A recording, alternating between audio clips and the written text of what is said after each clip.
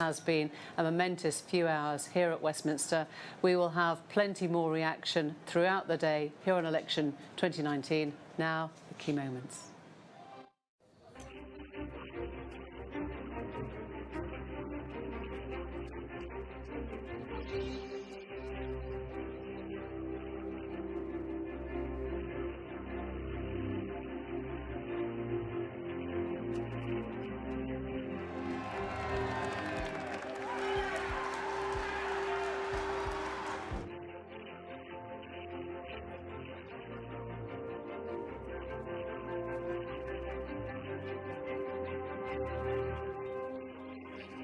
This country for turning out to vote in a December election that we didn't want to call, but which I think has turned out to be a historic election.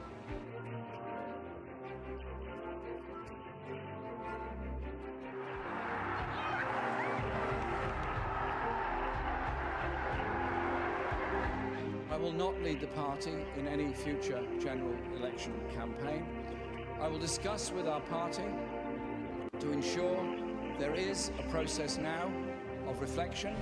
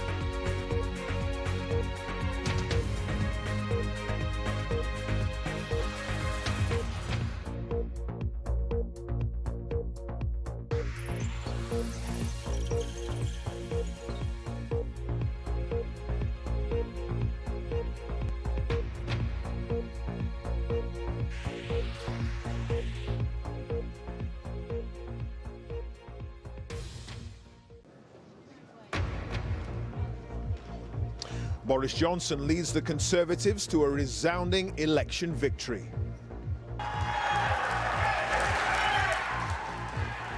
They win their largest majority since the Thatcher years, gaining scores of seats from Labour. Boris Johnson now has the majority he wanted and says the UK will leave the European Union next month. With this mandate and this majority, we will at last be able to do what?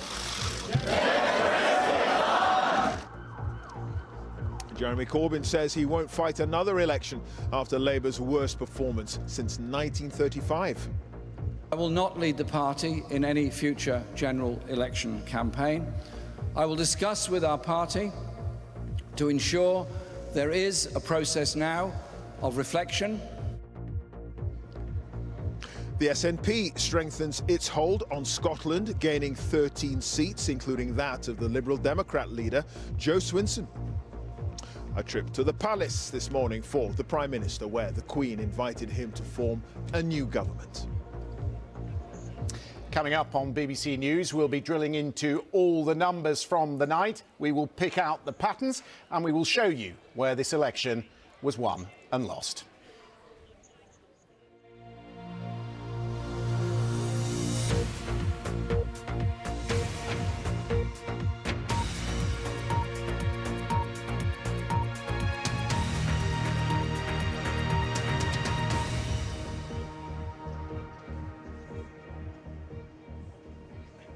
A very good afternoon to you from Downing Street, where Boris Johnson is in number 10 after his decisive victory in the general election. Now, with one seat left to declare, the Conservatives have a majority of 78, their biggest since 1987. They captured a swathe of traditional Labour strongholds, with Jeremy Corbyn calling it a very disappointing night and saying he won't lead the party into another election. There was also disappointment for the Liberal Democrats, with their leader, Jo Swinson, losing her seat. She's stepping down as leader. And in Scotland, the SNP maintained their dominance, picking up seats. There were losses for the DUP in Northern Ireland. In a triumphant speech this morning, Boris Johnson vowed to repay the trust of voters and deliver Brexit. Well, let's take a look at some of the results in more detail. Now, with just St Ives to declare, the Conservatives now have 364 seats, a net gain of 47. Labour are on 203, down 59. The SNP are on 48, up 13, with the Liberal Democrats on 11, down 1. The DUP have 8, Sinn Féin 7, and other parties a total of 8. Well, our first report this afternoon is from Jonathan Blake, and it contains flash photography. A new dawn, he says. Boris Johnson is back in power, but things are different now. The Prime Minister left Downing Street this morning to meet the Queen and ask to form a new government. Now, though, with the majority in Parliament and the mandate from the country that he badly needed. It was a convincing victory. In seat after seat, the Conservatives held their own territory and took Labour's heartlands too. From England's northeast to South Wales, this was a night that saw the electoral map redrawn. We did it. Vindication for a campaign that capitalised on the frustration that so many had felt. Well, we did it. We did it. We pulled it off, didn't we? We pulled it off. We broke the deadlock. We ended the gridlock. We smashed the roadblock. And after turning once solid Labour seats Tory blue, he promised not to let voters down. Your hand may have quivered over the ballot paper as before you put your cross in the Conservative box. And you may intend to return to Labour next time round. And if that is the case, I am humbled that you have put your trust in me and that you have put your trust in us. Disbelief at first as Labour saw their strongholds fall. Those on the losing side left deflated and disillusioned, well aware it was over for the leader in whom many had so much hope. I will not lead the party in any future general election campaign. I will discuss with our party to ensure there is a process now of reflection on this result and on the policies that the party will take going forward. And I will lead the party during that period to ensure that discussion takes place and we move on into the future. Are you going to resign, Mr Corbyn? His supporters blame Brexit for their devastating defeat, but others in the party say the leader was part of the problem and a fight for Labour's future has already begun. We tried our best to have a policy of principle where we bring the country back together again, both Remain and Leavers, but that obviously proved to be impossible. Have you lost your seat, Miss Swinson? Disaster for the Liberal Democrats. Their leader had lost her seat, her party and its supporters in despair. For millions of people in our country, these results will bring dread and dismay, and people are looking for hope. But celebration for the Scottish National Party, winning 13 more seats, boosting its presence in Parliament and helping the leader argue for independence. I don't pretend that every single person that voted SNP yesterday will necessarily support independence, but there has been a strong endorsement in this election of Scotland having a choice over our future. In Northern Ireland, a bruising night for the main nationalist and unionist parties. The DUP and Sinn Féin both lost seats. The Brexit Party, once considered a threat to the Conservatives, did not win any seats, but still claims some of the credit. If I hadn't set up the Brexit Party, Theresa May would still be Prime Minister, Brexit would be no closer, and Boris Johnson would not have achieved this great victory. So I do feel I've helped to create what happened last night to some extent. Now look, we are going to leave the European Union now at the end of January. That is just one promise Boris Johnson will be expected to stick to. He has pledged to work night and day and lead what he calls a people's government. He now has a wider support base and a stronger grip on power. With that may come a heavier weight of responsibility. Jonathan Blake, BBC News. Well, our assistant political editor, Norman Smith, is with me. Norman, the result last night, it bore out what the polls have been saying. Apart from the scale and the magnitude, no one predicted that. No, this is not just another election win. This is an epic, defining election win, which represents a moment of change in the history of this country. Comparable, I would say, to Mrs. Thatcher's first win in 1979 or Tony Blair's in 1997, because we are embarking now on a new course. I don't think anyone seriously would suggest Brexit is not now going to happen. The election has irrevocably decided that. Secondly, it's the manner in which Boris Johnson won. Like Mrs. Thatcher and Tony Blair, he reached out to communities who would normally never vote for them. And we talk rather sort of abstractly about punching through Labour's red wall. What that means in human terms is a Conservative winning in steel towns, pit villages, proud working class communities where many feel their livelihoods were decimated by the Tories under Mrs. Thatcher. And frankly, you know, in times gone by, they would probably rather slaughter the firstborn than vote Conservative. Last night, they did vote Tory. But it does mean for Boris Johnson, he now has basically a blank sheet of paper. He has a crushed opposition, an overwhelming majority. He's not beholden to any section of the Tory party. He can do what he wants. And we will now find out who is the real Boris Johnson, because he's travelled very light politically with his beliefs, and there are some in the Tory party who hope we will now see emerging the old Mayor of London Boris Johnson, the One Nation Boris Johnson. But we are now going to find out who Boris Johnson really is. Sure. OK, Norman, thank you. We're going to get a little bit more from you later in the programme. But what about the other side? Well, it was Labour's worst performance since 1935. Party members will now have to analyse what was behind the defeat. Here's Ian Watson. Labour hasn't had so few MPs since the 1930s, but after this disastrous defeat, Jeremy Corbyn has announced a process of reflection. And he seems in no rush to go. I will talk to our National Executive about what we do in the future. I called for last night a period of reflection in the party, and obviously the ruling body of the party, our National Executive, will decide what process we follow then for the election of a successor to me. But I am quite prepared, and I was elected to do so, to lead the party until that takes place. The scale of the defeat came as a shock. Watch the expression of these activists change when they saw the exit poll. Those close to Jeremy Corbyn are trying to explain it away as a one-off defeat based on Brexit, with no need for a bigger change of direction.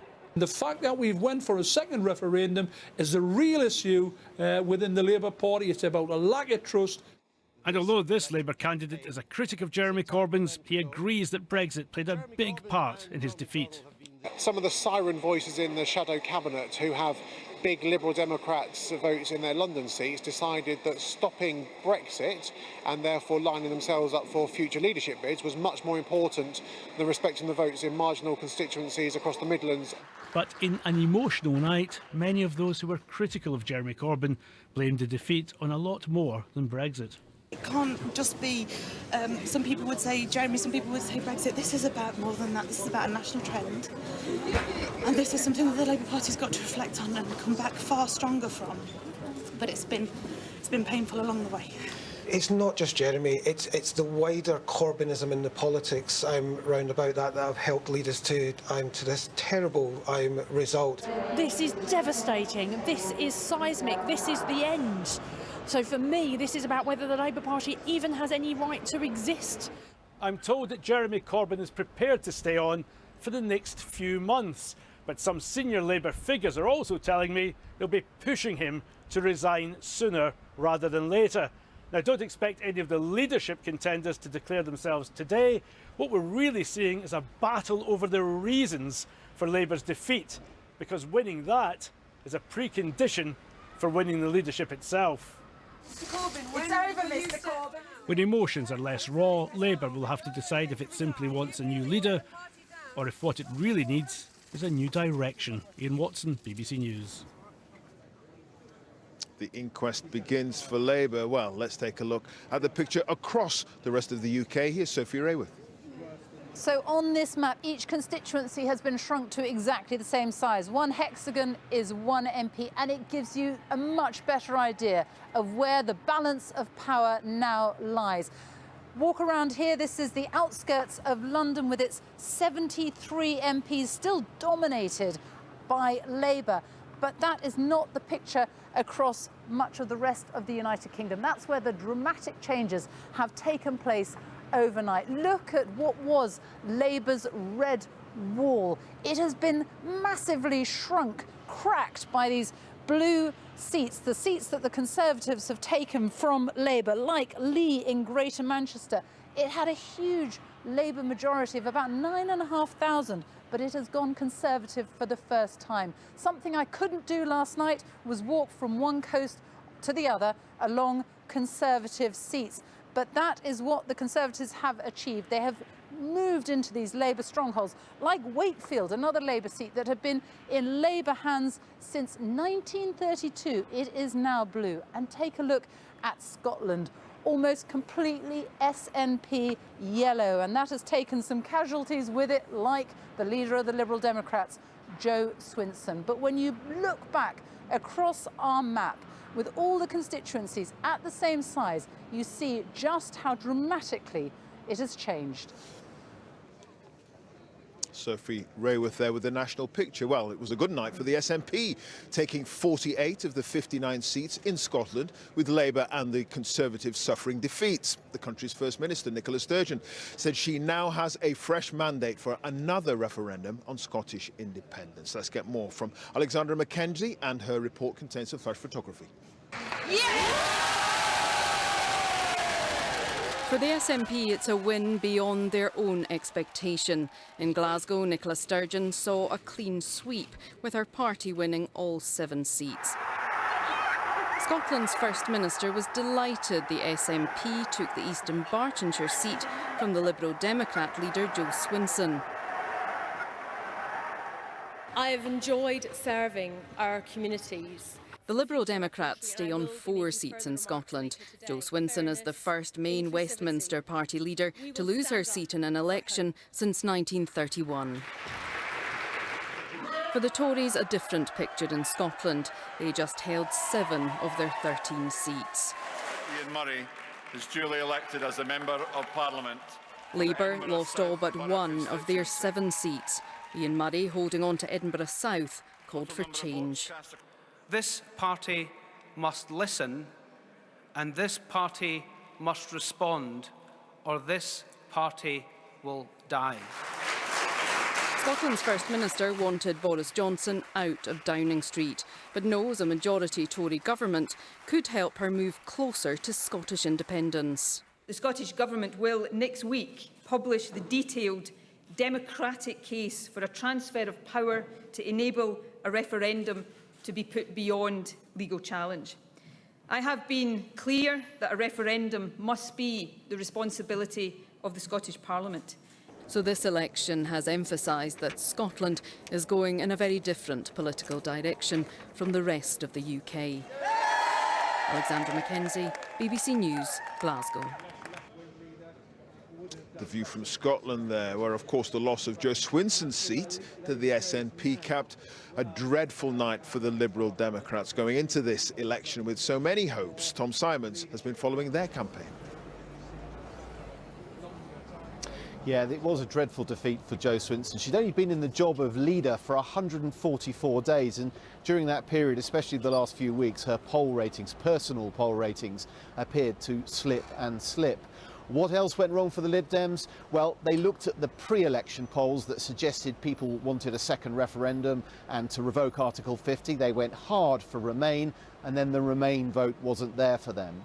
And there's also some evidence that they and Labour split the vote against the Conservatives in the Kensington constituency, where Sam Gyimah was their candidate, the Conservative defector. He got 9,000 votes, and partly as a result of that, the Labour sitting MP, Emma Dent-Coad, who had a small majority, lost her seat to the Conservatives in the seat where Grenfell Tower stands. And one more thing, I think they were constantly asked, the Lib Dems, who would they support, Boris Johnson or Jeremy Corbyn, in the event of a hung parliament, and they often found it hard to answer that question. Jo Swinson's going to make a speech to her supporters in an hour's time or so, but the party now has to find a new leader from a relatively small pool of MPs, just 11 in Parliament. OK, Tom, thank you for that. Tom Simons there following the Liberal Democrat campaign. Well, in Northern Ireland, there are now more nationalist and unionist MPs, and Anita McVeigh's report on the situation there contains some flash photography. A hug of consolation from DUP leader Arlene Foster for Nigel Dodds, losing the Belfast North seat after almost 20 years. Did voters punish him for being the face of Brexit for the party at Westminster? I am absolutely very disappointed, not just for North Belfast, but actually for Northern Ireland, that they're losing such a great advocate in Nigel Dodds. The victor in the constituency, Sinn Féin's John Finucane, son of solicitor Pat Finucane, murdered by loyalist paramilitaries in 1989. Voters choosing a Remain-supporting nationalist over a pro-Brexit unionist. I think people saw this as an election as a chance to have that Remain voice heard, and I think it's been heard very loudly tonight. There was victory too for the cross-community alliance party's Stephen Farry in North Down, a growth in support for the centre ground. And the nationalist SDLP are back on the Westminster map with 2 MPs. Voters in Foyle choosing Colm Eastwood over Sinn Féin, who refused to take their seats in Parliament. You want someone to go to Westminster to fight your case, to stand up to Boris Johnson, to protect us from Brexit, but you also want us to get back to work in Stormont. It's a very significant moment for Northern Ireland, which has for the first time a majority of nationalist MPs, but none of them, neither nationalist, unionist nor the cross-community alliance party MP, back Boris Johnson's current Brexit deal. Brexit, though, not the only concern here, as voters wonder whether talks aimed at restarting the Northern Ireland Assembly at Stormont after nearly 3 years can work. Anita McVeigh, BBC News, Belfast.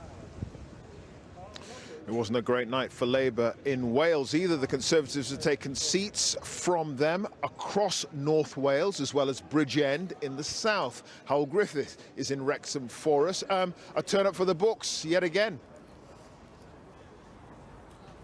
Absolutely, and Wrexham is a town which has never returned a Conservative MP before. But last night, this was another brick in that red wall which turned blue, a red wall which has been bulldozed by Boris Johnson. Brexit was definitely the key issue in many of those Welsh constituencies. Wales overall voted in favour of Brexit in 2016. But the Welsh Labour Party wanted to remain. So in constituencies like in Wrexham, in Delyn, in the Vale of Clwyd, this batch of seats up in North East Wales, people for the first time have put their trust in Boris Johnson, maybe just lending them his vote, as they said. So what will he do with their support over the next 5 years? Well, before that, what will the Labour Party do with its situation? It is still the biggest party in Wales, taking 22 of the 40 seats, but that's their worst return since 1983. Jeremy Corbyn really didn't go down well with Welsh voters. But what about the Welsh Labour government, which has been running the NHS here? How much accountability can it take? Finally, Plaid Cymru, a solid, stable night for them. They went in with 4 and came out with 4 constituencies. All right, Howell, thank you for that. Howell Griffith there, live in Wrexham. While the Conservatives captured seats across the Midlands back in England and the north of England in areas that have voted Labour for generations. Christian Fraser was watching as the so-called Red Wall crumbled. It is, as we've been saying, the best result for the Conservatives since 1987. Conversely, for the Labour Party, it is the worst since the war, worse even than Michael Foot in 1983 in terms of seats. And for the Liberal Democrats, depending on that seat we just mentioned, it could be worse than even 2017, though they would point you to their vote share, which is up 4%. I'd like to draw your attention just to that, though. It's been a personal triumph for Boris Johnson, no doubt about that, but he's only put on 1.2% on what Theresa May had in 2017. So what's been different?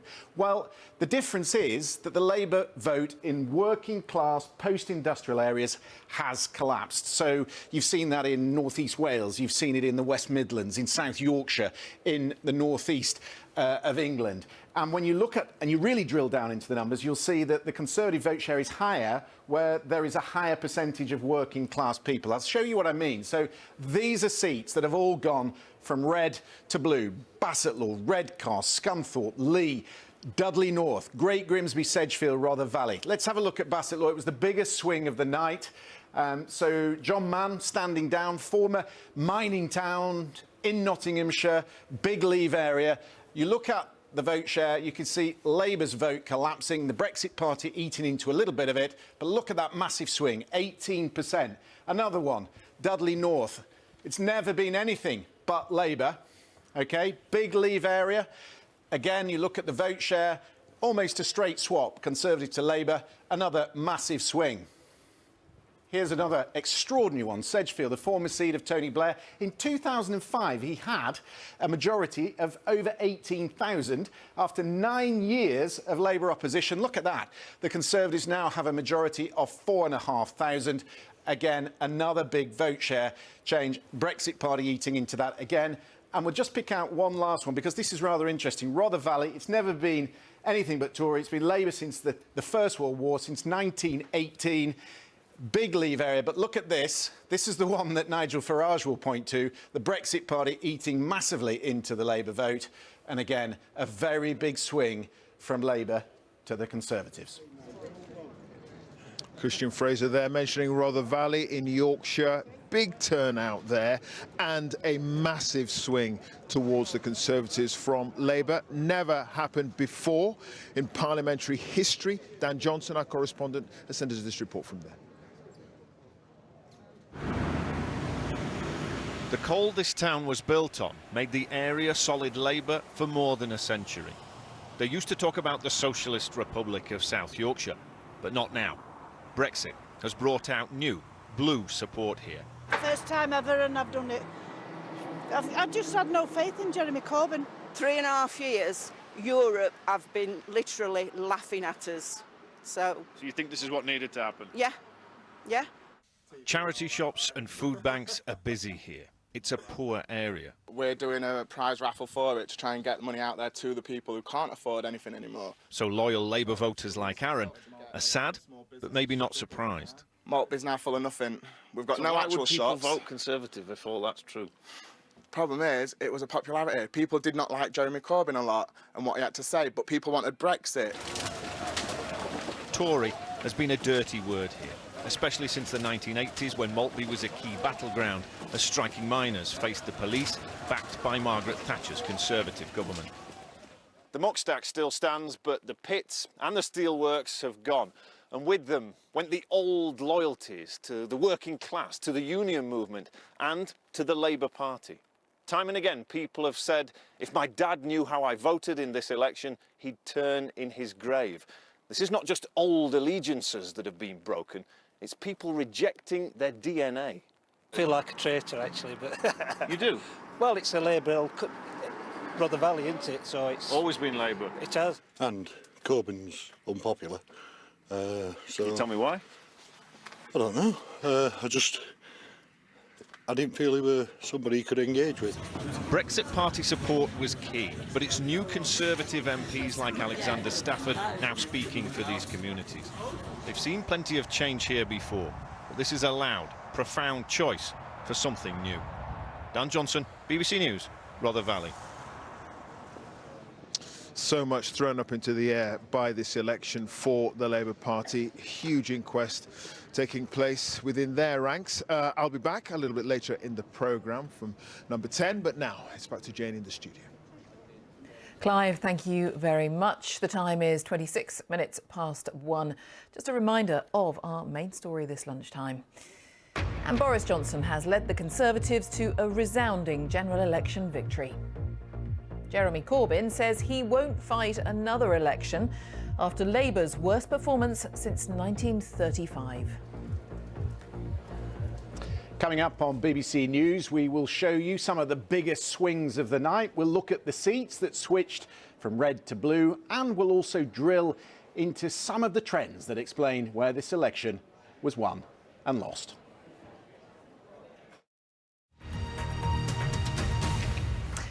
And we will just take a look at a few other stories here this afternoon, because accident and emergency waiting times in England last month were the worst on record. 81.4% of patients were seen within 4 hours in November, well short of the target of 95%. The number of people waiting for other treatment, such as hip and knee replacements, rose to nearly 4.5 million in October, and that is the highest ever level. Rescue teams have recovered 6 bodies from White Island in New Zealand following Monday's fatal volcanic eruption. Police divers had been looking for 2 more people who are still unaccounted for. 8 people are confirmed as having died. About 20 are still in hospital with severe burns. And we will pause from the news and catch up with the weather prospects as well, as you would expect us. Darren Bett has joined me. Hello, Darren. Hello there, Jane. After the cloud and rain that we had yesterday, we've got something a bit drier and brighter across the UK today. Many places actually seeing some sunshine. There is still some wet weather around. This is the recent radar picture over the past few hours. That rain's cleared the southeast, but we've got the stream of showers for Northern Ireland over the Irish Sea into North Wales, northwest England. That's not moving anywhere. The rain's easing off in the northeast of Scotland, but it'll probably turn wetter and windier in the far southwest later this afternoon. Temperatures are chilly-ish, 6 to 8 degrees. Through this evening, a bit more movement. That band of showers will move northwards up into southern Scotland. Some snow over the hills. It turns drier in the northeast of Scotland, but a lot of showers running in across the rest of the UK. It's going to be quite windy overnight as well. Generally keeping the temperatures up, but you can see we're close to freezing, even in towns and cities across the northern half of the UK. Into the weekend, it remains chilly, cold enough for some more snow over the hills. There'll be some sunshine at times, but some showers as well. It's going to be quite windy across England and Wales in particular, where we'll see a band of showers pushing its way eastwards during the morning, allowing more sunshine and dry weather to arrive in the afternoon. But we'll keep some showers wintry over the hills across Northern Ireland and into Scotland as well. And it's going to be quite a chilly day. Temperatures struggling typically to 5 to 7 degrees. There's some wet weather arriving in the southwest late on in the afternoon. That will push its way across the UK on Saturday night and could well bring a few centimetres of snow to the hills of Wales, particularly northern England, and a bit more snow over the high ground in Scotland as well, where we've got a fairly widespread slight frost, the risk of some icy patches across the northern half of the UK. As we head into the second half of the weekend, there should be more showers more widely for England and Wales, some of them heavy, again touch wintry over the hills in the north and quite windy in the southwest of England. Lighter winds though, I think, for Scotland and Northern Ireland. Here not as many showers, but a cold day with temperatures typically 3 or 4 degrees, and it's going to stay cold for the first half of next week. Jane. Thanks very much, Darren. Let's head straight back to Downing Street and rejoin Clive. Yeah, thanks, Shane. Sterling and the stock market have risen following the election result overnight. Let's get more analysis from our business editor, Simon Jack, who's at Canary Wharf in London. Simon, the markets, it seems positive as far as this election result is concerned.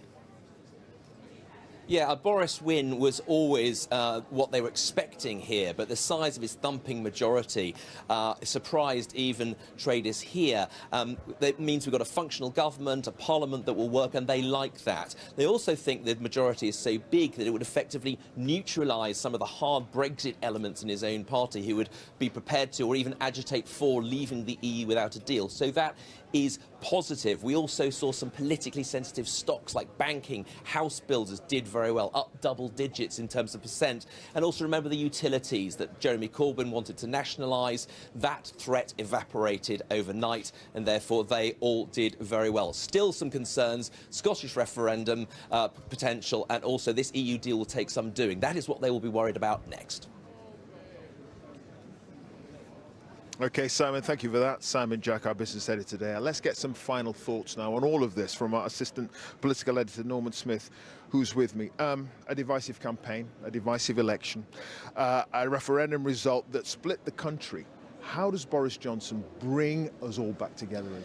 Well, you're right. That is the key challenge. I think part of it is tone. We saw a little bit of that this morning. There wasn't that sort of triumphalism, gloating at the hammering of his opponent. So I think we'll see more of that, more emollient, inclusive language. Part of it is a hope that once the first phase of Brexit is delivered by the end of January, there will be a natural healing process. People will think, well, there's no point fighting the old wars, whatever side they were on, we need to move on.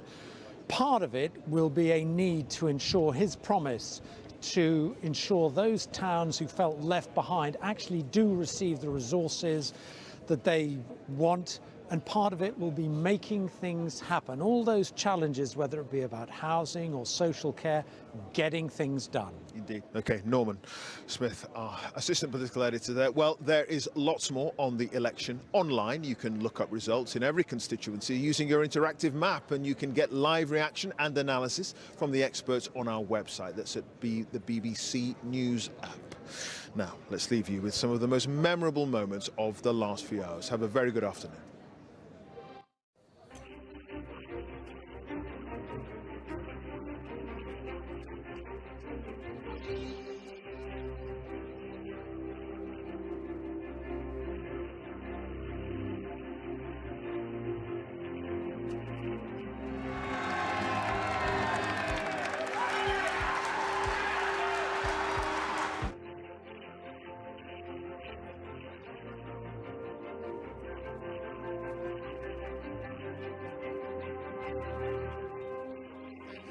This country for turning out to vote in a December election that we didn't want to call, but which I think has turned out to be a historic election.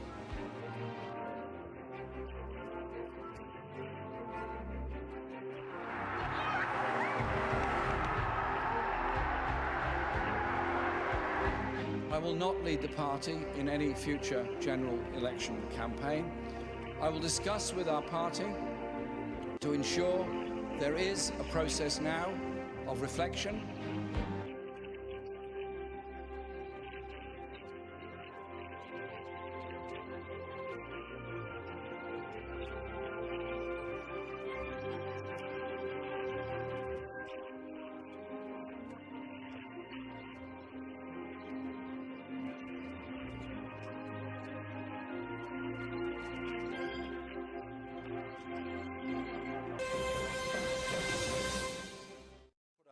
Terribly brazenly very long ago, but given that he has won seats up in the north of England where Labour have had a very strong hold for many years, he has now made it his job to spell out that he will be there for all the people, and he needs to stand up for what he calls that one nation conservatism that he supports. We did it! We pulled it off, didn't we? We pulled it off. We broke the deadlock, we ended the gridlock, we smashed the roadblock, and in this glorious pre-breakfast moment before a new dawn rises on a new day and a new government, I want first of all to pay tribute to good colleagues who lost their seats through no fault of their own in the elections just gone by. And I, of course, want to congratulate absolutely everybody involved in securing the biggest Conservative majority since the 1980s, which was literally, as I look around, literally before many of you were born. And with this mandate and this majority, we will at last be able to do what? You've been paying attention. Because this election means that getting Brexit done is now the irrefutable, irresistible, unarguable decision of the British people. And with this election, I think we've put an end to all those miserable threats of a second referendum. So Boris Johnson able to start spelling out the sorts of things he couldn't possibly have said even a matter of a few days ago, but he knows now pretty much what his situation is. Apologies for noises off if you can get them in the background, but we want to focus also on what has happened to the Labour Party with that essentially crushing defeat, and the Labour Party leader Jeremy Corbyn already making it clear that he won't be leading his party into another election, but goodness me, that could be as long as 5 years from here. Many in his party want to see some action much quicker than that. They want him standing down, some of them, immediately. But he was speaking about his situation just a short while ago. Let's hear what he had to say.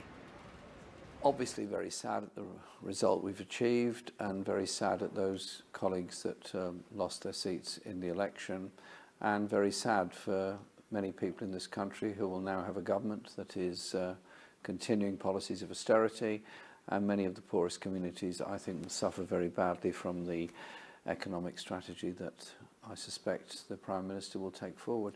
But also, I have pride in our manifesto that we put forward, and all the policies we put forward, which actually had huge public support on issues of universal credit, the green industrial revolution, and investment for the future. But this election was taken over ultimately by Brexit, and we as a party represent people who both voted Remain and Leave, and my whole strategy was to reach out beyond the Brexit divide to try and bring people together, because ultimately the country has to come together. I think the issue that dominated this election ultimately was Brexit. Our policies, I've named some, and there are many others I could name, were actually all of them individually very popular. There was no huge debate or disagreement in the party about any of the policies in our manifesto. The issue was ultimately the Prime Minister said he's going to get Brexit sorted. It is, how should I put it, a mirage of nonsense, because he knows perfectly well that he's either got to get an agreement with the European Union, or he's going to spend 7 years negotiating with the United States, and I'm worried about the effect on our manufacturing industry and our trading position in that period. When are you planning on standing down? Well, the National Executive will have to meet, of course, in the very near future, and it's up to them. They'll make that decision, not me, but what I hope is there will be a period when we can have a good discussion within the party, and I think that's healthy and that's to be very welcome, and I hope those that were inspired by our manifesto will actually join the party and take part in that discussion, and it's up to them to set a programme for when an election will take place. It'll be in the early part of next year. It's quite often leaders stand down straight away after a general election defeat like this. I mean, this is a catastrophic defeat. Many people would expect you to stand down straight away. I was elected to lead the party, and I think the responsible thing to do is not to walk away from the whole thing, and I won't do that. I will stay here until there has been somebody elected to succeed me, and then I will step down at that point. The early part of next year, those were the words that Jeremy Corbyn used to spell out when he expected to be stepping down as leader of the Labour Party. Well, let's get you back to Downing Street for a moment, and Norman Smith is there. Norman, following, well, much excitement for number 10, but interestingly, in a way, the scale of victory might even make the Conservatives rethink, Boris Johnson rethink a little bit about the way he can move forward.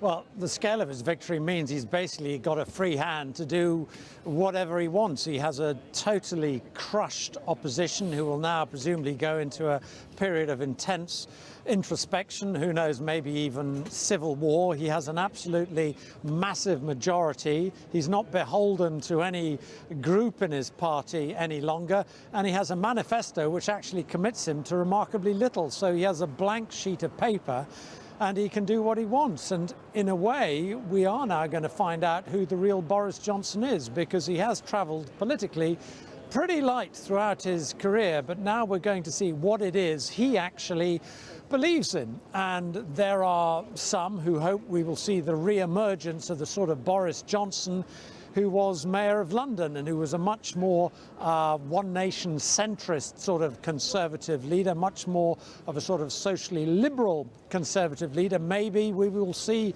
that sort of a conservative prime minister. What is absolutely true, though, he is going to have to work incredibly hard to keep on board those traditional Labour supporters who abandoned their loyalties of the past generations and decided to back him. He's going to have to demonstrate to them that they were right to put their trust in him. Norman, there's some suggestion that when he makes what would be seen as his first clear statement as Prime Minister, which is usually an opportunity to try to talk also about unity, bringing the country together, etc., he might not do that where you are. He might not do that at Number 10. He might head up north. Is there something in that? I think we'll probably hear from him in Downing Street today. Whether over the next 48 hours he chooses to travel to one of these iconic constituencies, one of the former steel towns, pit villages, which the Tories have now won, I think that's eminently possible. And the message he will have to convey is one of the big tent, of bringing people together. That, I think, will be the real test of his premiership, whether he can deliver on Brexit and whether he can bring this country together again. OK, Norman, thanks very much indeed for that. There's one other area which could be a real test for his leadership over the course of the next few years, and that is what will happen within Scotland itself. Now, the leader of the Scottish National Party, Nicola Sturgeon, has said that her party's very strong performance in Scotland means more calls for a second vote on the country's independence. Last night, the SNP won an incredible 80% of seats in Scotland, an overwhelming endorsement of our campaign, message and vision. It is clear, beyond any doubt, that the kind of future desired by the majority in Scotland is very different to that chosen by much of the rest of the UK. Scotland has rejected Boris Johnson and the Tories, and yet again we have said no to Brexit. Nicola Sturgeon there, a very confident Nicola Sturgeon, reinvigorated, winning more seats than they already had. I mean, it feels like they've pretty much owned Scotland at the moment. I'm joined now by Lorna Gordon in Edinburgh. And Lorna, it's difficult to see anything other than the laying out of a very heavy-duty battleground here. Yeah, I think there are going to be constitutional fights ahead. I mean, make no mistake, this was a very, very, very good result for the SNP. The opinion polls suggested their numbers would go up, but I think the result took even the party itself by surprise, winning 48 out of 59 seats here in Scotland. That is more than 80% of the seats, the Westminster seats available.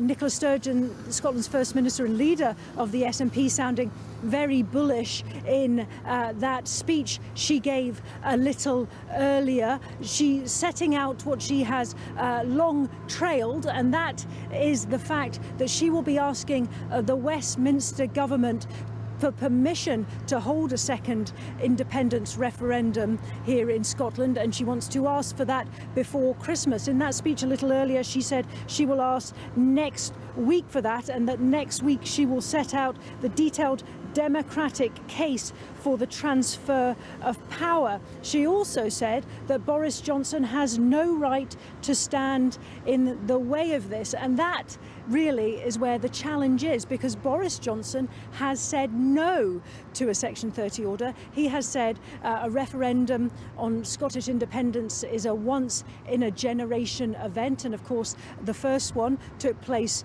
5 years ago in 2014. So you have two diametrically opposed positions. One side which has really painted pretty much almost all of the map of Scotland yellow. That's the SNP. They want this second independence referendum. They say they have a strengthened mandate for a second referendum. And then the Prime Minister of the United Kingdom saying that ain't gonna happen. Hard to see how this is going to get reconciled, but there are going to be big battles ahead. Very clear. Lorna, thanks very much indeed, joining us there from Edinburgh. And here in Westminster, I'm joined now by Natasha Clark, who's the digital political editor at the Sun newspaper, a supporter of Boris Johnson, of course, and a bigger victory than perhaps even the paper thought. Yes, absolutely. I think everybody predicted that Boris Johnson was going to get a majority. I think some of us were thinking it might be a small majority, but actually it was a pretty big one, and actually bigger than a lot of the opinion polls that we'd seen in the past few days predicting as well. I think the last YouGov poll had him on about 28 seats. The one before that had him actually closer to the real result on about 68 seats. So actually, yes, Boris Johnson, did far better than I think anybody else sort of predicted, better than the polls predicted, in fact. And we saw some of the seats that had never gone Tory before, even better result. We were hearing from Norman Parkinson earlier about the potential for Boris Johnson now to do what he wants, which is obviously a big opportunity, but that's the sort of majority he's got. What does he need to do? Well, he needs to get Brexit done, doesn't he? We've heard that throughout the campaign. That's, his entire message is about trying to get Brexit done for the country. He says now he's going to try and bring his Brexit bill back to Parliament probably next week, we're thinking. He'll probably won't be able to get it through by Christmas. There's obviously a lot of stages involved in every single parliamentary bill, and it'll take a little time to get it done. But we're expecting him to have a Queen's speech next week and then bring it back to Parliament and try and get Britain out of the EU by January 31st. Now, that's interesting. I mean, getting that stage done quickly does rather fill the challenge that he's given himself about get Brexit done for many people. The reality is, as you and I know, Brexit is a much bigger beast than whether we are stepping in or out of the EU at one moment. It's what comes next, and that is part of Brexit.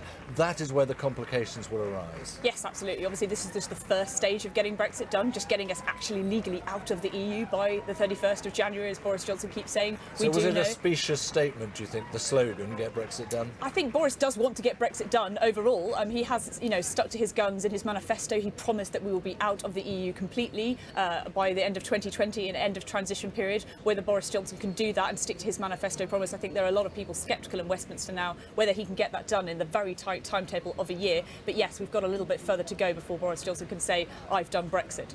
When you look, Natasha, at the starting to work through the numbers and exactly what has happened and who's voted where, and we're still in this world where the proportion of votes for parties which either support Remain or a second referendum is still greater than those supporting Brexit, essentially. How do you read that? What does that tell you still about the reality? OK, it's a thumping majority, but the reality is not an awful lot has changed in public mood.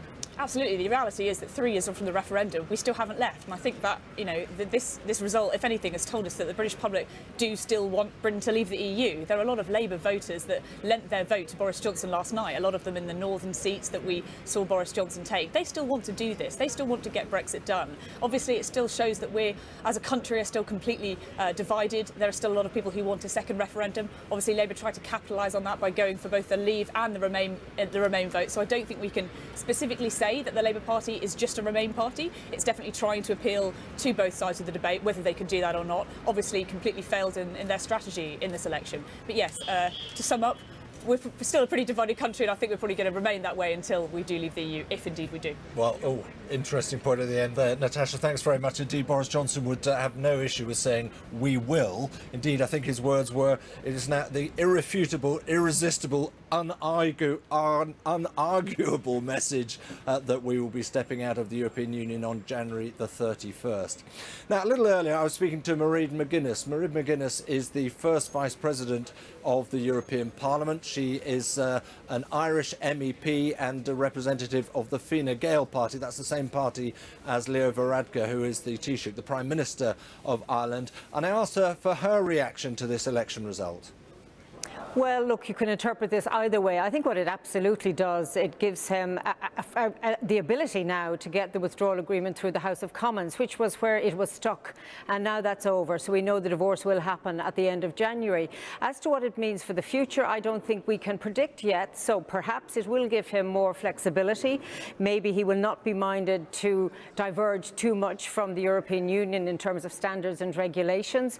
Or perhaps he might indeed do the opposite. So I don't think any of us are any the wiser as to how the future will play out.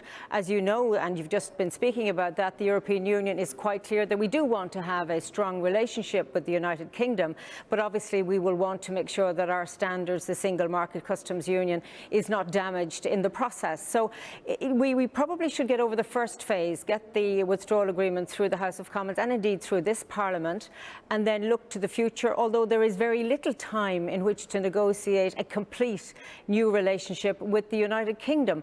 I hope that the Prime Minister is minded to say, look, we have a close relationship now, let's keep it that way. And therefore, if that is how he operates post the divorce, then I think things can evolve more rapidly.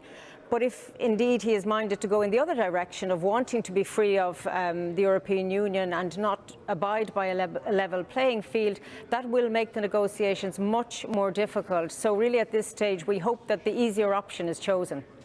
Right, but let's get a sense of realism in terms of timetable. Boris Johnson talks about getting a deal done by the end of next year. In your view, is that remotely possible if it's going to be a deal which, as you would see it, perhaps maintains the sort of strong relations with the EU that perhaps Britain needs as much as the EU? Well, I think we all need that we stay together, whatever the relationship is. There is no point in, the European Union and the United Kingdom falling out and having no relationship. That it would be just, you couldn't even contemplate that. So if we sit down and try and forge a relationship, it does seem like very little time between the February the 1st and the end of 2020. But depending on goodwill and depending on what the ask is from the United Kingdom and the European Union's position, all things are possible. But most people who are involved in trade negotiations say this is not possible and that there would need to be an extension of the transition period. What we all would hope doesn't happen is that we get to the end of December 2020 and there is a crash-out Brexit. And I suppose none of us can put that off the table for now.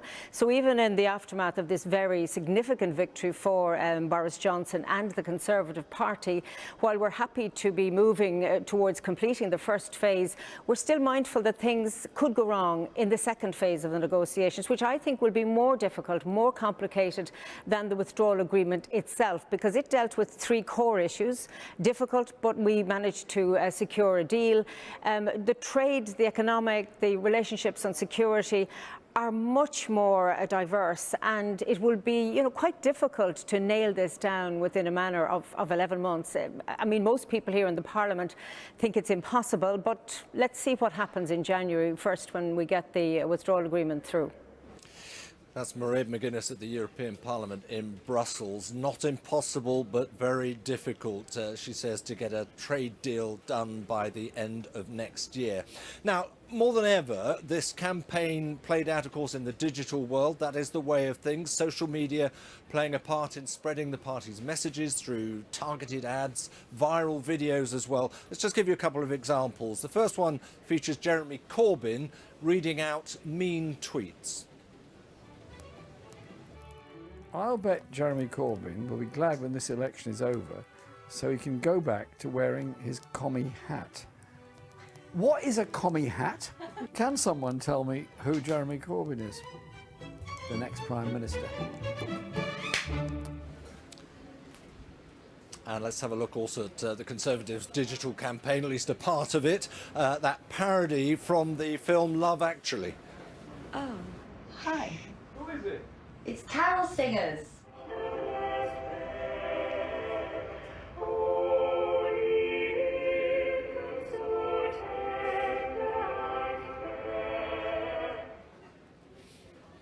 Yeah, well, you might laugh, you might cringe, whatever. Those are the sorts of things that are being pumped out there. And the team at BBC Trending has been watching social media very closely, of course, throughout the campaign. Mariana Spring joins me now just to reflect a bit, Mariana, on what we're getting. And online in particular, what has changed since 2017? I think what's interesting is those viral videos that you just showed did really rack up the numbers. They're content created by the parties, by activists who are aligned to the parties. But actually, there's a lot of other stuff going on social media. which is just as important, and the results show us that. So Labour might have done really well. They put out a press release actually on Wednesday where they said, we've run the best social media election campaign ever, but actually all this other stuff that goes on in Facebook groups, on Facebook pages that's outside of their control has been just as influential. In 2017 we saw that lots of pro-Corbyn Facebook pages did particularly well, but they haven't been as influential this time round for two reasons. Firstly, the algorithms have changed on Facebook, and that's what determines what you see on your social media feeds. And essentially what has happened is you see more posts from your friends and family than you do sites like this. But also, really importantly, there are these two new networks, these ecosystems of Facebook pages and groups that have emerged, pro-Brexit ones and anti-Brexit ones. And the pro-Brexit ones this time around have been particularly noisy, and they've also been really good at uniting behind the Conservatives and encouraging tactical voting in a way that the pro-Remain ones haven't managed to. And it's important, you know, these kinds of groups and pages are outside of the control of the spin doctors and people running the digital campaigns for the official parties, but they're run by people up and down their living rooms in the UK, people we've interviewed for BBC Trending, but actually can have a real impact. And I think the other thing that's really important is Labour, again, have benefited from the fact that social media in general is skewed to the left, particularly Twitter, and that can give the impression that that Labour are doing really well online, when actually one of the phenomena we've heard a lot about is from people, we've interviewed people who run local Facebook groups, for instance, and they've said that Conservative voters are much quieter online, much shyer, this phenomenon of shy Tories, or lots of them just don't use social media at all. So actually, yesterday, seeing lots of Labour content on social media was misleading when it came to the national conversation. That's an important point, isn't it? Because we talk so much about digital, and clearly it's growing exponentially as well, so its influence grows with it. But it doesn't involve everyone, and it doesn't necessarily, Mariana, dictate which way they're going to vote anyway. No, exactly. And for instance, yesterday there was quite a lot of stuff on Instagram and Twitter from celebrities, or the winner of Love Island from last year, for example, Amber Gill, and she posted her support of the Labour Party. And you're seeing when you're seeing lots of content like that, you could think, oh, these people have got millions of followers. They're going to be affecting how people vote. But actually, younger voters are only part of the electorate, and often clustered in areas that would naturally go to Labour anyways. So it perhaps hasn't had the influence that we expected it to. OK, Mariana, thank you very much indeed. It's fascinating stuff, isn't it? Boris Johnson is back in number 10 Downing Street. He's been in there for a while now, having been to see the Queen, to be given permission to form the next government. Just want to show you the sort of reception he received, not from Buckingham Palace, but from his own people arriving back at number 10. Have a look at this.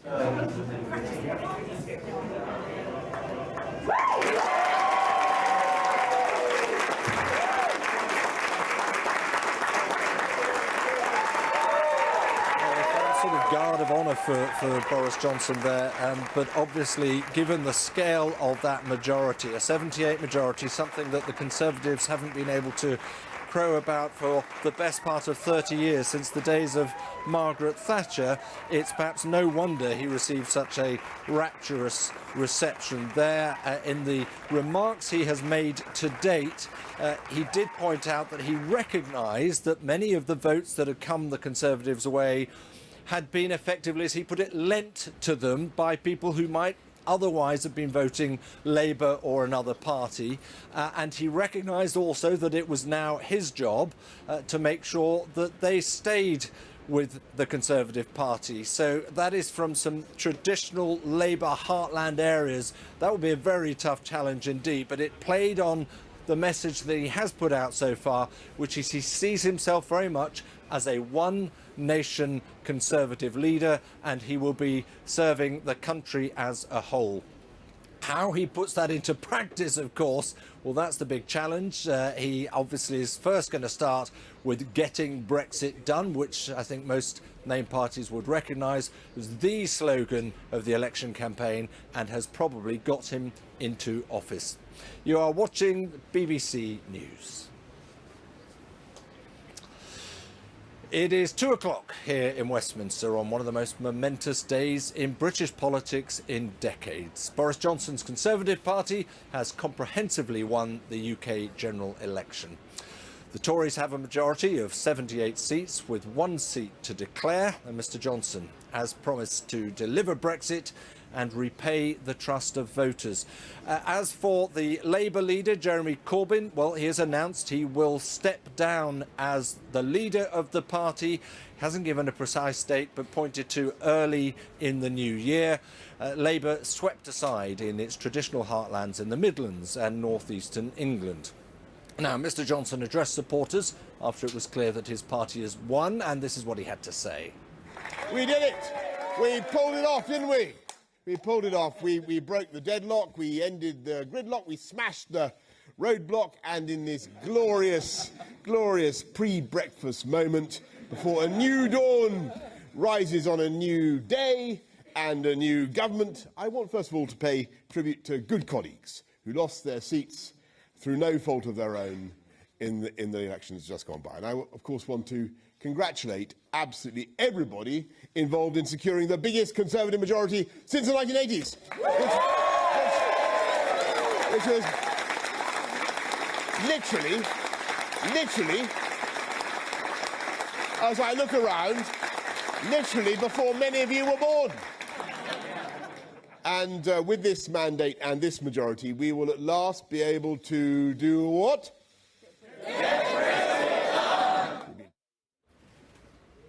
A very bullish, effervescent Boris Johnson with a big majority to play with. You're watching BBC World News. Here is our election special.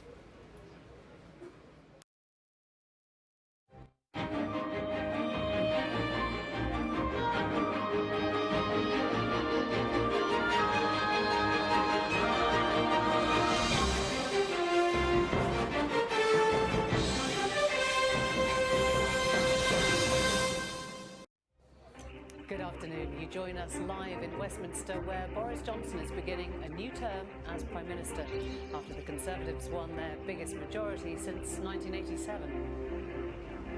The Tory leader returned to Downing Street earlier after visiting Buckingham Palace to ask the Queen for permission to form a government.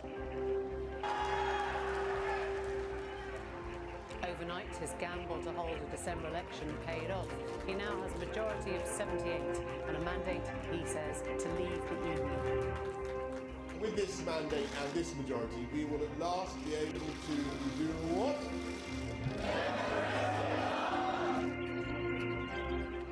Labour performed poorly, losing 59 seats, many of them in places they've held for decades. Jeremy Corbyn says he'll stand down as leader early next year. I think a responsible thing to do is not to walk away from the whole thing, and I won't do that. I will stay here until there has been somebody elected to succeed me, and then I will step down at that point. A strong result for the SNP, who now hold 48 seats out of the 59 in Scotland. Nicola Sturgeon says it sends a clear message for a second independence referendum. The stunning election win last night for the SNP renews, reinforces and strengthens the mandate we have from previous elections to offer the people of Scotland a choice over their future. Liberal Democrat leader Jo Swinson quits after she loses her own seat to the SNP and the party fails to improve its position at Westminster. We'll hear from her in a moment. We'll be drilling deeper into these numbers this afternoon. We will show you where the seats have swapped hands, and we'll pick out the trends that explain why a large part of this map is now blue.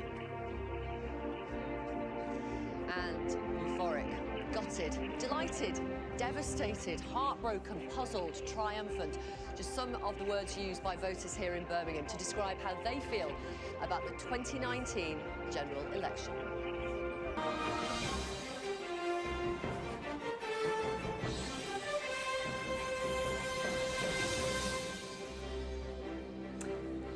Hello, good afternoon and welcome to viewers here in the UK on BBC One and the BBC News channel and around the globe on BBC World News.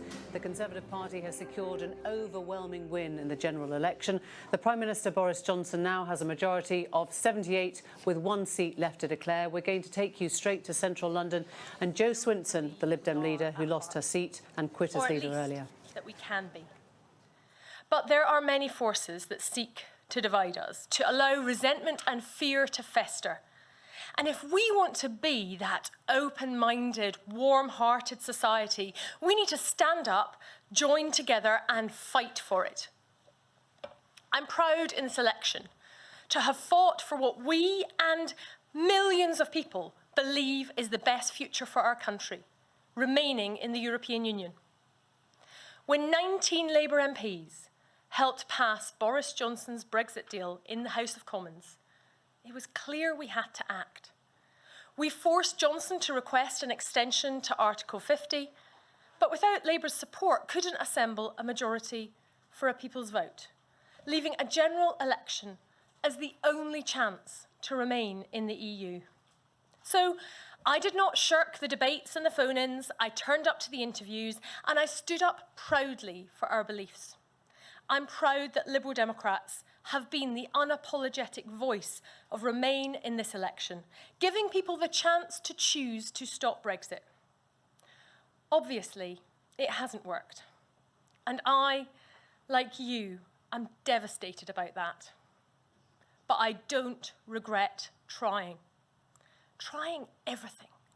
Because the prize was to save our future, our children's future in Europe, where we can work together to tackle the climate emergency, trade freely to boost our living standards, and be a strong beacon for human rights around the world.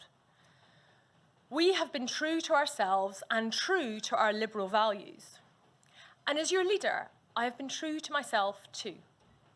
As a Scot, as a Brit, as a European, as a liberal, a humanist, a feminist, as a daughter, sister, wife, and a mum to 2 small kids. Being myself, whether people attacked my vision or my voice, my ideas or my earrings. One of the realities of smashing glass ceilings is that a lot of broken glass comes down on your head. So I'm proud to have been the first woman to lead the Liberal Democrats. I'm even more proud that I will not be the last. In Sarah, Vera, Christine and Layla, we have 4 fantastic and experienced women MPs. And in Daisy, Munira and Wendy, we have exciting new talent. They will take the Commons by storm. As I've travelled the country during this campaign, I've loved meeting so many Lib Dem members and activists. The teams really have been extraordinary, with our party at our highest membership numbers in our history. You have shone with optimism, courage and determination. Thank you all for everything you've done. And I'd like to say a special thank you to my staff, both in my leader's office and in my constituency. You are all amazing. Together, we have refused to simply be spectators, sitting on the sidelines while our country heads down a damaging path of which Brexit is only the first step. Our country is in the grip of populism, with nationalism resurgent in all its forms. It is easy to despair. But I say, let's foster hope instead. In Rebecca Solnit's Hope in the Dark, she quotes Václav Havel. The kind of hope I often think about, I understand above all as a state of mind, not a state of the world. Hope in this deep and powerful sense is not the same as joy when things go well, or willingness to invest in enterprises that are obviously headed for early success, but rather an ability to work for something because it is good, not just because it stands a chance to succeed. She then goes on to say, hope is not a door, but a sense that there might be a door at some point, some way out of the problems of the present moment, even before that way is found or followed. There will be a door. There will be a way out of this nationalist surge, and we have to work together to find it. It is a huge job to be done. The answer is that we step up, we organise, we join together. Though I won't be your leader, I will be walking alongside you. We will reflect, regroup, and refresh. We must continue to grow our liberal movement, both attracting Lib Dem members and by reaching out to work with those who share our values wherever they are.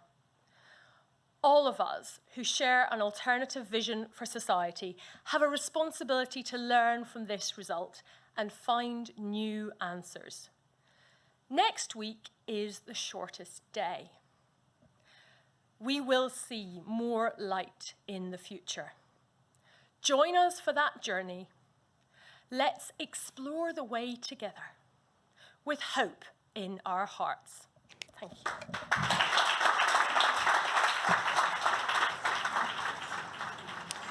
Jo Swinson there speaking publicly, first time in central London since she quit as leader and lost her seat of East Bartonshire, saying that she was proud that her party had been the unapologetic voice of Remain and warned of a nationalist surge in both England and Scotland that she said the Lib Dems would continue to fight. Let's bring in our panel, just talk to Fraser Nelson from The Spectator and Jenny Russell from The Times. And what you heard there was a woman, a leader, who was unapologetically still following the Remain voice. Now, 2 years ago when Theresa May lost her majority, I remember watching the panels of people saying this is the end of hard Brexit and this is the end of Scottish independence. So when she says this is the end of Remain, do you accept that that is the end of Remain, or rather, when we think it's the end of Remain, is that it now? Well, it is now, because Remain becomes rejoin. Britain will be leaving the EU at the end of next month, so those who want to go back into the EU have to make a far more difficult argument. But the strange thing is there that if she was the only party of Remain, which she was when Labour declared its neutrality, the Lib Dems ought to have picked up lots of votes from people if the Remaining was that important to them. But amazingly, the only real party of Remain in this election didn't pick up a single extra seat. What was the Remain alliance's main problem here? If they really still thought they had half the nation on their side, why couldn't they garner that into votes? Because there was no alliance. There was no coordination between the Liberals and the Labour Party. Yesterday I was out in Kensington, for instance, which went in the end to the Tories by 150 votes, although there's a big majority against the Conservatives, and people are utterly confused about whether they should be voting Lib Dem or Labour. 150 votes is the way that it went. Now, there was the responsibility of the Remain parties, if they were serious, to get together and agree to stand down in constituencies where the other one had a chance of winning through. Boris Johnson and Dominic Cummings were brilliant in this election because they united the Leave vote, and the Remain vote was utterly split. We now know that it was probably 52 for the Remain parties and 48 for Leave, perversely. But because they were totally unable to coordinate, they could not stand back from their own self-interest. They both thought that they had the magic touch that would mean that voters would flock to them. Therefore, they lost. So is that just about the coordination of the parties, or was it that the voters, do you think voters were prepared to go down a tactical voting mission? No, probably not to that degree. No, because there are real divisions between Labour and the Lib Dems.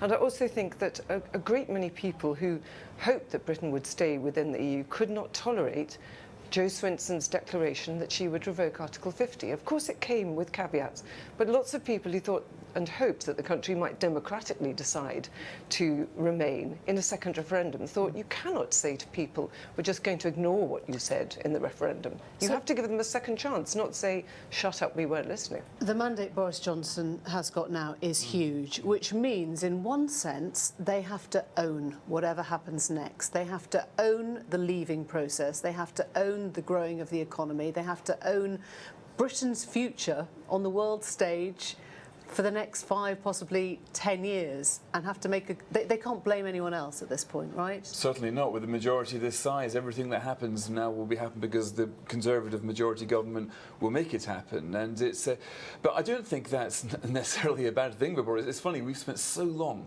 with having no government really properly in control, with David Cameron having to count out of the Lib Dems, with Theresa May, even then Boris Johnson being bashed about by various Tory factions.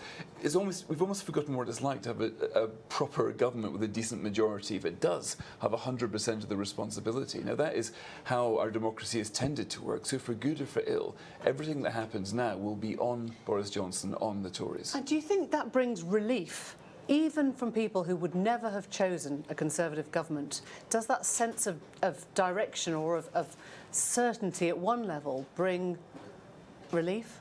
Oh, I think it does, because I speak as a Remainer and somebody who's totally opposed to Boris Johnson's personality, character, record. I think he's lied and has cheated his way through to this election. However, the country has voted for him. He is now somebody, having always run away from the responsibility of the Leave vote, he's now going to have to measure up to the enormous promises that he's made to the country. The thing we know about this election is that he basically avoided all scrutiny. It came down to a handful of very simple slogans: get Brexit done, spend the proceeds, improve people's lives, deal with the problems of crime and police and hospitals. Those were grand, bland promises. People didn't seem to mind too much, though, ultimately. No, they didn't, because they obviously have projected onto him a great deal of hope. And I, in a way, am looking forward to this. I'm thinking, fine, Boris Johnson, you made the grand promises. You cannot now hide behind anybody else. You can't blame anything that now happens on Parliament, on the opposition, on the EU. You have free rein. So please, would you prove to the nation that you have what it takes? And I think we're all fed up with the indecision of the past few years. Britain has been paralysed, there's no growth in the economy. We know that there are huge problems that have to be dealt with. I hope Boris Johnson has what it takes. I hope you can hang on. Jeremy Corbyn has called his party's performance in the election disappointing and has been laying out his plans for what happens next. This is what he had to say. Well, the National Executive will have to meet, of course, in the very near future, and it's up to them. They'll make that decision, not me, but what I hope is there will be a period when we can have a good discussion within the party, and I think that's healthy and that's to be very welcome, and I hope those that were inspired by our manifesto will actually join the party and take part in that discussion. It's up to them to set a programme for when an election will take place. It'll be in the early part of next year. Because quite often leaders stand down straight away after a general election defeat like this. I mean, this is a catastrophic defeat. Many people would expect you to stand down straight away. I was elected to lead the party, and I think the responsible thing to do is not to walk away from the whole thing, and I won't do that. I will stay here until there has been somebody elected to succeed me, and then I will step down at that point. Jeremy Corbyn speaking earlier. Richard Bergen is Labour Shadow Justice Minister. Lord Blunkett, Richard, told the World at One the Labour Party are so lacking in any contrite belief that they made a mistake. I haven't heard one of them apologise to all those who lost their seats last night. As a frontbench Labour member, would you like to do that now? Well, I was heartbroken for two reasons last night. Firstly, when I think of people like one of my heroes, Dennis Skinner, people like my friend Laura Pidcock and all the other fantastic colleagues who lost their seat. But secondly, I was heartbroken when I think of the people I met in my constituency and across the country who so desperately wanted and desperately needed a Labour government in order to scrap universal credit, end the bedroom tax, have a £10 hour minimum wage. I'm deeply disappointed at the results, because there's going to be 5 years of misery for the people that we seek to represent. I'll take that as a no then. Your party's not very good at apology, is it? You're heartbroken, you're disappointed, but there will be many people who look at the fact you were repeatedly told that you were going down the wrong track, and you come out of an election having lost 2.5 million Labour votes. Well, what we've got to do is analyse objectively and with humility exactly where... Humility? Exactly, we haven't heard anyone say, I think this was my mistake.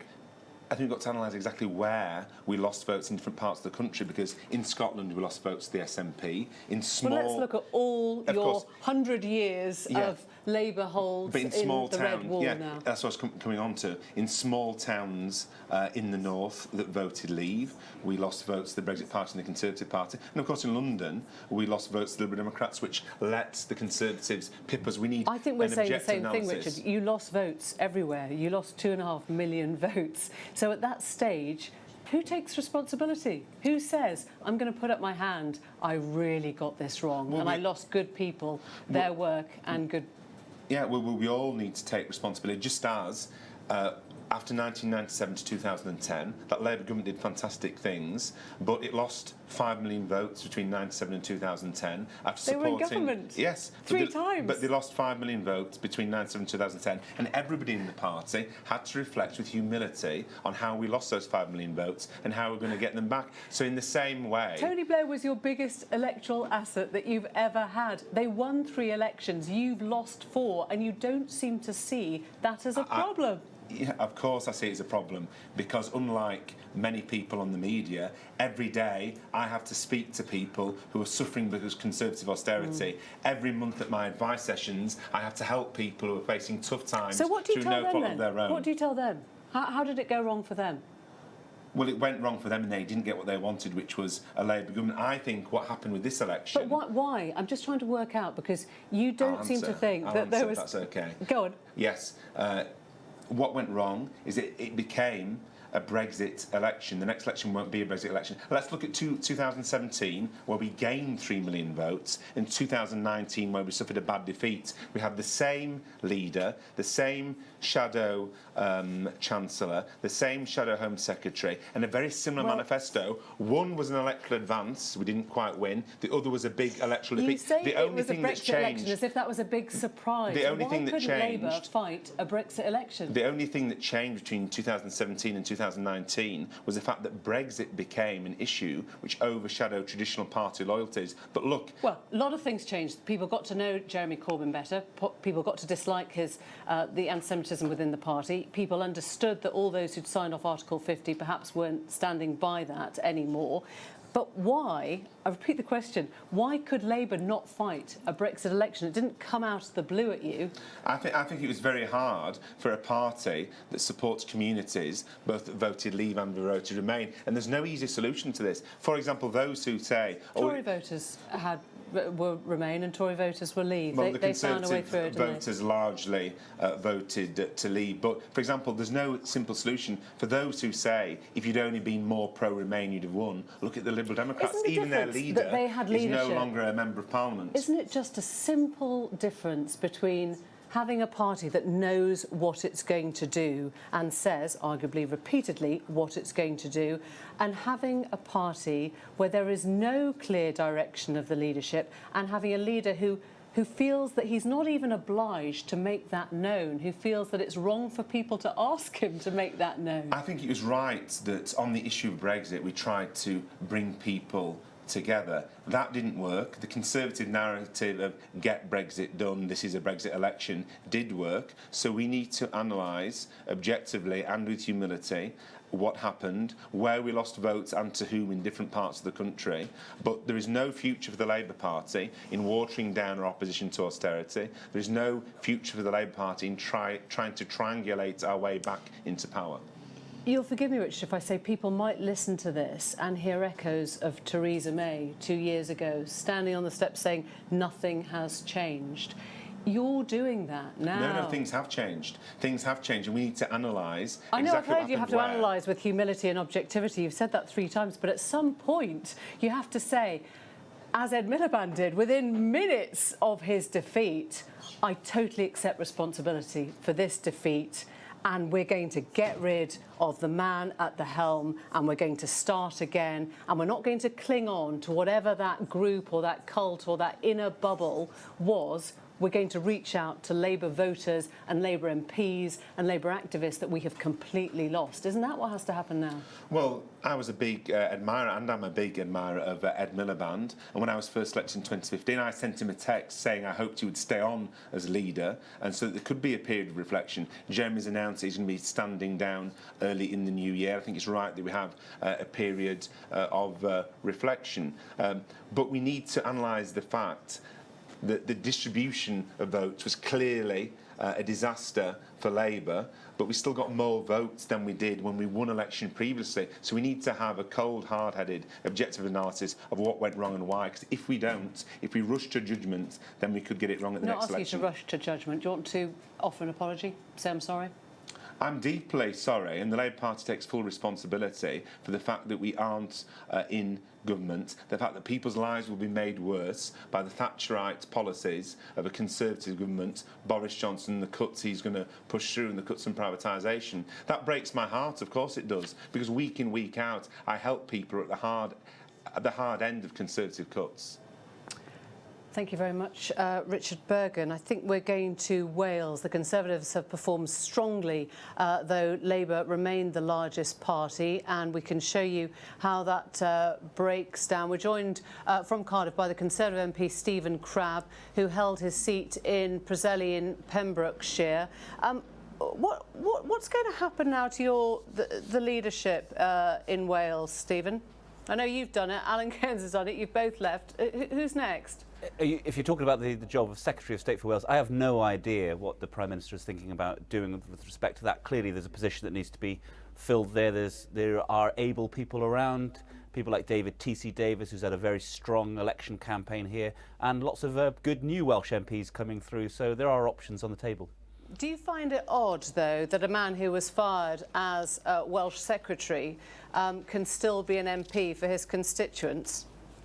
Well, you know, he had this very difficult issue to address right at the start of the election campaign. He knew judgment of character, wasn't it? It was Yeah. about what he knew over a suspect in a rape trial. Absolutely, we talked a lot about it at the time, and he knew that if he went into that campaign, he would be asked about it, and when he went onto the doorsteps of his constituents, he would need to be ready to front up on that issue. And he's been re-elected with an increased majority, and so local people in the Vale of Glamorgan have chosen to stick with Alan Cairns. And who are we to say that the constituents are wrong? Well, I guess you are a party that can decide what kind of candidate you want to put forward. Sure. There is a ministerial investigation that was launched by the Prime Minister into Alan Cairns. That's ongoing, as far as I understand. I'm not privy to where these things are at, but I understand that's an ongoing process. So there's due process at work. A decision was taken to allow Alan Cairns to have a go at keeping his seat, and he has, with an increased majority. But clearly the issues that led to his resignation haven't gone away, and there will be an outcome to the ministerial investigation, and I have no idea where that will go. Stephen Crabb, thank you very much indeed.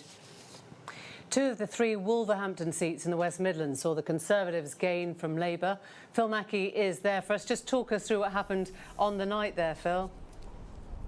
Well, they very nearly won all three in the end. The Conservatives were probably stopped from winning that third seat, which was held by the Labour MP, Pat McFadden, simply because there were 2,500 people who vote for the Brexit Party candidate. The majority in that particular constituency was just 1,000. But yeah, the other two seats, Labour MPs Eleanor Smith and Emma Reynolds lost their seats last night as part of this blue wave across the West Midlands. They've won Stoke-on-Trent, they've won West Bromwich, Dudley, and 2 out of the 3 seats in Wolverhampton, some seats that they've never really won from Labour, and certainly not for generations. So the big question is, firstly, are those people there for good? And why, if you're a Labour voter, did you either switch this time, or what do you think went wrong?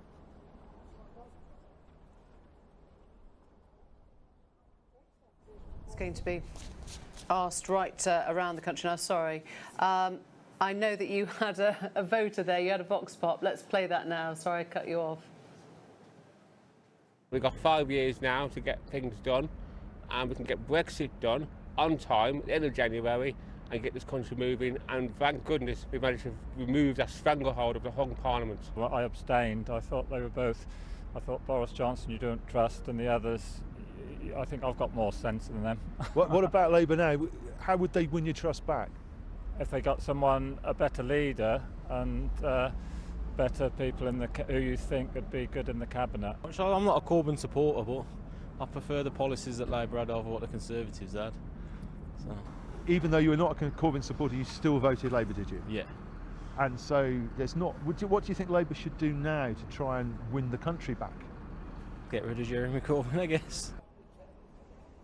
So Wolverhampton South West, where I am now, this used to be Enoch Powell's seat, Nick Budgeon after that. It has flipped between Conservative and Labour over the years. Wolverhampton North East, well, that's really one of those seats that's always been regarded as a safe Labour seat. So really in Wolverhampton, a change just like other parts of the West and the East Midlands. This is where Boris Johnson has won his majority.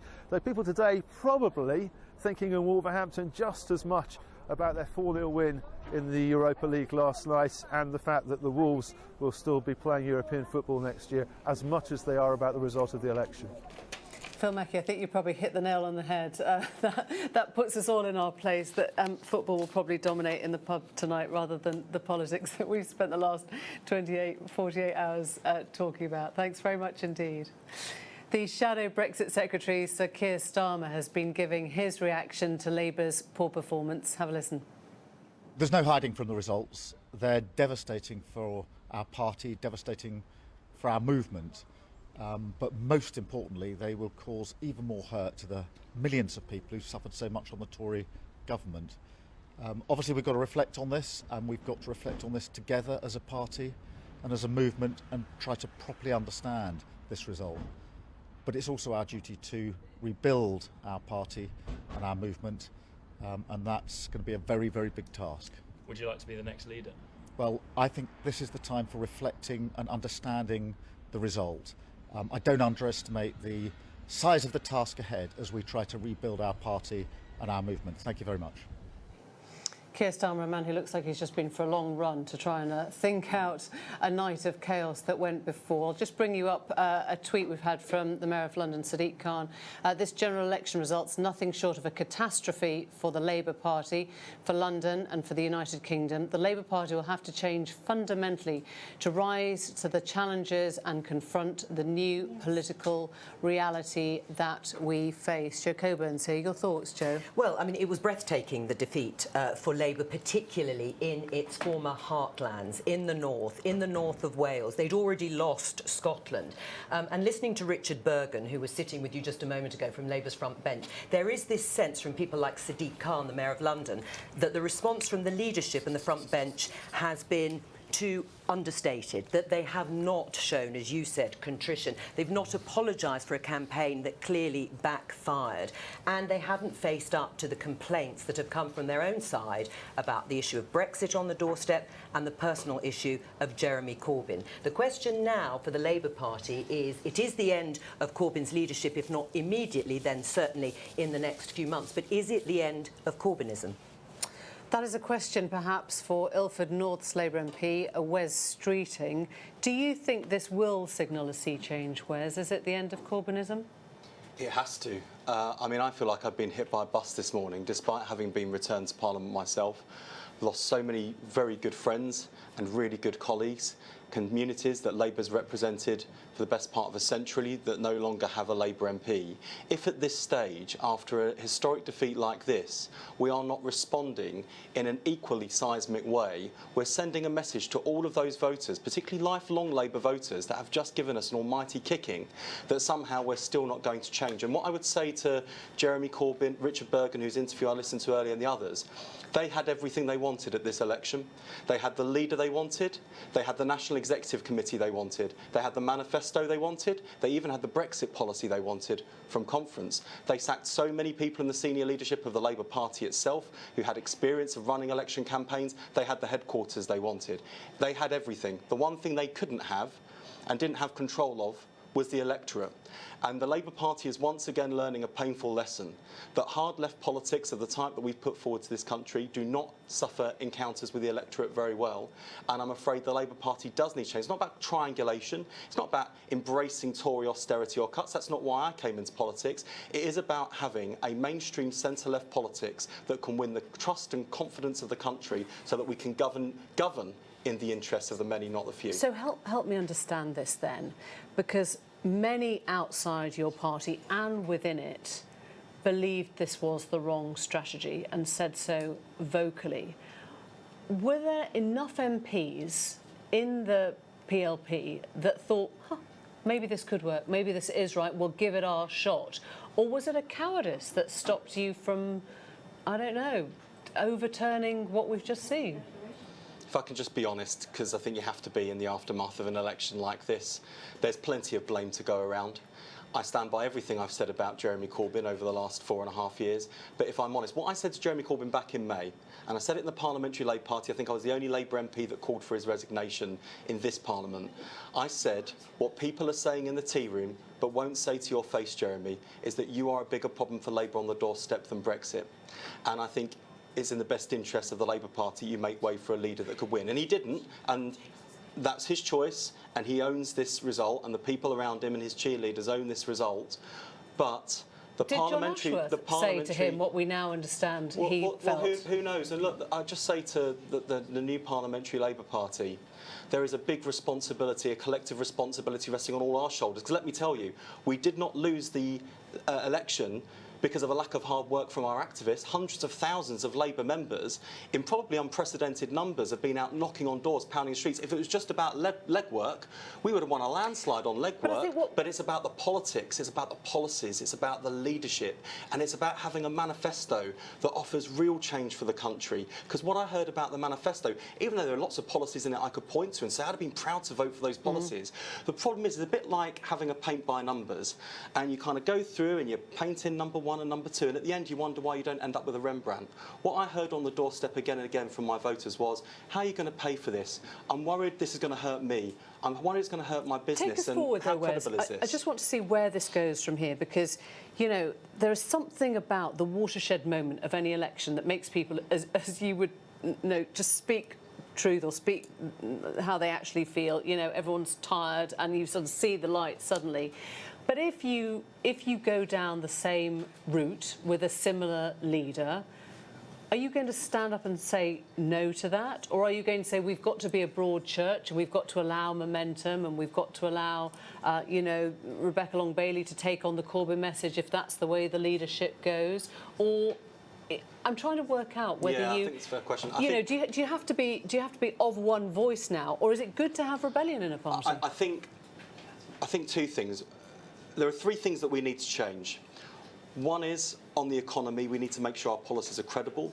Secondly, on our worldview, people need to know that we will stand up for our country and its defence and security. And thirdly, we need to get rid of racism, particularly anti-Semitism, from our ranks. Those are things that definitely need to change. In terms of the answers, all I would say is, throughout our history, no one person, no one tradition in the Labour Party has a monopoly on virtue and wisdom. So we've got to try and come together, and in a way that delivers, frankly, what was promised but never delivered, kinder, gentler politics, a genuinely democratic party, inclusive policy making.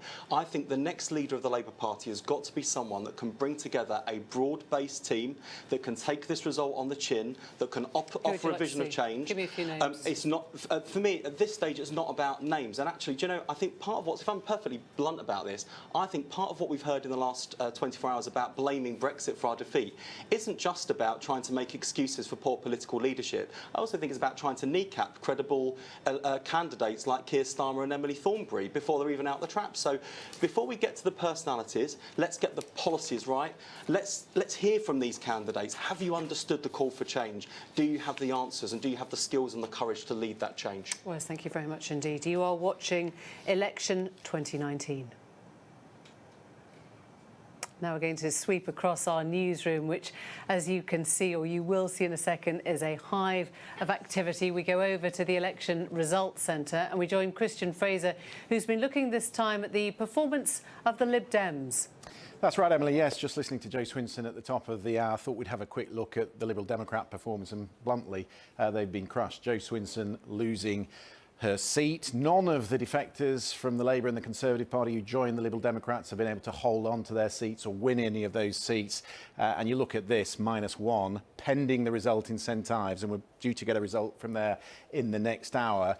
And they've gone backwards from 2017, which seemed almost impossible. And yes, they would point you to their vote share. Actually, when you look at that, they performed best on the night, putting on 1.2 million votes. But that's a Pyrrhic victory, you have to say, when Jo Swinson was, of course, running to be Prime Minister. So we should take a quick look at her seat. Dumbartonshire East, which is the central belt just above Glasgow. Look at that. It is a brutal sport, isn't it, politics? She lost by 149. You see that the 7% vote share that the SNP put on was pretty much average across the board on the night. There's the swing from Liberal Democrats to the SNP. Let's talk about St Ives, because, as I say, you're going to see the result coming in shortly. This could be a real face-saver for the Liberal Democrats. You can see it's changed hands over the years. It is a Leave area, though. And although the majority is only 312, if this follows the pattern, then you might think that the Conservatives will hold on. But at the moment, we are keeping that as too close to call. Now, you were talking, Emily, with your guests about how the Remain vote had been split. And I just wanted to pick out a couple for you. So, City of London, Chuka Umunna, who did very well. You can see that. But look at that. He split the vote. And the Conservatives have got in. We're going to go to St Ives because I think the vote is coming in. We're going Truro, St Ives, the last declaration. This is the declaration of the result of the poll for the St Ives constituency. This is the last declaration for the 6 constituencies of Cornwall, so I just want to pay my thanks to the thousands of staff that have been involved in the election here in Cornwall for their hard work and their planning in what has been some difficult circumstances, particularly here in St Ives. And thank you as well to the candidates and agents for your support whilst we've sought to bring forward and deliver this result in as timely a way as possible, given the adverse weather conditions that we've been facing. So I'm now going to move to this declaration. So I, Kate Canary, being the acting returning officer at the above election, do hereby give notice that the number of votes recorded for each candidate at the said election is as follows. Bates, Alana Louise, Labour Party, 3,553. Flindle, Ian, Edward, Green Party, 964. George, Andrew Henry, Liberal Democrats, 21,085.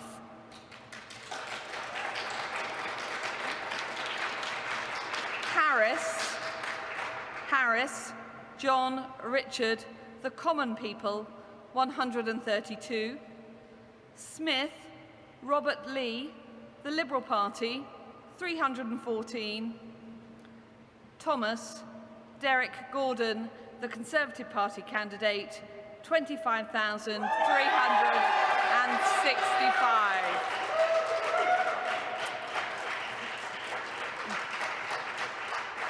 The number of ballot papers rejected was as follows: for want of an official mark, 5. Voting for more candidates than the voter was entitled to, 13. Being unmarked or wholly void for uncertainty, 93, giving a total of rejected ballot papers of 111. The total number of ballot papers issued was 51,524, giving for this constituency a turnout of 74.89%. And I do hereby declare that Derek Gordon Thomas is duly elected as the Member of Parliament for the St Ives constituency. There we have it, a full house. All the 650 results are now in, and that is a Conservative hold for Derek Thomas, who you see there now at the podium, the Conservative MP. It was not going to be a night for the Lib Dems, right down to the very last. Andrew George, who had fought this one before and held this one before, was fighting to take it from the Conservatives, but unsuccessful there. So that is the full number of constituencies now counted. Sophie's last hexagon can find its place in the piazza. But I will just show you this shot that's coming to us from Downing Street now. I wonder if you can see the podium is out. It's getting dark so quickly. But you can probably see now that this is a signal that there will be a statement from the Prime Minister very shortly. It's one that he chose not to do immediately after his visit to Buckingham Palace to the Queen. And indeed, everything seems to be done at a slightly more leisurely pace than we have seen in past times. This is a Prime Minister who can just take a while, pause, and come out and make his statement in his own time. We're going to leave this shot. We'll come back to it as soon as we see the Prime Minister there. Right now, though, we head to Victoria, Derbyshire, who's with voters in Birmingham. Hi, Victoria.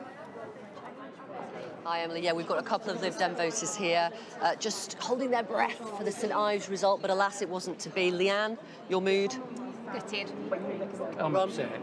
Upset. What went wrong for Jo Swinson? I don't know. I think for me, I could relate to her. She was a mum in her 30s. I liked her policies, but I know there was a feeling that maybe she didn't have enough experience and she was too young for it right now. What do you think, Ron? Yeah, I think looking back, the decision to just revoke Brexit, I think was a strategic error, and I think she faced some criticism over that. So you didn't think that at the time, it's just now? Yeah, on reflection, I think they've got to learn the lessons from that as well. Okay. And so the Lib Dems looking ahead, I mean, they've got a lot of thinking to do, haven't they? Well, they have, and if they're still going to be the party of Remain and still have a close relationship with the European Union, I doubt whether Nigel Farage would have just accepted the Remain vote had he lost in 2016. I think Liberal Democrats have got to bounce back from this. Thank you. I'm just going to move over here. Thank you, Leanne. Thank you, Ron. We've got Ijal and Zubaida and Jackie here, a Green voter, a Labour voter and a Conservative voter. Ijal, it wasn't the climate election after all, was it? Well, it wasn't. I mean, it's disappointing for the Greens. We only one seat and we marginally increased our share of the votes. But it's not the winning or losing. For me, it's taking part. We have informed national policy when it comes to environmental issues, be it climate change, global warming. And we've done that for a long time. Even the Labour Green New Deal was informed by the Green Party. Even the Conservative Party are not climate change deniers now. Well, then maybe your work is done then. Our work is not done. I mean, we've still got a long way to go, because you look at Extinction Rebellion, you had people out in the streets, camping out in Trafalgar Square, and if you think about it globally, there is an issue there with global warming and industrialized nations now, developing nations, you know, their output is very bad. So, like, you know, we still got a far way to go, but, you know, I'm disappointed for the grassroots activists. Okay. Zubaida, where does responsibility lie for this fourth Labour election defeat in a row? Responsibility lies at the top, and whether it's someone like Jeremy Corbyn, he was a leader of the party, he's lost the election, and he's lost it spectacularly. And from that point of view, for me, he's got to step down, and quickly. But at the same time, I take heart from people like Keir Starmer. We've got to have a period of reflection where Labour has got to understand what's gone wrong. And for me, it was not, this election was not just about the seats that have been lost, not just about Brexit because it was a Brexit election, but somebody who's not from London. I'm from Bolton, I live in Birmingham. It was important, and it remains important, that the leadership reflects those voices from those places. Well, what do you think about, you know, Lee, Wigan, Bury, Haywood, Rochdale, then you go up to Workington in Cumbria, across to Blythe Valley, Don Valley, Sedgefield, down to Bassett Law, Ashfield in Nottinghamshire. Birmingham has its first Conservative MP since 1992. There's West Bromwich East and West, a couple in Wolverhampton of Conservatives. I mean, there's a lot of work to do for Labour. There is a lot of work to do, and in some ways, when Blair came into power, these were the types of places you have to overturn and win over.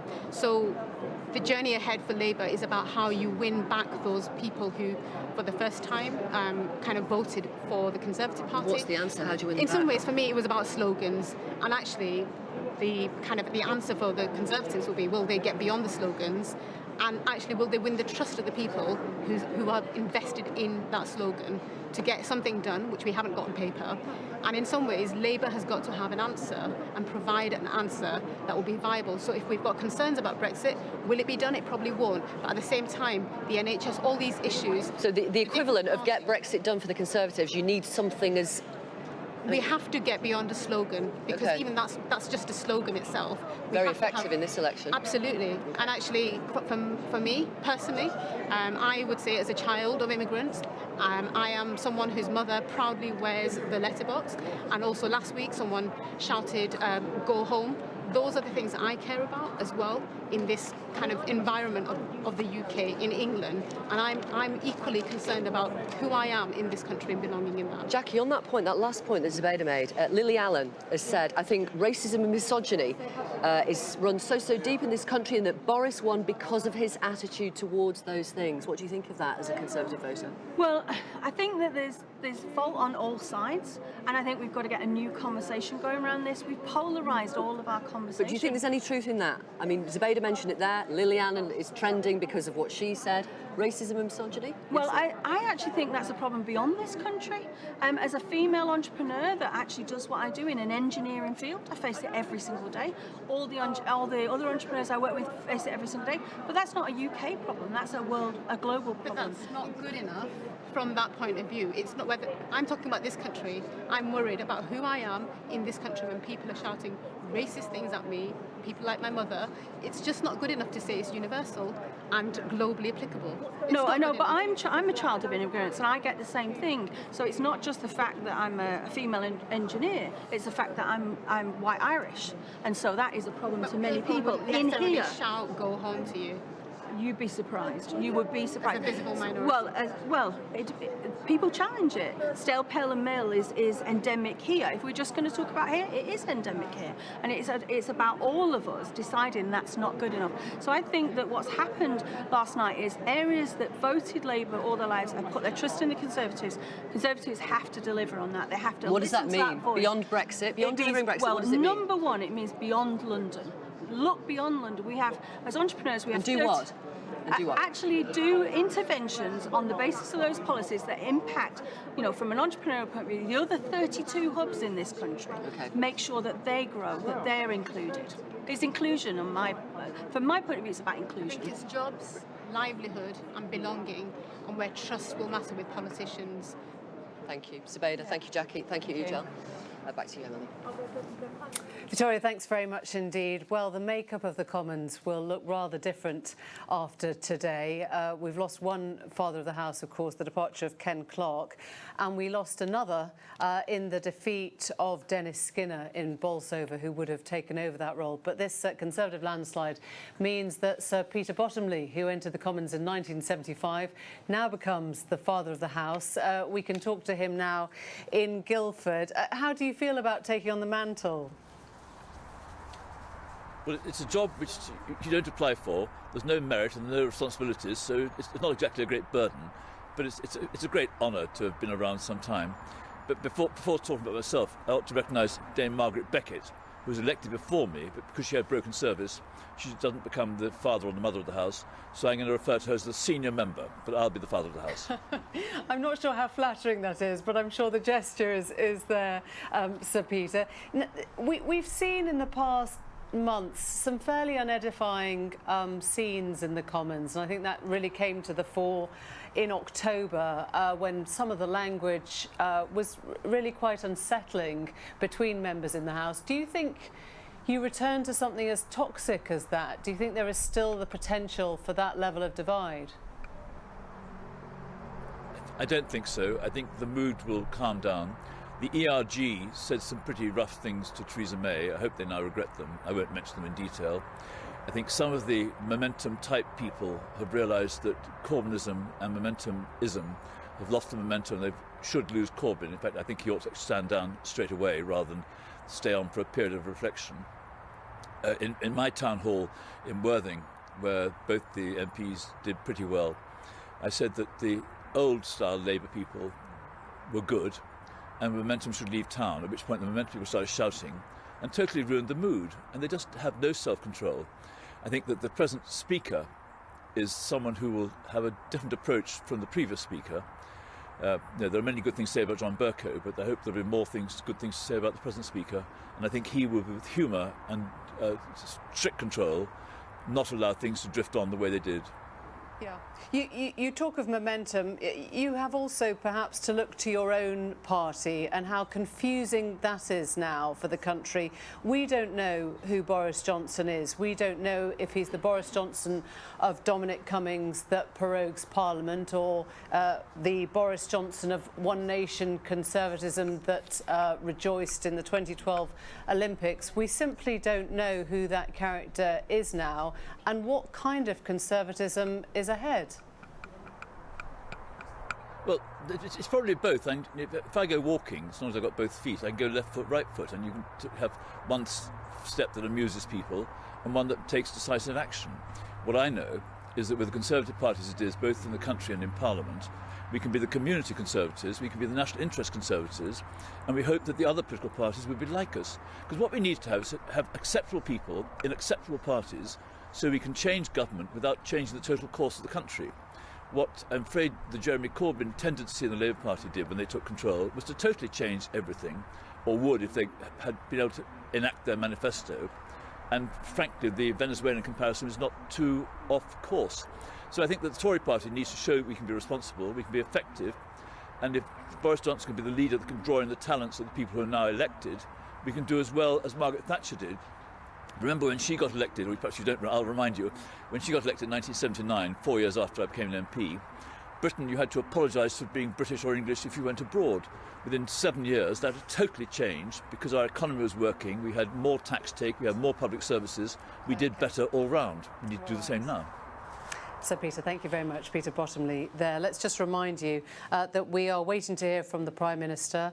Outside Downing Street, we can now see the podium as well as the Christmas tree. Just to put in context what an extraordinarily odd seasonal election this, in fact, is. As soon as he comes out, we will bring you those shots. But I'd like to bring in Jack Straw now, a former Foreign Secretary, amongst other roles. I wonder if this is the point where you feel the Labour message starts to change? It has to change, otherwise we fall into oblivion. I mean, I heard what Peter Bottomley said about the appalling reception he was given by Momentum people at his count, and that is typical not only of Momentum but also of all those people around Jeremy Corbyn who've propped him up and kept him there. They have cloth ears, they're intolerant, they're authoritarian, and they won't listen. And it came out this morning in your interview with Laura Parker of Momentum, where she simply didn't understand that she prattled around about trying to explain this without any apology at all by Momentum and the rest of that gang who've hijacked the Labour Party for the terrible past they have brought us to. This is actually, I fought and just won the 1983 election. This is worse than 1983, because at least then we had a reasonable leader in Michael Foot. And what's, by the way, been missing in this call for accountability is accountability not just by Jeremy Corbyn, but also by Len McCluskey, leader of Unite, and Ed Miliband, because it is Len McCluskey who was responsible for putting Ed Miliband into power against his brother, and we then had a really dismal 4 years, 5 years out of Ed Miliband. You can't blame Ed Miliband for no, winning, can you? No, what I can blame Ed Miliband for was the fact that he changed the rules for the election of the leader, which paved the way for Jeremy Corbyn. Len McCluskey bears the greatest responsibility of anybody for the situation that the Labour Party now faces. It is he who has brought together a bloc of trade union leaders in the Labour Party to secure Jeremy Corbyn's base and has propped him up. I've not heard him at all this morning or this afternoon, but he and Corbyn in many ways has been a cipher for a whole group of other people who've been pretty unpleasant and who are now saying extraordinarily. So we had Richard Bergen, the almost invisible Shadow Justice Secretary, this morning, prattling away, trying to explain this on all sorts of factors other than the fact that this was a manifesto which was even more left-wing than the one on which we fought in 1983, with a leader who'd been there for 4 years, and yet we plunged to disaster. I remember hearing from David Cameron that he thought he would never have lost the referendum for Remain if he hadn't had Jeremy Corbyn as his opposite number. He's right about that. Do you think that any other Labour leader would have supported a Remain position more firmly? Yes, well, my son happened to be chief executive for the Remain campaign. Of course. And my son Will and Alan Johnson, who was leader of the Labour Remain campaign, spent months, literally, trying to get Jeremy Corbyn to agree to take a prominent role in that campaign. Now, why didn't he? Because his basic instinct was for leave, and he would have been far better. I mean, I've known Jeremy Corbyn 50 years. Let me just ask you one thing, though, which is quite interesting. It's a point that Lisa Nandy brought in when I was speaking to her, that if we think that Labour's problems started with Corbyn or even started with Brexit, then she says we're wrong. It started even with the Blair years, with the way that some of the northern areas, some of the working areas were treated, were not listened to, that too much was centralised from London. Do you accept that you can't go back to a Blair formula for Labour either? Well, I mean, Tony was brilliant at his time. That's got to change. However, one of the problems we faced is that the Corbyn and co have sought to denigrate virtually the whole of our record. Now, fine, of course, you can have an argument about the Iraq War. I understand that. But the rest of our record was pretty good. I represented a northern industrial town, Blackburn, for 36 years. Living standards for everybody, but particularly for those who were poor, were transformed in that period. And it's... I'm sorry to cut you off. Jack Straw, thanks very much for joining us. We are just coming up to the top of the hour.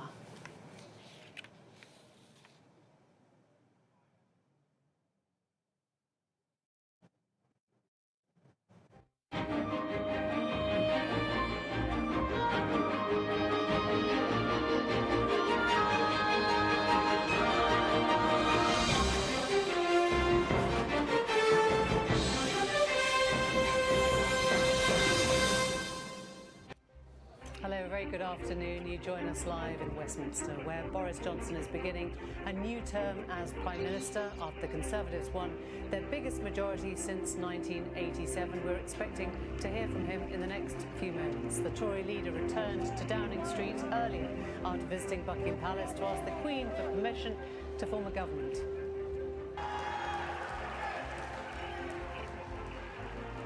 Overnight, his gamble to hold a December election paid off. He now has a majority of 80 and a mandate, he says, to leave the EU. This is the scene in Downing Street. We're expecting to hear from Boris Johnson shortly outside number 10. Labour performed poorly, losing 59 seats, many of them in places they've held for decades. Jeremy Corbyn says he'll stand down as leader early next year. I think the responsible thing to do is not to walk away from the whole thing, and I won't do that.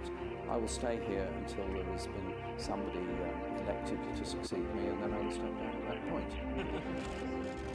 A strong result for the SNP, who now hold 48 seats out of the 59 in Scotland. Leader Nicola Sturgeon says it sends a clear message for a second independence referendum. The Liberal Democrat leader Jo Swinson quits after she loses her own seat to the SNP, and the party fails to improve its position at Westminster. I'm proud to have been the first woman to lead the Liberal Democrats. I'm even more proud that I will not be the last. At the Results Centre, we're going to go regional this hour. We'll take a look at the West Midlands, where the Tories had a good night, picking up 9 seats, a pattern that was replicated across Labour areas in the north of England. Right here in the West Midlands, in the Library of Birmingham, we have some depressed Labour voters who say it appears Corbynism is dead, and we have some very relieved and upbeat Conservative voters who say they can't wait for the country to get moving again. Well, the result of the election means big change in the House of Commons and for the country. The UK will now leave the European Union by the end of next month. We'll be speaking to the main parties. We'll bring you reaction from here throughout the afternoon.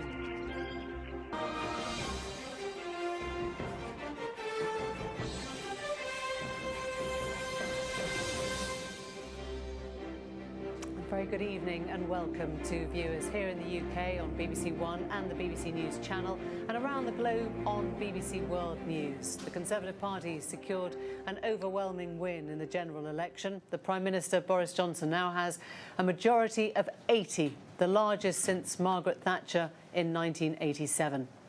Earlier today, he went to Buckingham Palace to ask the permission of the Queen to form a new government. He's promised to work flat out and lead a people's government and said the UK will leave the European Union at the end of January. No ifs, no buts. After losing many seats in their traditional heartlands, Jeremy Corbyn said Labour's result was disappointing and that he would not fight a future general election. The Liberal Democrats had a terrible night as the party leader Jo Swinson lost her seat and quit, but the SNP did well, coming close to sweeping the board in Scotland. Let's take a look at the results as they now stand. A full House, 650 seats all in. The Conservatives won 365 seats, up 48. Labour took 203, down 59. The SNP have 48 MPs, an increase of 13. The Liberal Democrats only have 11, that's down 1. The DUP 8. They're down 2, and Sinn Féin, who don't, of course, take up their seats at Westminster, have won 7. And this is to show you the share of the vote in Great Britain. The Conservatives gaining 45% of the vote, just up fractionally. The Labour vote is 33%, the Lib Dems 12, the SNP 4, the Greens are on 3, and the Brexit Party, with no MPs, still have a 2% share of the vote. We'll bring you all the reaction, we'll speak to all the main parties, but right now we go to Downing Street and, excuse me, Clive, Myrie, and what looks like Dominic Cummings on the steps there.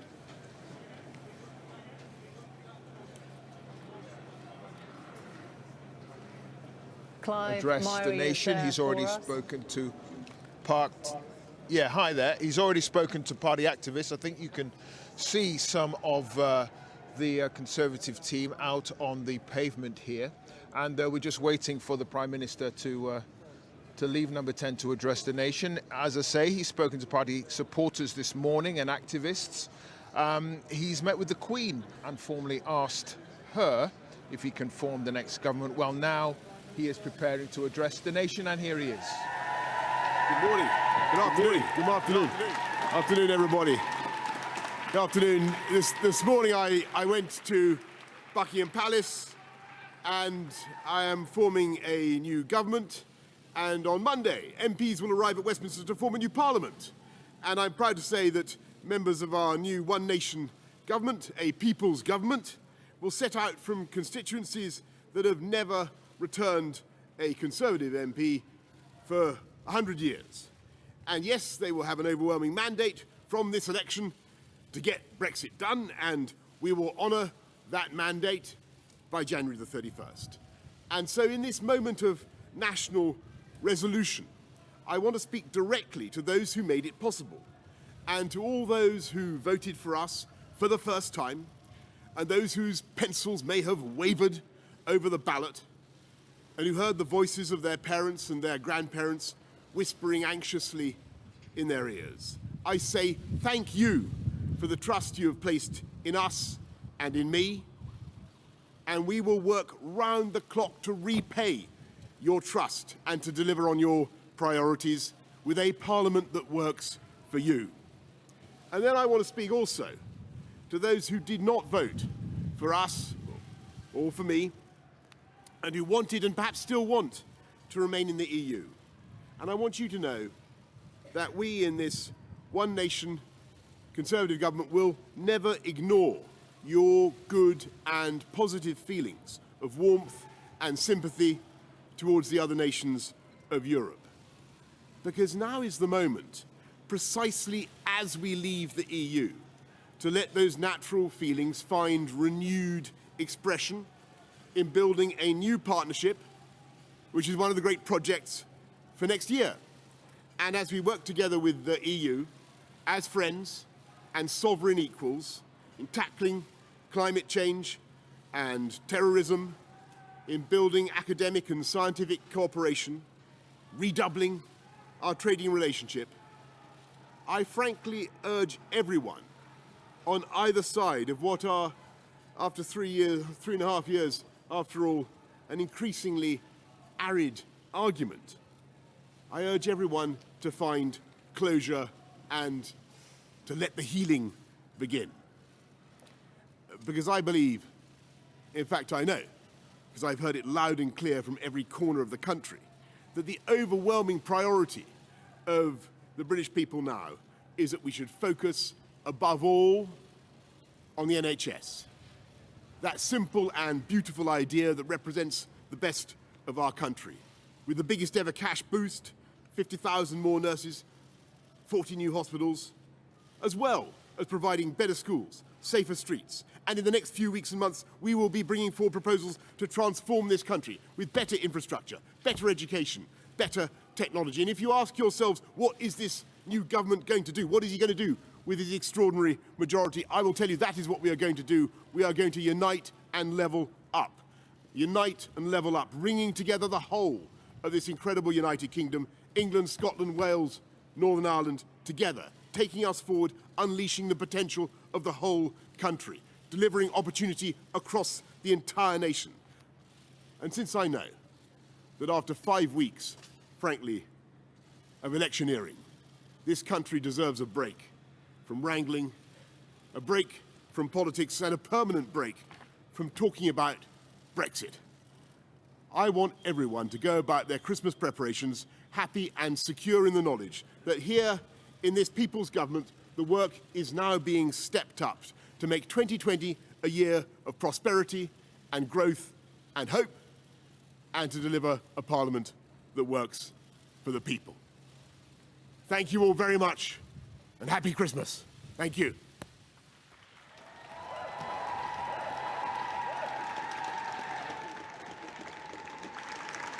The Prime Minister there with that address, and he's still soaking up the applause on the step of number 10 there as he goes back in to begin what he hopes, I'm sure, will be 5 years of government. And to his right there on the step, Dominic Cummings, the architect, many would say, of this remarkable election victory of the Prime Minister. As I say, he spoke to the party faithful a little bit earlier this morning.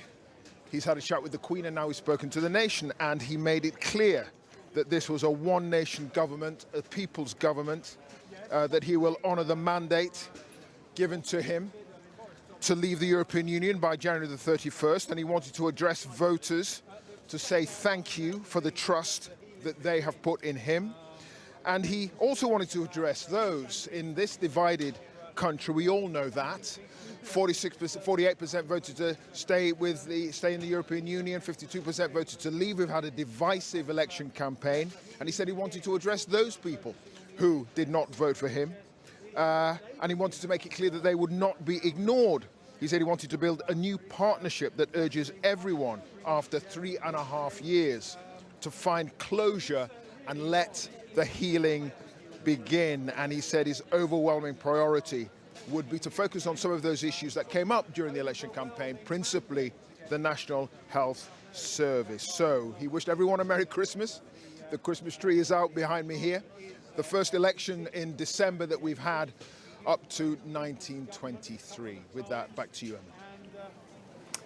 Clive, thanks very much indeed. Yeah, I don't know what you felt, Joe Coburn's here, whether you got the sort of Boris Johnson that we all remembered back again. It's as if the straitjackets come off, and it reminded me a little bit of what happens in American presidential elections, where they end up always making roughly the same speech, which is, this is not about blue states, this is not about red states, this is about United States. And there was that sort of pitch there, wasn't it? Yes, and it's the first time we've heard it. Admittedly, he's only just found out in the last sort of 24 hours that he has this big majority. He can be magnanimous in that victory. He talked about one nation Toryism. He also said that he has to thank all those Labour voters, all those heartland Labour voters who took a punt on Boris Johnson to get Brexit done, to use his mantra. But for the first time, as Clive was saying, we heard him reach out to those who didn't vote for him, who didn't want him to be Prime Minister, those who wanted to remain in the EU. That's going to be a very difficult job for him to bridge, but he's got time. He's got time to think about this, so he can, to some extent, push towards that end of January date to take the UK out of the EU as he pledged. No ifs, no buts. And then we will see what sort of government he does actually put forward. He'll do a much bigger reshuffle then, and he will shape it, no doubt, in the way that he would like to take a domestic agenda forward too. The only thing I would say is the clock will start ticking again, that famous EU clock on the trade talks. As soon as the UK leaves the EU, they have got to try and get this trade deal. And again, there could be a hard end to that at the end of next year if they haven't got that comprehensive deal. The pressure of the NHS right now, it featured hugely in this election. Labour wanted to make it front of centre. It didn't work for them in the right way, and there'll be questions asked about whether they spent too much time talking about selling it off to Donald Trump and not enough about the waiting times and the crisis in the NHS as many people see it right now.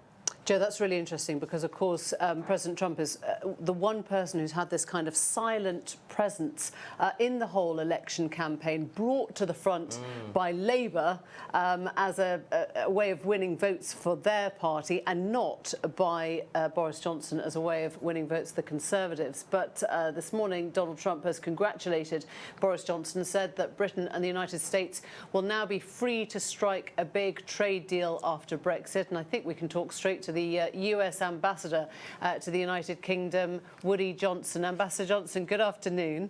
Good afternoon. What do you think is on President Trump's mind now? He works well with Boris Johnson, does he? Oh, I think he does, and I just want to congratulate Boris Johnson, the Prime Minister. I just heard his speech, tremendous speech. It's what he pledged during his 5-week campaign, and he ended with that today when he talked about what he was going to do for the country and putting it in a different place. And, you know, congratulations. So does this now mean that Britain is at the front of the queue for trade deals? Well, as far as this president's concerned, they've never been anything but the front of the queue. And the president has said, it was stated in his tweet that I read, which just reiterates what he's been saying for the last couple of years, is he wants to do a free trade deal, a free, fair, and balanced deal, something that both sides have to sign, and he wants to get it done quickly. So it will be on his desk, and he wants to get it done. And if the president generally wants to get something done, it does get done.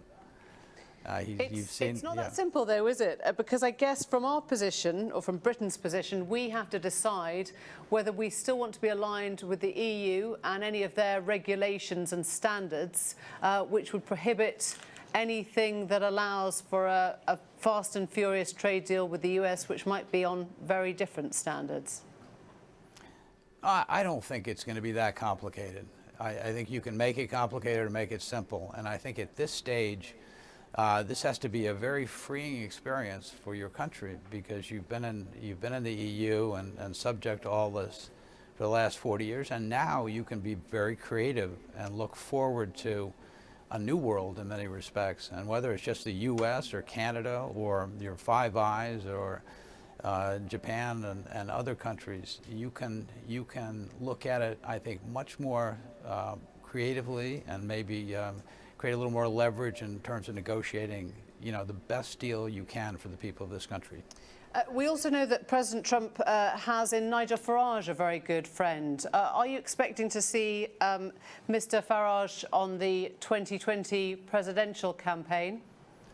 You know, this day is all about a historic moment in your history with your new Prime Minister and this overwhelming landslide victory. And really, I think the president gets that, and he recognizes the importance of our special relationship and our security, mutual security, and prosperity. And so I think that's going to be foremost on his mind. This is the first time that we've spoken since that extraordinary NATO visit with President Trump, just over a week ago, I guess. Do tell us what happened there, because we were all expecting a press conference with the President, and then he sort of turned on his heels and went. And we couldn't work out whether he'd been offended by that bit of videotape that suggested other leaders had been possibly laughing at him, or whether he was tipped off by the Conservative Party that it would be better if he left early without saying too much. Did he share with you why he'd suddenly gone? Yeah, I mean, I think neither one of those are correct. They're far from it.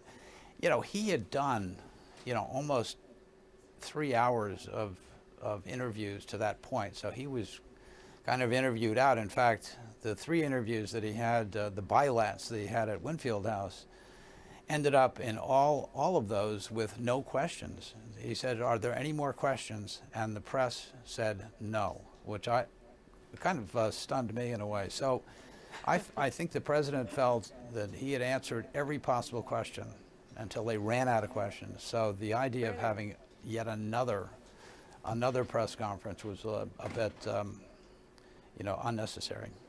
Woody Johnson, good to speak to you. Thank you very much.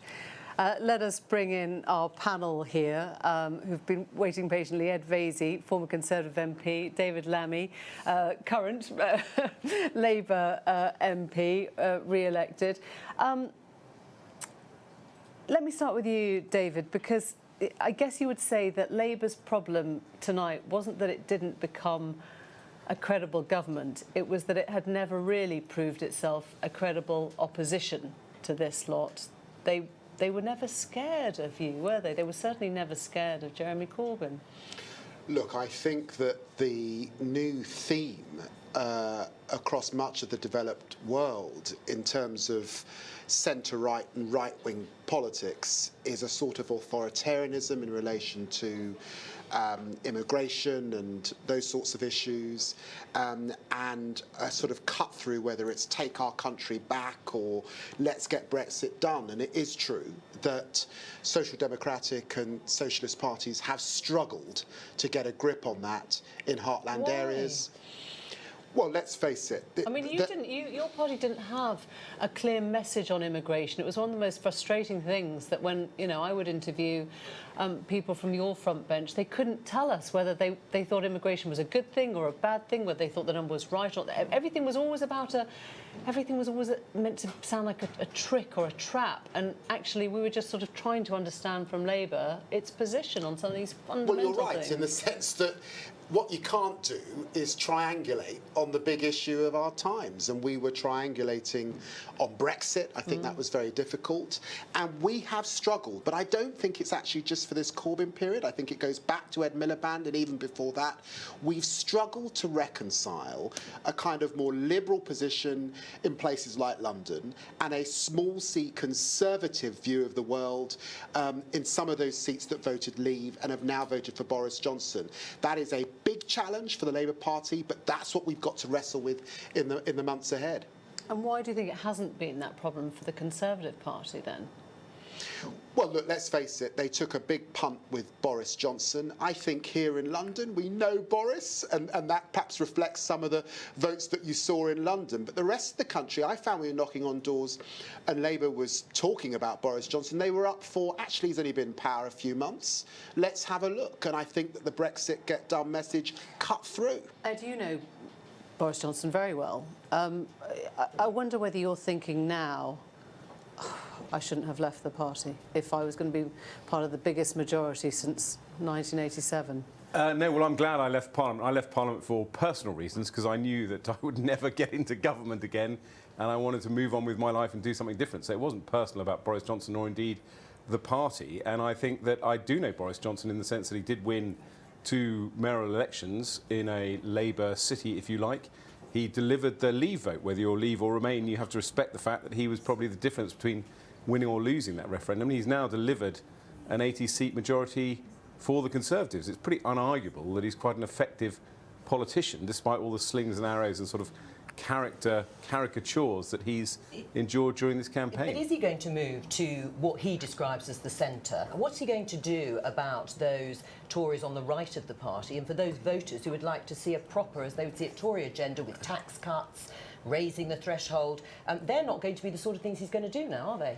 Boris Johnson at the moment has more power than he will probably ever have again at this moment in time, but I think he and his advisors are canny enough to know how to use that. So he has a lot of authority, but he also recognises, as he said in his two sort of public speeches since the election, that to a certain extent he's got borrowed votes, if you like, in terms of winning this majority, just as he said he had borrowed votes when he became Mayor of London. So he will reach out to those voters that he has newly won for the Conservatives, and I think he will govern from the centre, and governing from the centre, even, dare I say it, the centre-left, because a lot of these communities who voted for Brexit are the communities that felt left behind. They have given their trust, it sounds a bit pretentious to put it that way, given their trust to Boris Johnson and the Conservatives, and Boris, out of pure self-interest alone, will know that he wants to deliver for them. And once you have done it once you've broken that, if you like, that taboo of, you know, mining towns voting Tory,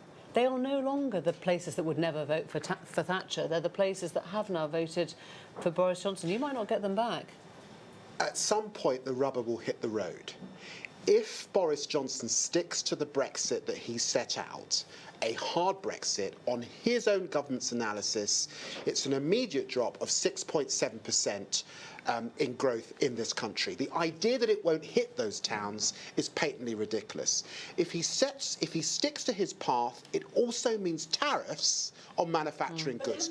That will now, David. They haven't believed you, and that's why you lost those heartlands. They didn't listen to that message. Joe, that's not my message. That's the government's fact. So at some point, the rubber will hit. Now, he may change tack. We may see a different kind of Brexit. But if he sticks on that course, at some point, those communities will say, did he really deliver for us? And my judgment is the empirical evidence suggests they're going to be hurting.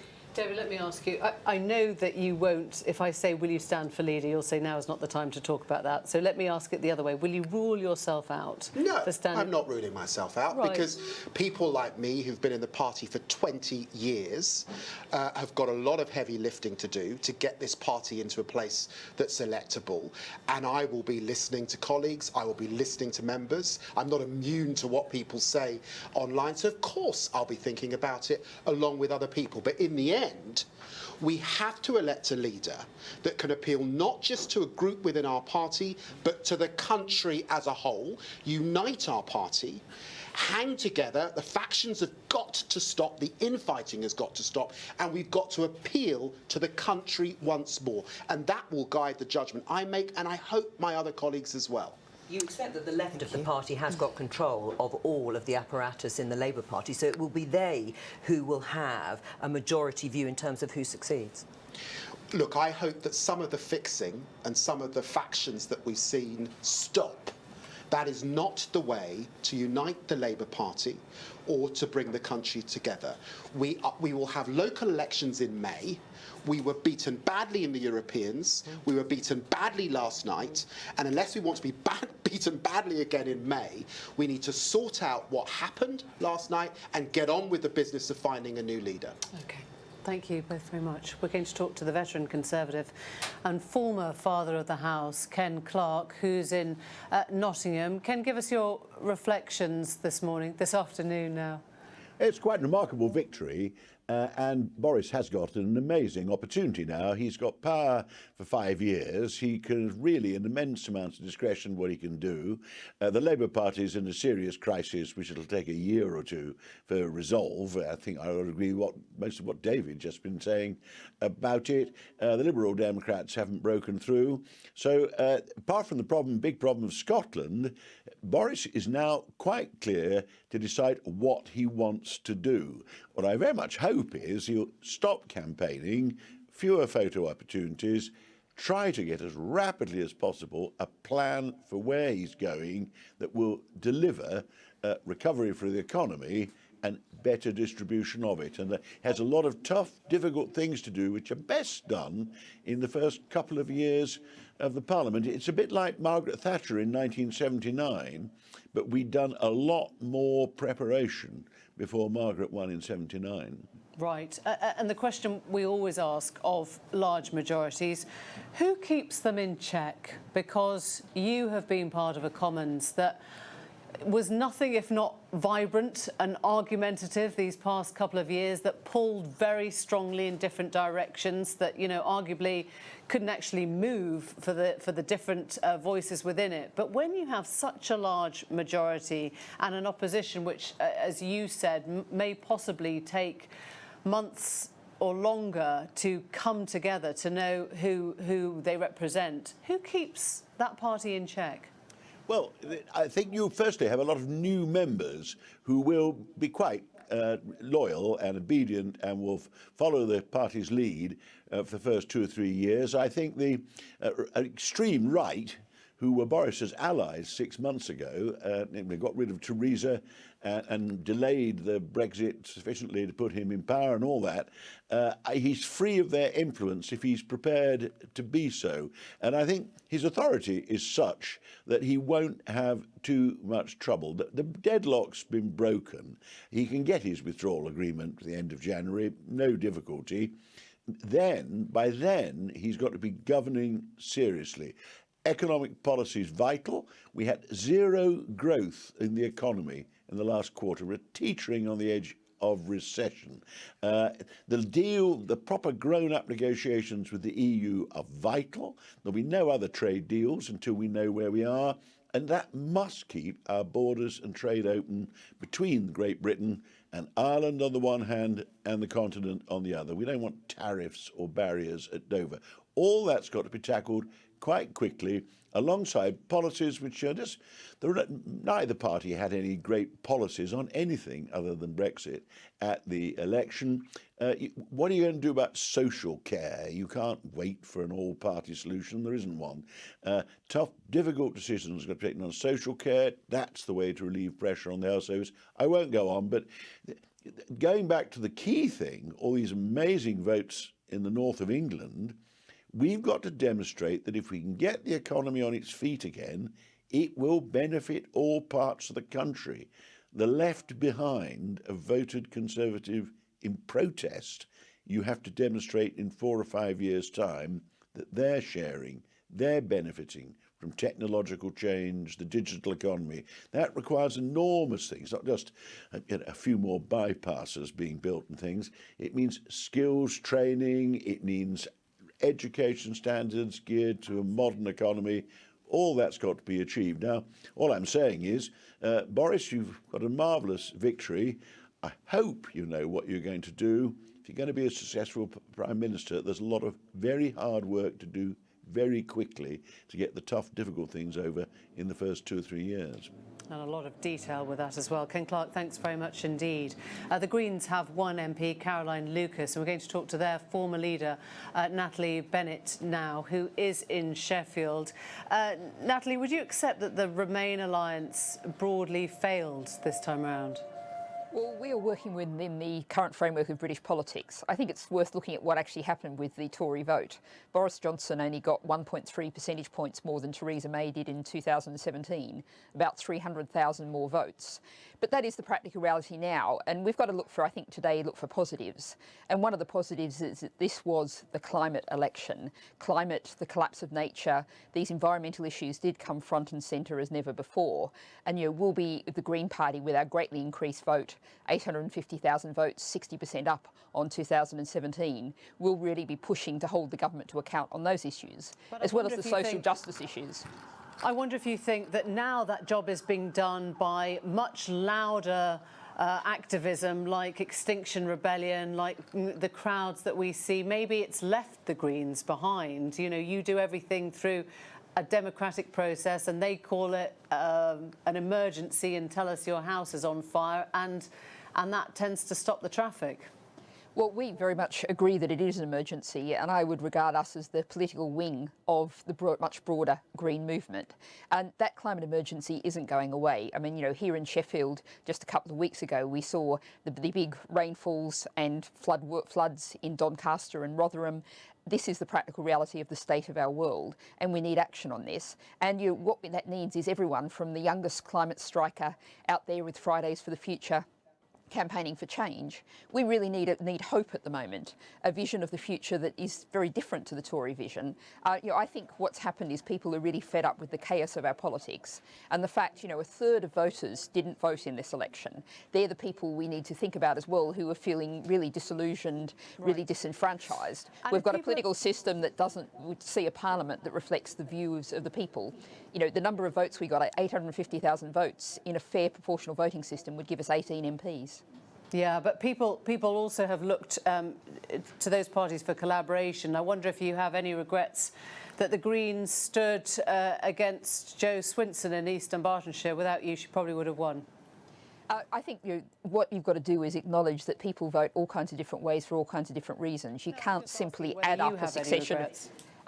No, well, I mean, that's the Scottish Green Party, who is our sister party, but we don't regret standing anywhere. We want to give everyone possible the chance to vote Green. What we did in England and Wales was make deals, Unite to Remain, the grown-up thing to try and increase the number of MPs in Parliament. We didn't succeed in that, but we did succeed in getting really increased votes in seats like West Bristol, in seats like Bury St Edmunds, and that's something we can really build on for the future. Natalie Bennett, thanks very much indeed.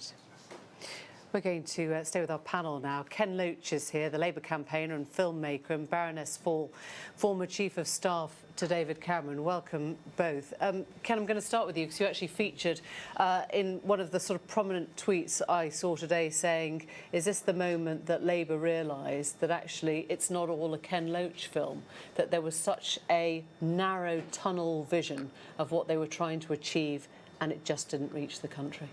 Well, I think you're right. A rather patronising remark, but I think you're right in that Labour didn't get its message across. It didn't get it, and it's disastrous because we've now got the biggest existential crisis humanity's faced with climate change, and it's being left to a bunch of free marketeers to sort out, and plainly that won't happen. But you were backing, weren't you, a very divisive side of the Labour Party that were pushing a Corbyn agenda, and that hasn't reached out to the rest of the country. It made many Labour voters feel isolated enough to vote Conservative for the first time. I don't think that's divisive, you see.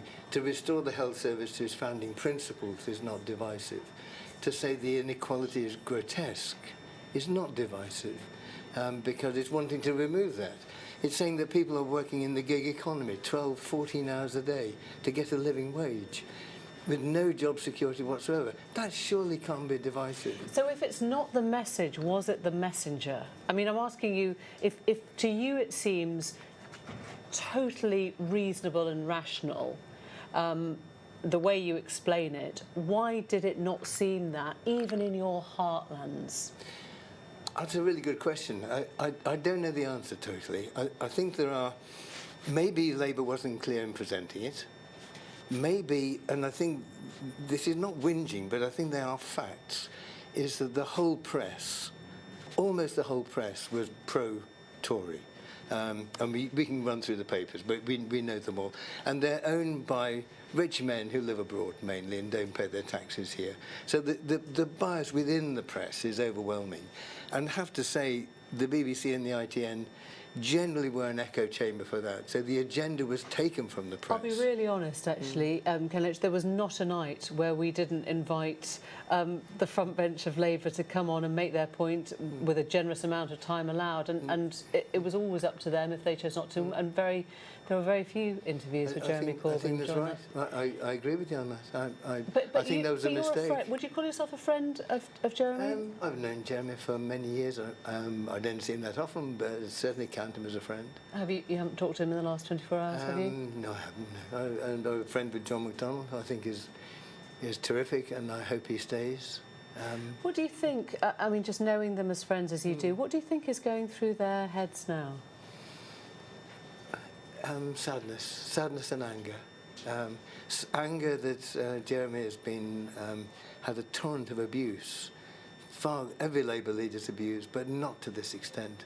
I mean, he's a man of peace who's been called a terrorist. He's been arrested against racism and being called racist. And these things are.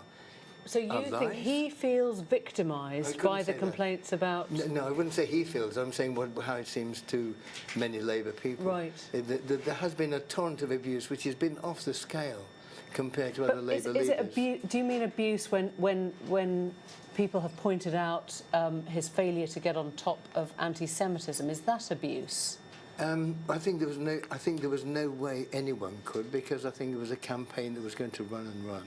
There was a campaign. Absolutely. There was a text on one of the Twitter accounts that's been leading it, that where somebody, this is back in September, where the previous tweet said, why are we not making any further attempts on this issue? And the reply was, wait until there's an election, we've got all our ammunition there. Let me understand that. So, are you saying it was an orchestrated attempt to make him look anti-Semitic? I think that there were, I've got to be really clear here, there will be anti-Semitism in the Labour Party, as there is in other parties, as there is in society.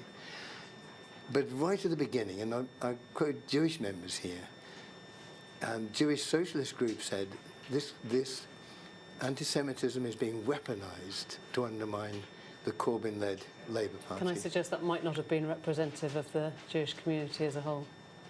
Well, these are Jewish people. That's for you. That's not for me to say. This is a point of view. Are you talking about Jewish Labour? Yes, I'm talking about people in the Labour Party who are Jewish. Many people. The one small group, Jewish Labour, was the one group that didn't. I don't think there's a group called Jewish Labour. There are many people in Jewish Voice for Labour who speak and say this is not our experience. Now, I would defer to them. It's not my position to say, but deferring to them, there are many people who struggle to be represented on television, and so I think, but I don't think this issue should cloud everything. I think what we are left with today is the great inequality, the great poverty, the increase in food banks there will be. 130,000 kids homeless this Christmas, like last Christmas. And that's a tragedy. What has happened is a tragedy for them, and I weep for them. Should the next Labour leader be head of a socialist movement? Well, it's defining the terms. I think the elements of the policy are there to be are popular. Joe, you want to come in? Sorry. So I don't think that's. I mean, there's been widespread sorrow by and from Labour MPs who were returned and those who lost their seats. Do you think that the responsibility for this catastrophic defeat for Labour does lie squarely at the door of Jeremy Corbyn and John McDonnell and those that put that manifesto together? Absolutely not. I think remember, we are the biggest party in Western Europe. The biggest political party. In terms of members? In terms of members. And so I think, and this was a very popular manifesto. So it was a huge party that people in this country chose not to vote for? No, it was a manifesto that was popular in 2017. But you lost in 2017? Yes, but it had a massive increase in the vote, as you know. In 2017, didn't it? But you lost in 2017. Yes, you lost even. But it had a massive increase in the vote, is what I'm saying. So it was not unpopular. And tell me which of the social programme would be unpopular? Restoring the NHS, building houses for the homeless. So why didn't people vote for it? Well, you tell me. You're the pundits. You asked me if the policy was unpopular. I don't think. If you break it down point by point, I think it is not unpopular. The point that Alan Johnson made overnight was that Labour couldn't come along and just offer free things. It was a patronising offer, just to say, here's a bit of broadband, here's nationalisation, here's this, instead of offering something that was a newer vision. Do you accept that? I think it's a new vision. I think maybe the priorities were not clear. I'd accept that. And I think that is a fair point. But the main planks of the policy are sound. Let's bring in Ken Loach. Let's bring in Kate Fall, Baroness Fall. I wonder what the Cameristers are thinking about all this tonight. Is there a sense of How did Boris Johnson pull that one off? I think we're proud of Boris Johnson for an incredibly impressive victory. I mean, it really is. And all victories build on previous victories. I mean, David Cameron won an extra 98 MPs in 2010, which was an amazing result, and then built on that again in 2015. And now we have Boris building on it still. So I think we all wish him well and really hope that he will unite the party, which has been divided, and we want to hear a bit more of this one nation, a softer approach from Boris with a big majority. We hope he will sort of bring people together, not just in the party but in the country. Have you spoken to David Cameron today? Is he breathing a sigh of relief that the focus is now off him? I haven't spoken today, but I'm sure he will be. I know he's very sort of wishes Boris well and is proud of him, and I think he feels that Britain has been divided, and we all want to see a country that comes together and feels sort of more tolerant and respectful of each other's views coming into next year. Do you think this is the point at which people who voted for Remain, who led the cause of Remain, will start saying, actually, Brexit's going to be fine, it's going to be great? Well, look, I mean, I strongly supported Remain, and I still thought it was, think it's the right direction, but it's not the decision of my country to take it in that direction. And I think a lot of people like me feel that we have to stand. We live in a democracy. We have to respect other people's views, and people are fed up. I think a lot of people who voted for Boris last night, yesterday, feel we've been arguing about this for 3 years. We need to move on. We're a great nation. I'm sure we can make it work, whatever we choose to do. What approach do you think he should take when it comes to Scotland? Because that was the other resounding victory, was the SNP's impressive performance. Absolutely. And now renewed We're going mandate. to have to just leave it there because we're coming up to a small break. You're watching Election 2019. Thank you all very much, and happy Christmas. Thank you. In the past hour, we've heard from the Prime Minister Boris Johnson outside Downing Street, in which he urged everyone to find closure and to let the healing begin. If you're watching on BBC One, coverage continues on BBC Two and BBC News Channel. We also say goodbye to viewers on BBC World News. And welcome to viewers joining us here on BBC Two. The Prime Minister is now back inside Downing Street after addressing the cameras and getting ready for the business of government. We're continuing our special coverage of this historic general election result, with the Conservatives having secured an 80-strong majority in the House of Commons. Anita McVeigh is in Belfast for us. Emily, thank you very much. Yes, a really interesting story here from Northern Ireland overnight in this election. The Democratic Unionist vote is down. Sinn Féin's vote is down, although they remain the two biggest parties. The other really interesting big stories, though, coming from the SDLP, with 2 MPs back to those green benches in the House of Commons, and the Alliance Party, the Cross-Community Alliance Party, with 1 MP, but their vote up in every constituency here bar 1. So really a move towards the centre. Let's chew over what all of this means now with Brian Rowan, journalist and commentator, and also Duncan Morrow from the University of Ulster. Really good to have you both here today with us. Brian, first of all to you, the DUP's influence in Westminster diminished, gone, some would say, because of Boris Johnson's majority, although they would beg to differ. What's your assessment of how they're doing here? What happens next? Well, I think their influence has gone. Boris Johnson's got a very significant majority. I think the results for the DUP here represent, if you like, a Friday the 13th election nightmare. I think it's a price they're paying for their involvement in the Brexit project and in this place of Remain, for what people would consider their part in the Brexit mess.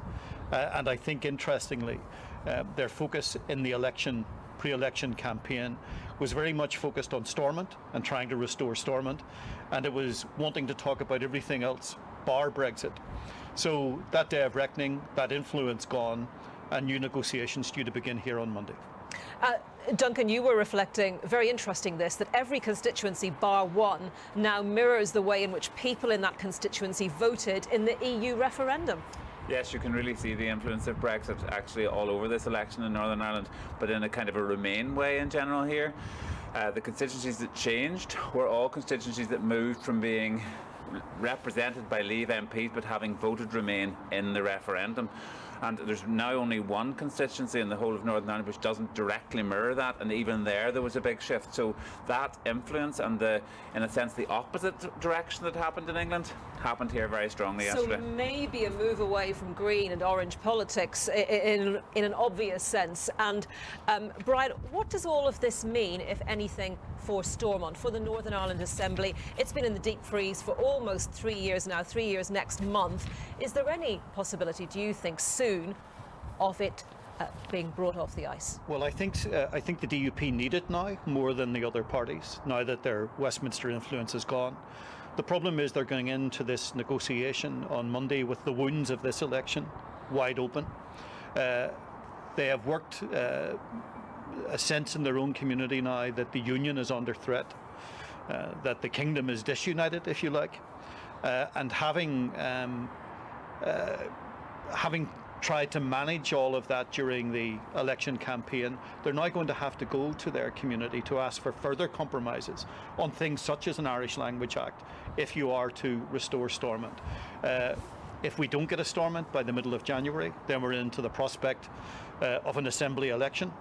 And given this set of results that Sinn Féin and the DUP have had overnight, would they really want a Stormont election at this stage? So I think there will be a pressure on them to try to get the deal over the line at this time. And Duncan, with Nicola Sturgeon saying that she will bring forward next week a detailed democratic justification for a second Indie ref there. What are the prospects for Northern Ireland moving closer to Dublin, the prospects for a border poll? Well, there's no automatic move between these election results and the United Ireland. On the other hand, that issue has been raised for the first time in a very real sense through the Brexit debate. It will be part of the background conversations, the Scottish issue, the whole constitutional flux, the arrangements for Northern Ireland under Brexit.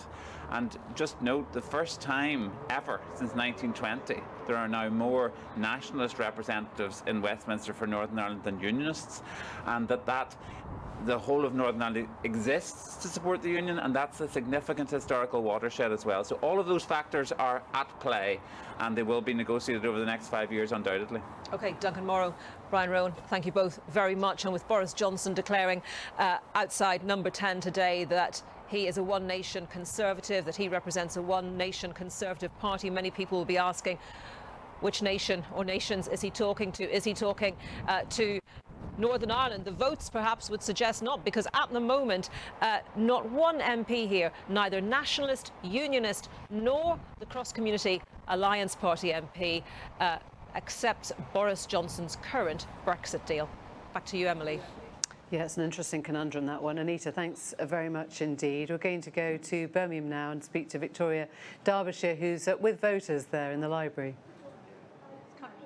And we were watching Boris Johnson on the steps of Downing Street, weren't we, as he talked about his one-nation government. He mentioned it multiple times. He talked about his people's government. We've got Katie, a student who voted Lib Dem, Sam, who works at Aston Uni, voted Conservative, Michelle, who is a social history curator, voted Labour, and Liz, a GP, who voted Labour. Did you feel, Katie, that Boris Johnson was including you? No.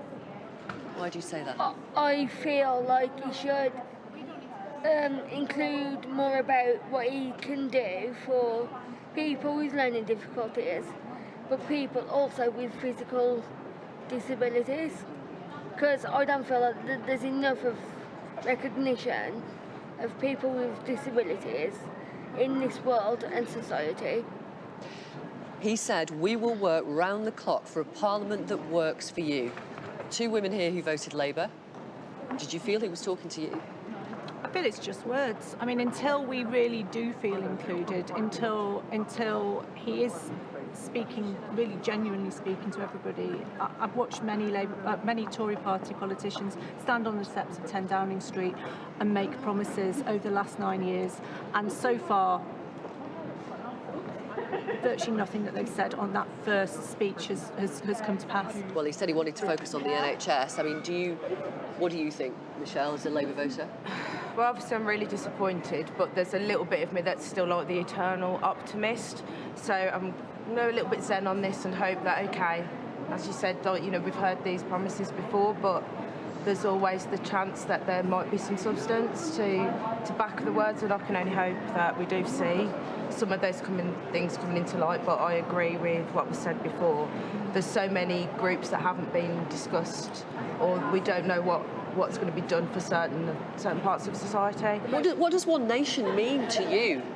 What do you think it means, Sam? Ending this division, so Brexit's clearly going to move forward now, which is what I think the vote shows. Hopefully that means people can stop having the tired old debates and the divided society, and we can start looking forward about how we work together, how we become a people again, as opposed to two separate camps constantly bickering. I think that's going to be massively important moving forward. Is that possible? When I came here today, I was absolutely distraught and distressed, but sitting next to a Conservative, so theoretically we should be talking to each other and arguing, but what I've found is there's so many common things between us. I think it comes down to trust. I mean, I have a huge difficulty trusting what was said just then, because there have been so many lies and so many broken promises. I'm a GP. I've watched many promises. I've watched the 5,000 GP promise fall flat.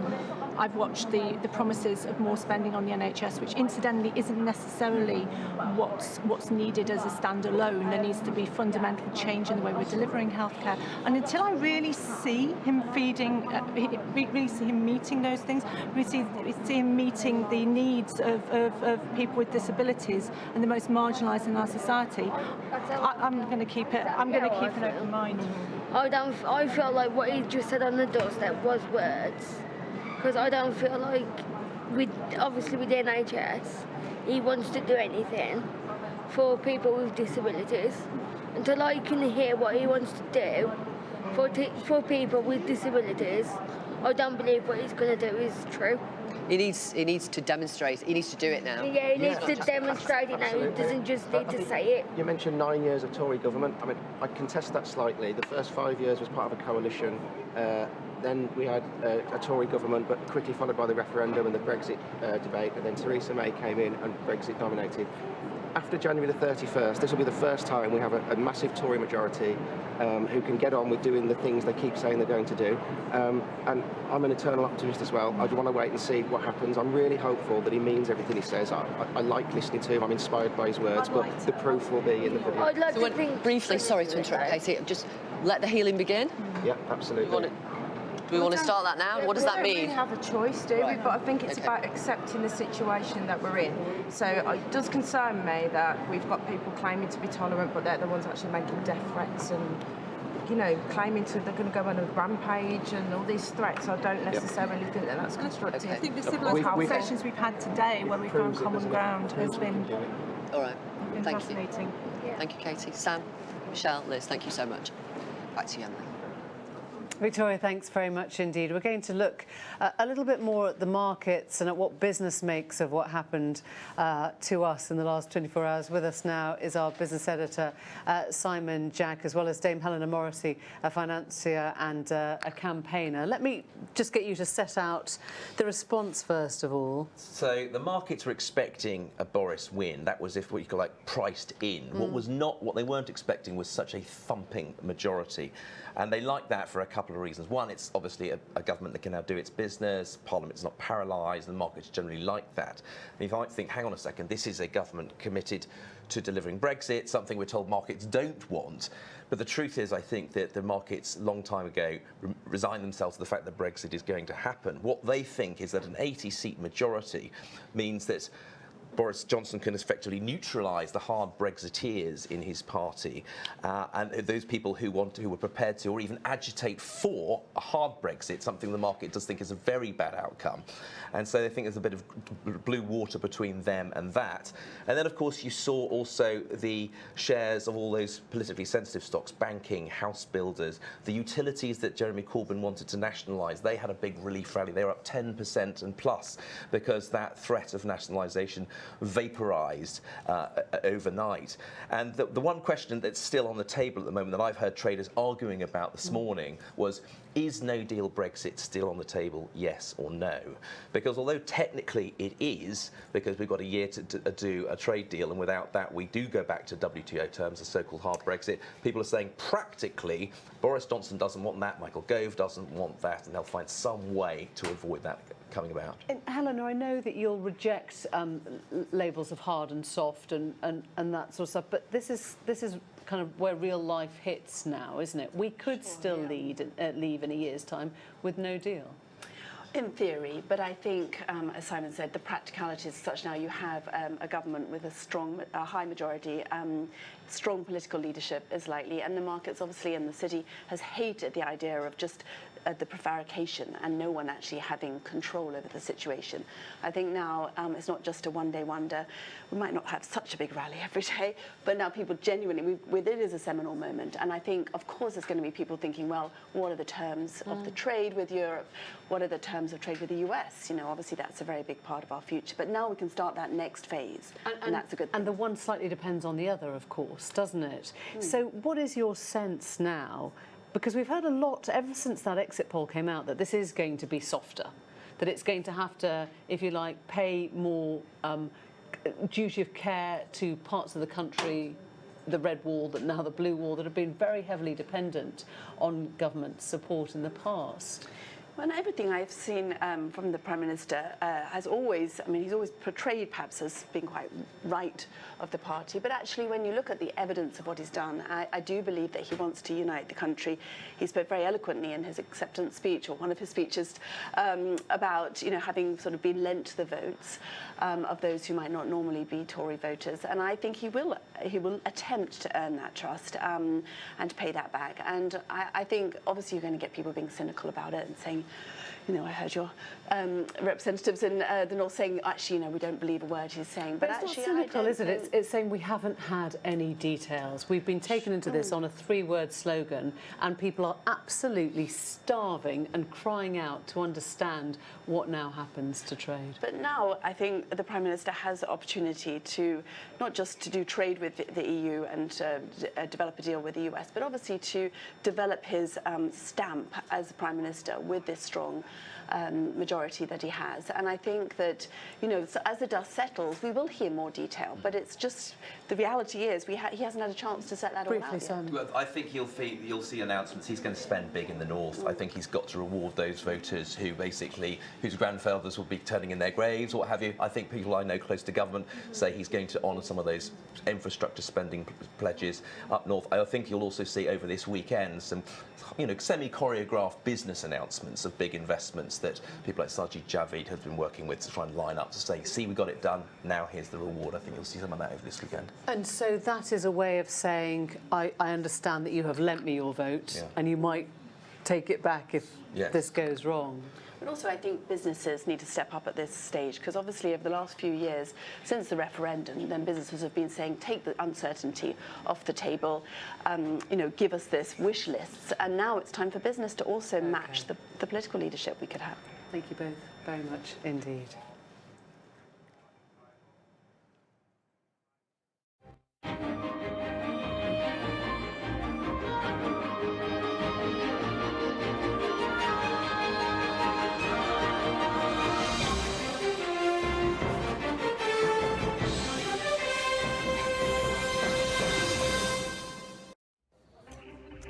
Afternoon. If you're just joining us, we're at Westminster, where Boris Johnson's beginning a new term as Prime Minister after the Conservatives won a majority of 80 seats.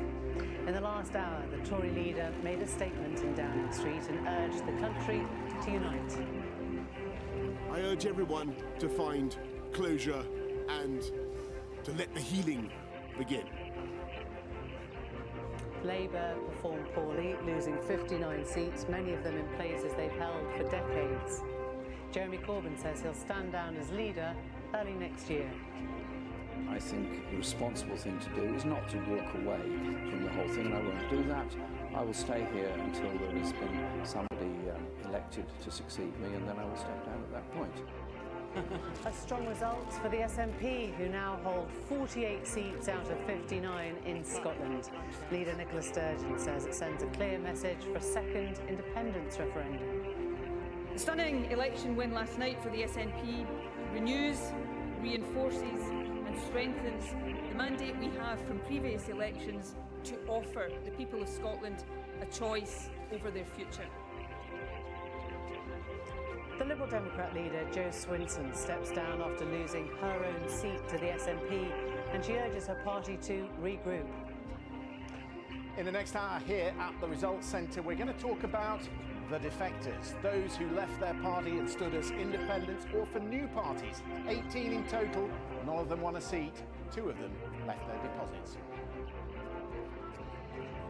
And here in Birmingham, we've got Conservative voters who are so relieved at the decisive victory from Boris Johnson, and they hope that's an end to the constant bickering. And we've got 1 or 2 Labour voters saying that Jeremy Corbyn's terrible performance was down to a savage media campaign against him. All the results are in. Attention now turns to what next for Brexit and what next for the United Kingdom.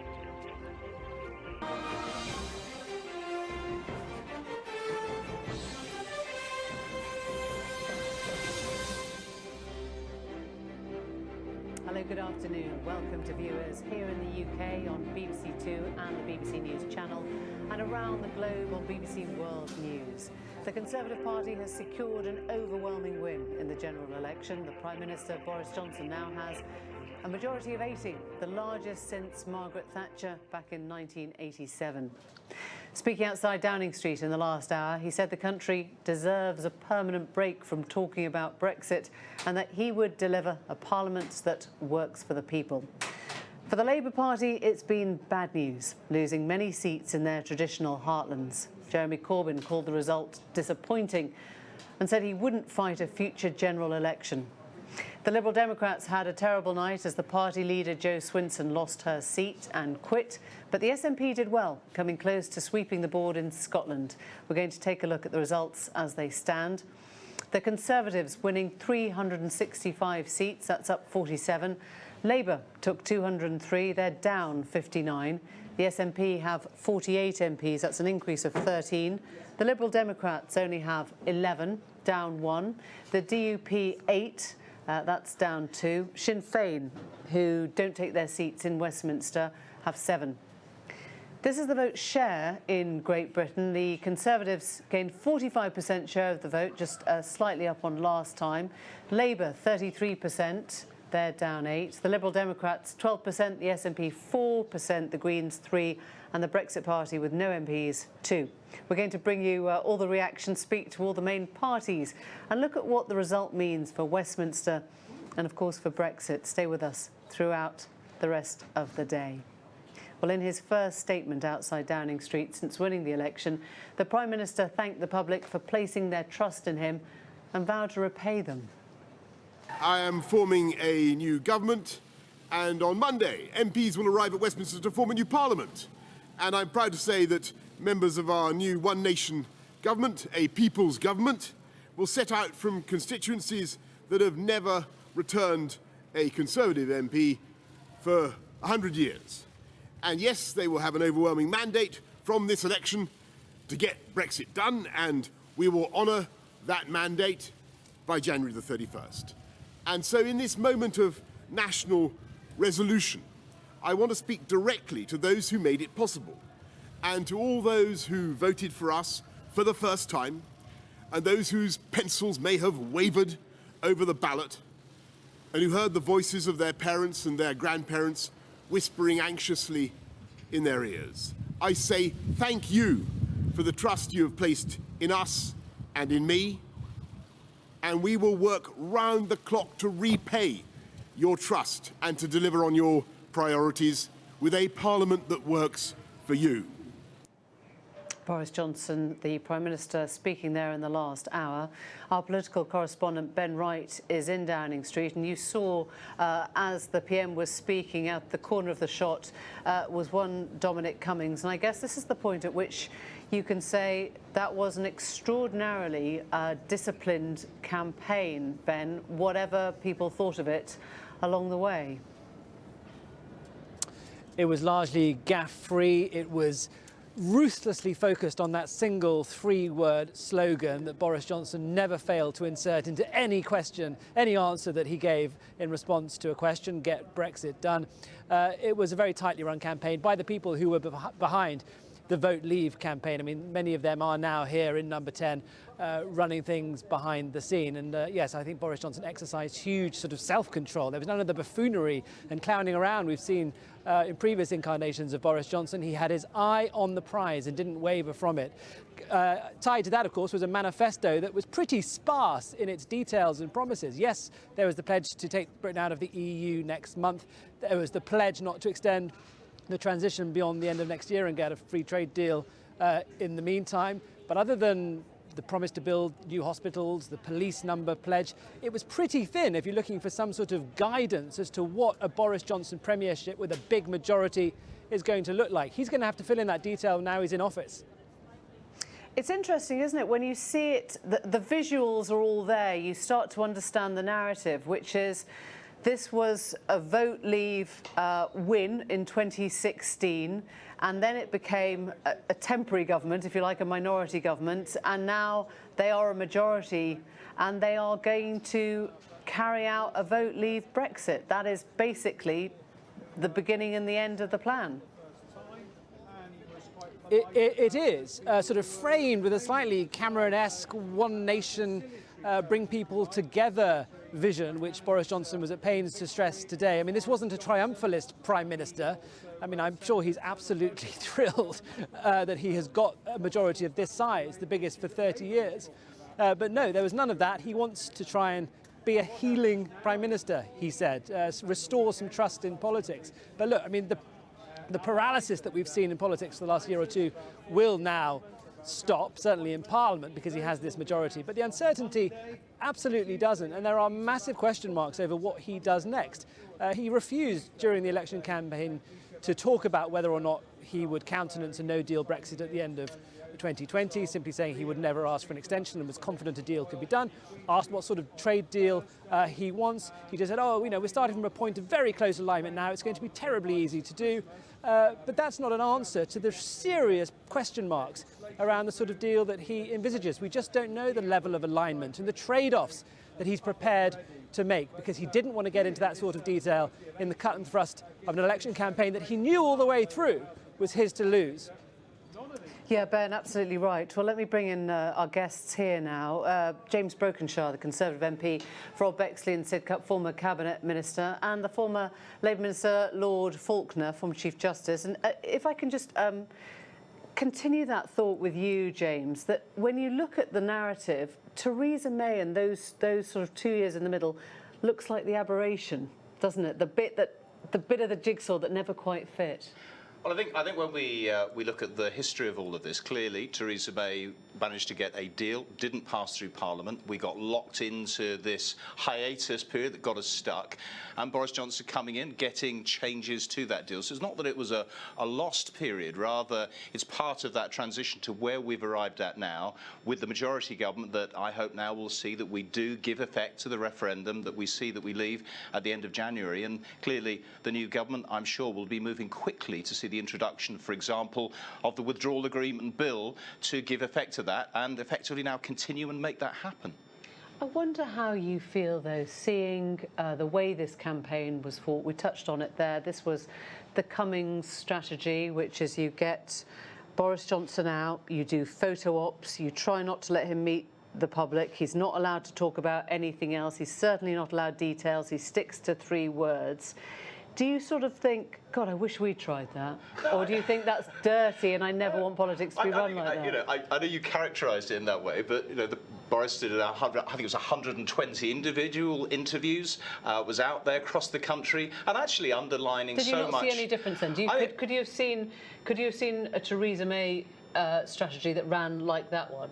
Well, I think, clearly we've had a fantastic result. Obviously now moving forward and how we use the opportunity and to deliver on that. But, clearly a very well executed campaign to ensure that people understood, yes, get Brexit done and underlining how we now want to move forward. But equally, some of that positive agenda on investing in our public services. And I think that's the difference, that's the real distinction that you see from Boris Johnson on this one nation agenda that he talks about. And how I hope and want to see that now moving into the issues of social justice that I think actually do light his core. And social care, which was completely absent from the manifesto, well, as was so much detail. I think it was you, Lord Faulkner, who last time we spoke was looking at the manifesto and picked out this very odd paragraph, sort of became known as page 48, didn't it, which looked at reworking the whole constitutional arena of the balance between the legal framework and the political framework, with a slight sort of finger wagging at judges who'd got involved in the Supreme Court decision. Did that worry you? I know Charlie will want to try and sort of make the case in relation to that, but fundamentally we abide by the rule of law, and I'm sure we can have the cut and thrust of all of these issues. But no, absolutely the constitutional settlement that we have, and yes, of course, we've had the challenges of the last few months with all the logjam that we've had here. But no, I'm positive about what this government can do, and equally our adherence to the rule of law and that fundamental that abides for all governments. Your characterisation of what happened, we will do it, and we're not saying anything else, and we are in effect removing from our parliamentary party anybody who will stand in our way. That was the pitch, and he didn't let anything else deflect him from that. We offered a party that had been pusillanimous on Europe, offered lots and lots of free stuff without choosing between it, and were a party that appeared to be very factional and was tainted with anti-Semitism. That was the choice in the election. Inevitably, the country made a choice, not just in the Labour-Tory marginals, but in our heartland as well, that they wanted the person who could say he would get something done. Right, so anyone watching this election would say that was the strategy that worked. Yes. Even if you don't have to explain what you're doing, even if you don't have to give details, even if your manifesto is thinner than the Beano, you don't have to... I think that's an unfair characterisation. There actually is a number of things. No, and I think that is a very unfair characterisation, because equally you look at that investment in public services and also on other issues in relation to housing, on abolishing things like no-fault evictions, on issues of dealing with rough sleeping too. There was a lot in there, even if you want to try and characterise it in a particular way. So it does have that agenda for government. Could I just pick up your page 48? Your page 48 has very little significance. Their page 48, actually, not mine. Their page 48 has little significance if it had been a hung parliament.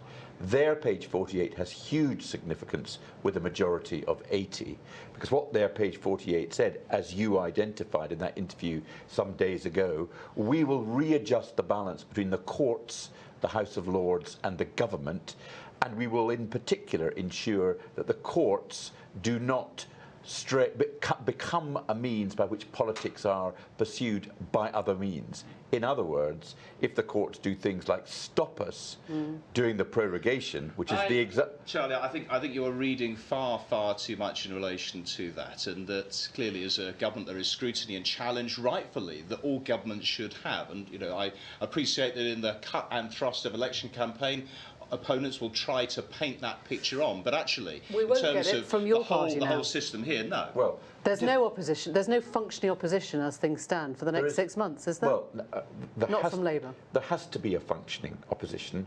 We have a leadership that has effectively been quite significantly repudiated by the country. We have to have, as quickly as it is reasonably possible to do, get a new permanent leader of the Labour Party.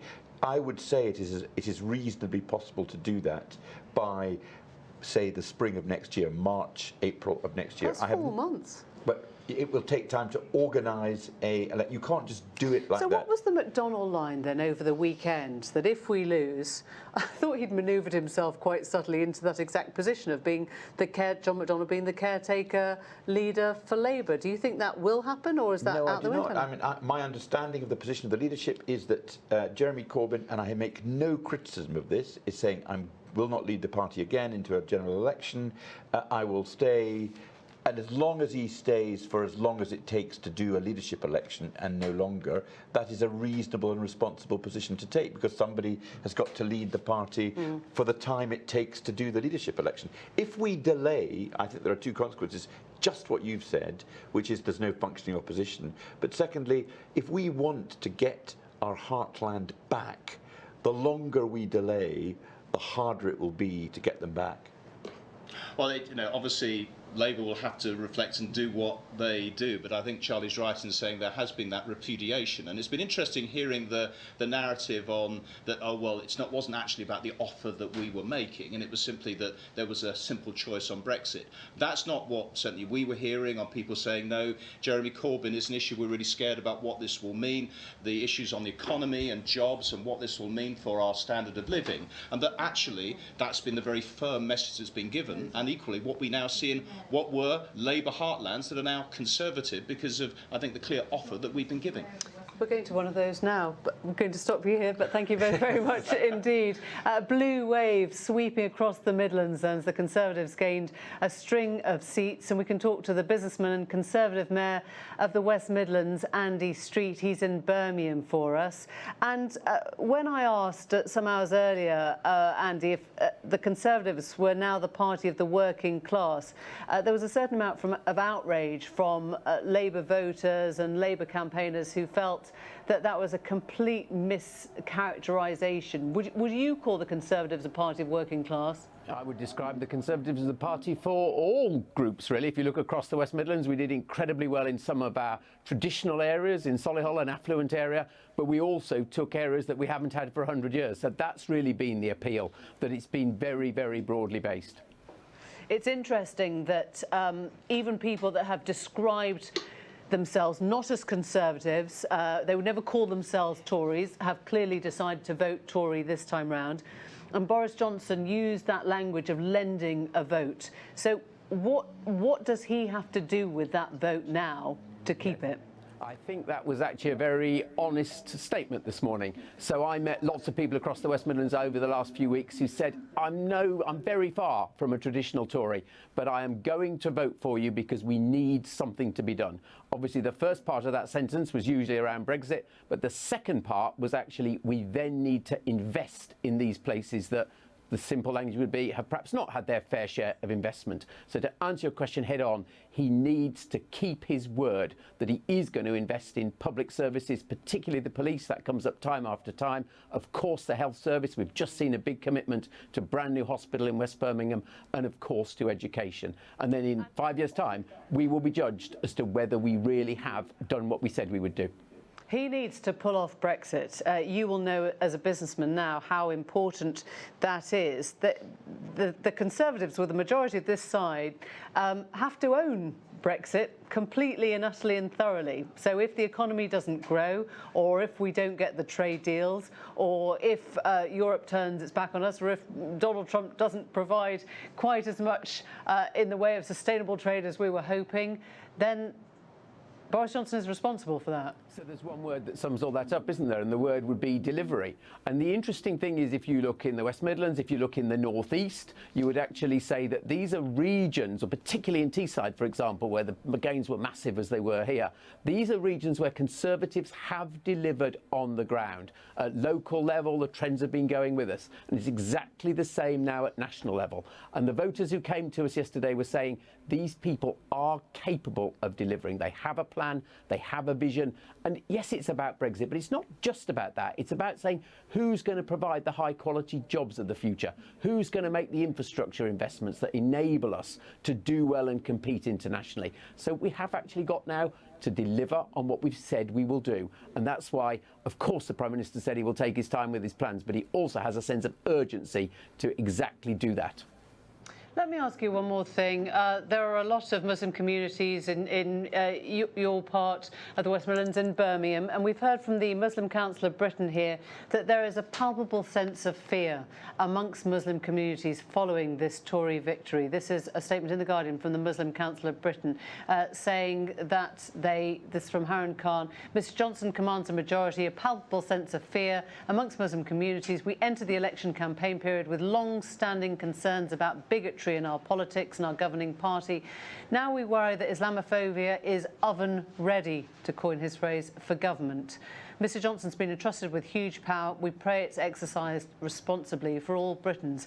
Is that a fear that you share on behalf of your communities?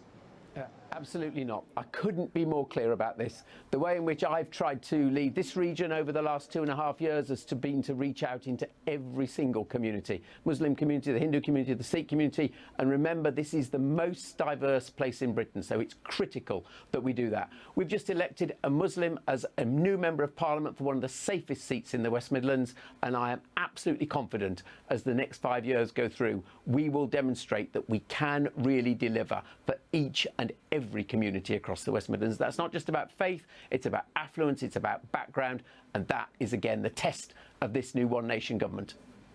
Andy Street, thank you very much indeed. We're going to go across a sweep of our newsroom to our election results centre. Christian Fraser, who has showed an extraordinary amount of stamina over the last 24 hours and has been looking at results for those MPs who stood as independents. Many of them, I guess, Christian, familiar names, certainly in the last Parliament, that we might not see again. No, quite. A lot of focus on them in the last Parliament. I'm going to call them the defectors, which could be the title of a new Christmas movie. And I'm going to split them up into different groups. So we're going to talk first about the Conservatives who stood as independents, who John Major was urging Conservatives to get behind. So they were known, of course, as the Gorkwood Squad. You had Dominic Grieve, the former Attorney General, the former Justice Secretary, David Gork, and Anne Milton as well. Let's look at Dominic Grieve. Did pretty well, got 29% of the vote, but he was never going to take what is a very safe Conservative seat. Likewise, David Gork. You'll notice that they're both between the 25 and 30% bracket. Again, 26% there for David Gork in Hertfordshire South West. The difficulty always in this first past the post system is taking on the established parties who have the ground game, and that was true in Birkenhead. For someone who Westminster will miss, Frank Field, who stood as an independent in Birkenhead, there he is, 17%. He had seen off challengers in Birkenhead before, the militants in the 1980s. Passionate campaigner, of course, free thinker, but not this time. Labour holding on to that seat. What about the Tiggers, the independent group for change? So this is Anna Soubry in Broxtowe, not a particularly good night for her, 8% of the vote there. And if we look at Chris Leslie, even worse, in Nottingham East, there you go, he didn't even get 4% and he lost his deposit. Sarah Wollaston, Dr Sarah Wollaston, was one of the Tiggers, but then, of course, joined the Liberal Democrats. Again, she did pretty well, 29%, but that is a pretty safe seat in Totnes, and the Conservatives held on. Now, you were talking, Emily, in the last hour about whether the Remain alliance did enough, whether the Labour Party and the Liberal Democrats did enough in those overwhelming Remain seats, and I've just picked out two. City of London, Chokra Munna stood for the Liberal Democrats, did really well. I mean, look at the vote share that he's put on, but he's taking from Labour and the Conservatives. If he'd have stood there, would Labour have won? Maybe. I don't know if he'd stood down. But this one is the most egregious example in Kensington. Emma Dent-Coe, you remember, took this seat in a shocker in 2017 after the Grenfell Tower disaster. She had a narrow majority. Sam Gyimah stood in this seat. He took 21% of the vote, did very well. But look how close it was. Just going back to that, if he had have stood aside, you would have to think that Emma Dent-Coe would have taken that one. And so that really is a head-scratcher that those two sides will look at. And if you've just got a second, I just want to show you this, which only occurred to me just a few minutes ago as we were going through the numbers, talking about London, Emily. Look at that. Seats did change hands, but exactly as you were in 2017. We could have all stayed at home, stayed out of the rain, Emily.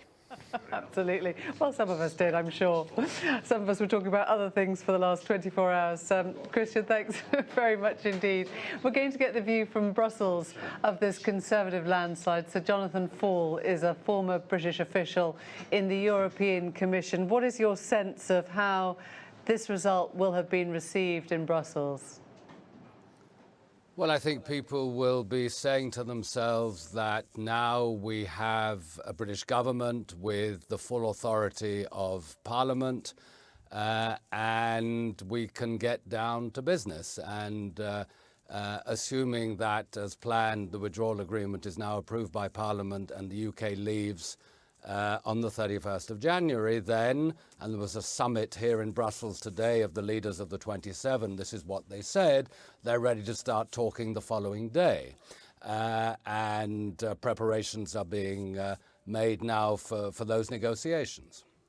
Does anything become clearer in terms of the direction of those negotiations? It feels like the bottle's now uncorked and the next year ahead should become more detailed. Do you have any sense of that direction now? Well, it depends where you look. If in Brussels, the direction is what it has always been. And they said again today that the new relationship will be based on, I've got the text here in front of me, a balance of rights and obligations and a level playing field. Now, that means trade-off. That means trade and acceptance of rules and a system for making sure that the rules are applied. Now, the devil is in the details. I think initially what people will be saying here in Brussels is we want to hear from the British Prime Minister. Once the celebrations are over, it is for him to say what sort of relationship he wants with the rest of the European Union, with the European Union after Brexit on the 31st, and how close he wants it to be. Is your sense that the Prime Minister is after a level playing field, or is your sense that he wants Britain to be a more competitive market vis-à-vis Europe? Well, I'm sure everybody wants to be competitive. He's said that he wants a close, friendly relationship, but if a level playing field means exactly the same rules, well, no, I don't think he does want that. Otherwise, what's the point of all of this? It's managing the divergence of rules in the coming months and years that's going to be the challenge. The EU will change and the UK will change. And that will be complicated in Ireland, as we know, and it'll be complicated in the overall relationship, because the EU's position will be the more access to the market you want, the closer you're going to have to align yourselves with our rules. That's where the trade-off is going to come, and that's why it's going to be difficult. And I guess we still don't really understand the position in terms of immigration and freedom of movement. We keep hearing about this Australian-based point system, which often misses the simple fact that the Australians wanted to up immigration when they brought in that point system, and we haven't decided what we want, have we? Well, again, we heard things in the election campaign about the various levels of skill that the Prime Minister wanted or wanted less of. We're going to have to look at the detail. And I think the position in the 27 and in the EU institutions in Brussels will be to see what the UK comes up with and then react accordingly. And there'll be a degree of reciprocity. We will treat each other, I suppose, in much the same way. And there will be particular attention, of course, to the lives of people stranded on the wrong side of the border, if you like, me over here in Brussels, and all the EU citizens who have moved to the UK. Sir Jonathan Fall, thank you very much. We're going to have a look now at the east of England. We can head over to our reporter Joe Black, who joins us from Peterborough, which Labour lost last night to the Conservatives in what no longer feels like as much of a surprise as it might have done 24 hours ago. Yes, hello, good evening. I'll tell you about what happened here in Peterborough in just a moment. But if we look at the east of England, if you were ever to look at a political map of the east of England, you would see that it was very blue with a few pockets of red, and there was also one pocket of yellow. But last night, the results changed. That is no longer the case. The region is still very blue, much bluer, but North Norfolk, which was a Lib Dem seat, has now been taken by the Tories. Labour held the seat in Ipswich, but that now has been taken over by the Tories. Cambridge, just down the road from where I'm standing talking to you now, that was a Labour hold, but the majority there was reduced. And in Luton, which is not so far away from where I'm standing, there are 2 Labour MPs there also, and also a Labour MP also still in Norwich South. So this is a Tory supporting region, you could say. Here in Peterborough, quite interesting here last night. Now, this square that I'm standing in front of now talking to you, 6 months ago in June in the summer, this was full of Labour supporters, Labour activists and Jeremy Corbyn, who had come here to congratulate the Labour MP who had won a by-election here. But now that scene has been replaced by this Christmas market and a Tory win here last night. Paul Bristow is the new MP for this city. He came third in that by-election that I've just mentioned back in June. But last night he won around 2 o'clock this morning. That declaration came in. His majority is now around 2,500. So he is the new Tory MP. I've been speaking to people here in the city about that win for the Tories. Lots of them told me, local issues aside, it was Brexit that made them vote blue. You've got a new MP in Peterborough. Really? Oh, he's in, is he? Oh, I'm thrilled to bits. I went out in the pouring rain yesterday morning just to put my little cross. So, he's got through. So you voted Conservative, am I right? Definitely. I'm thrilled to bits with the news. What are the main issues for you, though? Well, education, basically, I would think, yes. The education system and the homeless is very bad in Peterborough. You know, there's so many people on the beggars on the streets now that I've not seen before. So let's hope that something's done about that. Because I never wanted to come out of Brexit. It was Liberal Democrat, but I didn't think they'd get through. And you obviously have a Conservative MP this morning. How are you feeling about that? I think we've just got to drop all the blame and just get on with the party that's been elected and go for it. We've got to get behind somebody. We've all got the same interest at heart, hopefully. So, yeah, I voted for Conservative. Have you voted Conservative before? No, it's solely for Brexit, really. Just tell me why then. Well, I just felt everyone else was dealing. Labour had no real direction what they were going. Obviously, Lib Dems were completely just disregarding everyone's vote 3 years ago. So I just felt that Conservatives were going to get Brexit done, and that's why I went that way. I mean, I'm normally Labour. Every time before I've been Labour, but Jeremy Corbyn, I got no faith in him either. It was just horrendous, really. So as for Paul Bristow, the new MP here, the new Tory MP, he says he wants to look at things like the NHS, improving schools, improving education in the city, and getting this city's fair share of police officers, as he says. But as for Brexit, he says it will be done by the end of January, and he said we simply cannot talk about it anymore. I'm sure he'd find others to agree with him on that one. Joe, thanks very much indeed, Joe Black there for us. You're watching BBC Election 2019, more here in a moment. But first, we can cross to the newsroom and join Jane Hill, who has today's summary of the stories. Hello, very good afternoon. Let's just bring you a summary of all the latest news here this afternoon. The Conservatives have won their biggest general election majority since Margaret Thatcher in 1987. After claiming scores of seats from Labour in its traditional heartlands in the north of England. The party now has a Commons majority of 80. The Prime Minister Boris Johnson addressed the nation from Downing Street this afternoon, saying the Conservatives' resounding victory gives him the people's mandate to pursue Britain's withdrawal from the European Union. He's urged everyone to find closure and let the healing begin.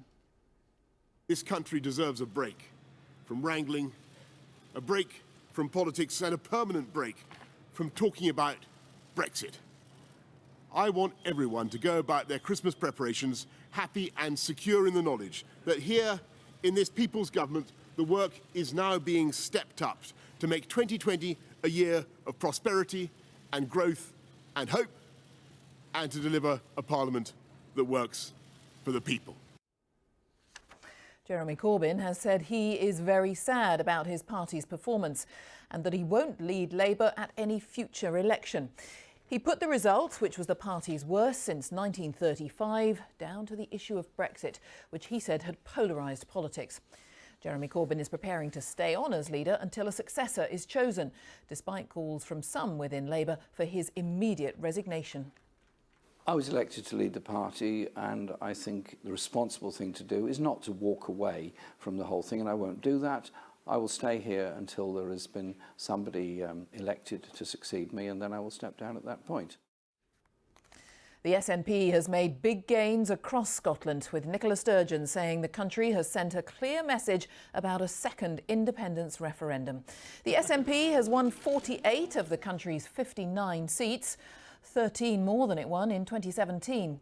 The Conservatives won 6 seats, the Liberal Democrats 4 and Labour 1. Nicola Sturgeon said it's now time for the people of Scotland to decide their own future. It is time for Boris Johnson to start listening. I accept, regretfully, that he has a mandate for Brexit in England, but he has no mandate whatsoever to take Scotland out of the European Union. The most high-profile casualty has been the Liberal Democrat leader, Jo Swinson, who lost her seat in East Dunbartonshire to the SNP by 149 votes. Under party rules, she now steps down as leader. The Liberal Democrats have 11 seats overall. Sir Ed Davey and Baroness Sal Brinton will be acting leaders of the party now that Jo Swinson is no longer an MP. She said she's proud of the fact that the Liberal Democrats were the unapologetic voice of Remain and doesn't regret her time as the party's first female leader. One of the realities of smashing glass ceilings is that a lot of broken glass comes down on your head. So I'm proud to have been the first woman to lead the Liberal Democrats. I'm even more proud that I will not be the last. In Wales, the Conservatives recorded their best result in more than 30 years, taking 14 of the 40 seats. Labour remains the largest party, but lost 6 seats. Plaid Cymru held their 4 seats. And in Northern Ireland, nationalist MPs outnumber unionists for the first time. The Democratic Unionists lost their deputy leader, Nigel Dodds. He was beaten by Sinn Féin in North Belfast. The DUP is still the largest party in Northern Ireland, but it's been reduced to 8 MPs.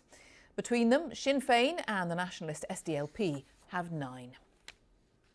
And you can, of course, find much more about all of this and a closer look at all the election results on our website. You can see how the parties performed in maps and charts and look up who won in your area. Of course, it's all on the website, bbc.co.uk/news, and all available on the BBC News app.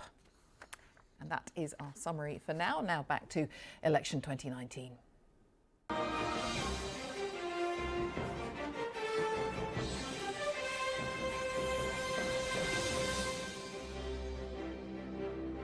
Welcome back to election 2019 as we bring you the latest reaction to the Conservative government winning a majority, and we are staying with that thought on Northern Ireland because we can cross now to Belfast. Stephen Farry, the Deputy Leader of the Alliance Party, defeated Alex Easton of the Democratic Unionist Party by just under 3,000 votes, and he's with Anita in Belfast now. And really, Northern Ireland has had its own earthquake there, a completely different one, a completely new picture for many there.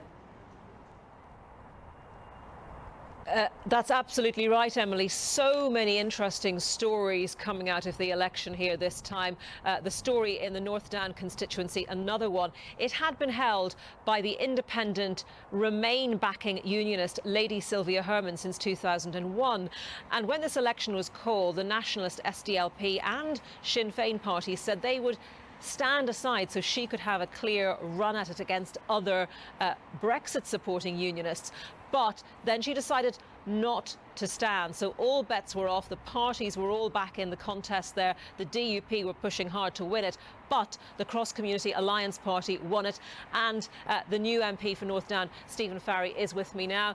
Stephen, thank you very much for joining us on BBC News on our election coverage, and congratulations on your win.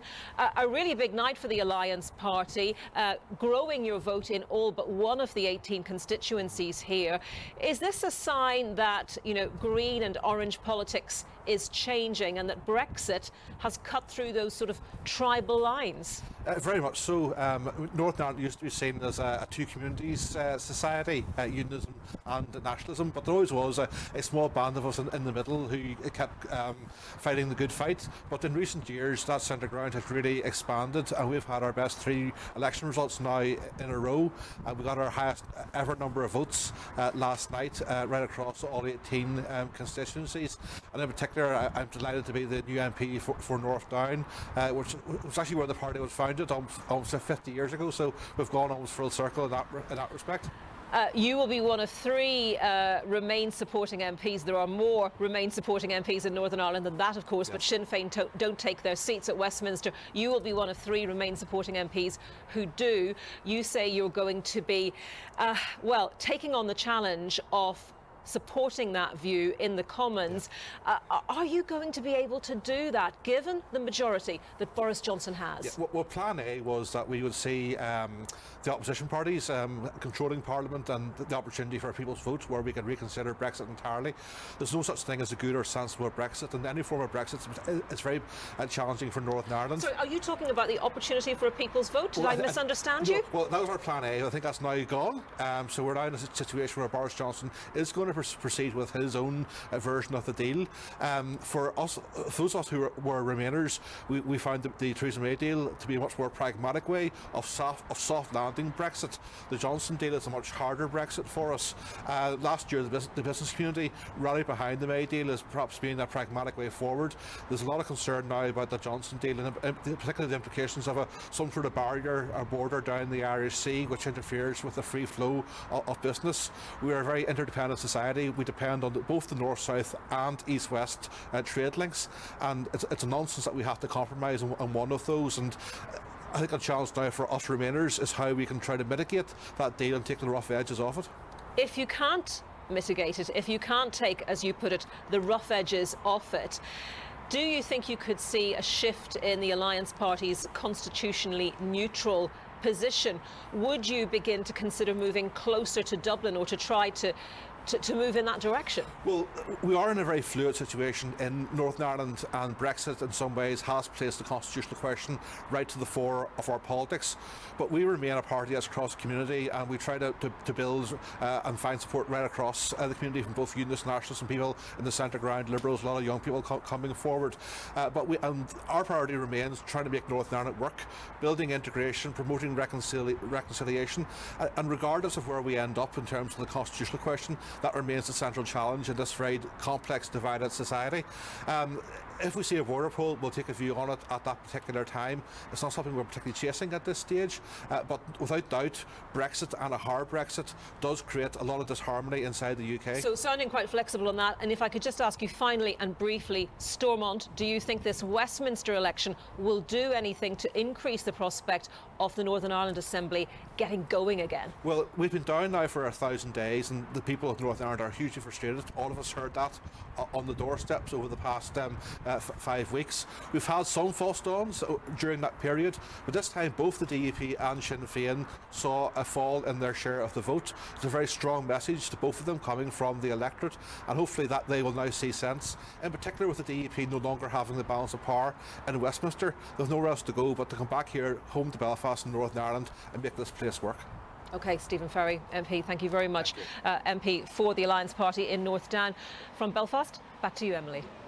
Anita, thanks. We're staying with that constitutional conundrum because we're going to speak to the SNP's Deputy Leader, Keith Brown, who's in Edinburgh this afternoon after a very successful night for the SNP.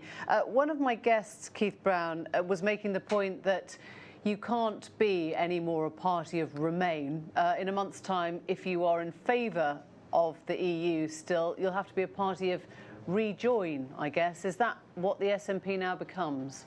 Well, we have to see what happens. Of course, there's no doubt that Boris Johnson has now the majority that he requires to proceed with Brexit, but of course he said things before and not followed them through. He was going to be dead in a ditch, apparently. He was going to deliver by the 31st of October. So we'll have to wait and see, but it does look likely that he will now have the majority he requires to take, as he has the right to do, England and the rest of the UK out of the EU. He does not have that right in Scotland. An absolutely emphatic win for the SNP once again. Along with the Remain vote that we had, 62%, means that the mandate from the Scottish people is to remain in the EU, and we will try to do that as long as we can do that. He does have the right, because you're part of the United Kingdom, and the only independence referendum was won in favour of remaining in that United Kingdom. So it's now over to you to decide if you're going to unilaterally have that referendum, and if you're going to try and become, as I say, a party of rejoin. Well, actually, it's not. What we will do now is what we said we would do. The First Minister said long before the election, which is to lodge that request for a joint Section 30 agreement. That will be done next week, as the First Minister laid out today. If you think that Scotland and England are meant to be a partnership of two equal nations, that's what happened in 1707, reaffirmed by David Cameron, then it cannot be the case that a party that's lost 17 elections in a row, which massively lost here yesterday, lost over half their seats and lost votes hand over fist to the SNP, has the right to block the universal right of self-determination. That's the basis on which I say the Scottish people have that right, and we will assert that right next week. Just explain what assert means, because I hear the protest, I hear the rhetoric. I don't understand what you change now in your MO. I think you misunderstand as well. The point is that we will now do what we said we would do before the election, which is to put that request to Boris Johnson for the Section 30. Well, no, he's not said no. He's not had that request yet. So that's what we said we would do. The question really is for the Tories. What are they going to do? They're going to continue to ignore the democratic will of the people of Scotland. That's their question to answer. The question you can quite rightly ask of the SNP is what are you going to do? We're going to put that request in. Now, if it is the case, of course, if the Tories, despite all the democratic evidence to the contrary, come back and say no, then of course it's the case. I believe they will crumble in the face of that. Many Tories here believe that. Andy McKeever, former Tory spin doctor, says these are completely unsustainable positions which the Tories have. But it may take some time, and if it takes some time every day that Boris Johnson tries to delay that, he will pay an increasing price for people turning towards independence for Scotland. Keith Brown, thanks very much. Let's stay with that point. A little more analysis now from Sir John Curtis, Professor of Politics at Strathclyde University, who is something of a Duracell bunny at this stage of the day or night, John. But you have this sense now of a kind of knuckle-to-knuckle fight, don't you, between Scotland and England or the UK. And I don't see either of them giving ground on that. I think you're absolutely right. We are now going to be heading for a constitutional tussle between the United Kingdom government led by the Conservatives and the Scottish government led by the SNP. The request will be made by Nicola Sturgeon next week, and she might even get a reply back, perhaps with the grace of a Christmas card, from the Prime Minister fairly promptly that the answer is no. The crucial question will then be, where do we go from here? I think the first thing to watch is going to be what happens to the opinion polls north of the border about attitudes towards independence. We've already seen during the course of this year most polls showing an increase in support for independence such that it's around the 48-49% mark. Most of that increase in support has, actually virtually all the increase in support has occurred amongst those who voted Remain. So there is already evidence that dissatisfaction with the pursuit of Brexit has weakened to some degree the already relatively tenuous ties in public attitudes in Scotland towards the Union. But the question now will be, when Scotland leaves the European Union with the rest of the UK at the end of January, what happens to public attitudes? And that will be important to both sides. If indeed public opinion were to shift north of the border so that we start getting polls saying there's a majority in favour of yes, it's very difficult to believe that a UK government that really wishes to keep Scotland in the Union can regard simply saying no as an adequate answer. It's going to actually have to think about how it manages its relationships with the Scottish Government and the Scottish public opinion more broadly to turn those kinds of numbers around. Equally, of course, in those circumstances, the SNP would feel further emboldened. Beyond that, one suspects that this will end up in the courts. The SNP have already given some intimation that they might try to challenge the UK government's refusal to allow them to hold a referendum in the courts. If you go back to the knotted history of this subject, there was discussion more than 10 years ago now about possible ways in which it would be possible for the Scottish Parliament legally to hold a referendum on independence. So I think we can expect the tussle to go on. I think probably the UK government would be hoping to at least keep things off the boil until the Scottish Parliament election, which is due in May 2021. But if on the back of that there is still a majority at Holyrood in favour of having an independence referendum, the UK government's going to have to think quite hard about how to handle the situation. Let me ask you something very briefly. In your vast experience, does public opinion tend to go with whoever is on top, with the winners? What do you mean by that, Emily?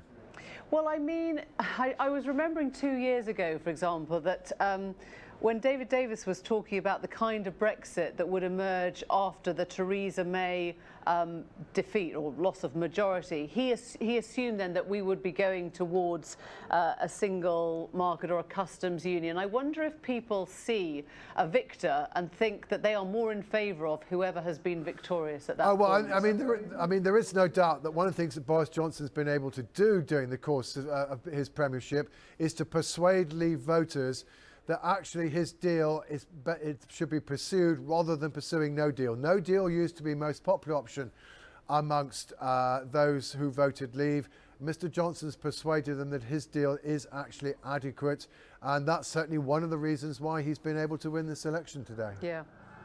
Interesting stuff. So, John, thanks very much indeed. And whilst we talk and try and embrace some of these huge, lofty, philosophical questions about the Constitution and what happens to the United Kingdom, there is a very important and critical story right on our doorstep, and that is all about the NHS today. It was, of course, a huge issue on the campaign trail for politicians in all parties, and we have new figures out today which are rather dispiriting, and they show that every major accident and emergency unit in England has failed to hit its 4-hour waiting time target for the first time. The number of people on waiting lists for routine care also hit an all-time high. Let's go to Hugh Pym, our health editor. And this is always the problem with a nation that's become so embroiled in its own sort of navel-gazing about its political direction that you miss the really essential and human stories right on the doorstep like this. Yes, Emily. I mean, in the middle of the campaign in November, NHS England published its latest performance stats, the worst ever for A&E, waits for routine surgery. That really fueled the NHS debate, which continued at quite a high level. The latest figures were due to be published yesterday on polling day, but the stats watchdog said no official figures at all in Whitehall should be put out on the day, and they had to be postponed. So now we've got them after the nation has voted, and they show an even worse level of performance in A&E units in England. 4.45 million people waiting for a routine operation. In A&E units, you might have waited 4 hours and more.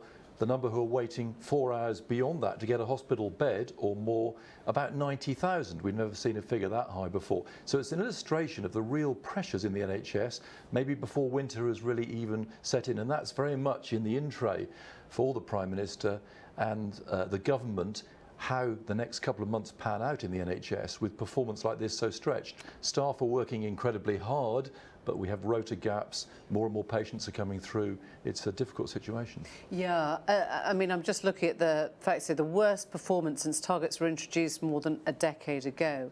Now, at this point, I guess, you know, a new government with a new mandate can say, we're scrapping those targets, we start again, let's have a new sheet. Do you sense that Boris Johnson and his government will accept responsibility for where the targets have got to now, for where the A&E figures have brought us to now, or are they seeing this as a brand new start? Well, we get to January, traditionally the most busy month in the NHS.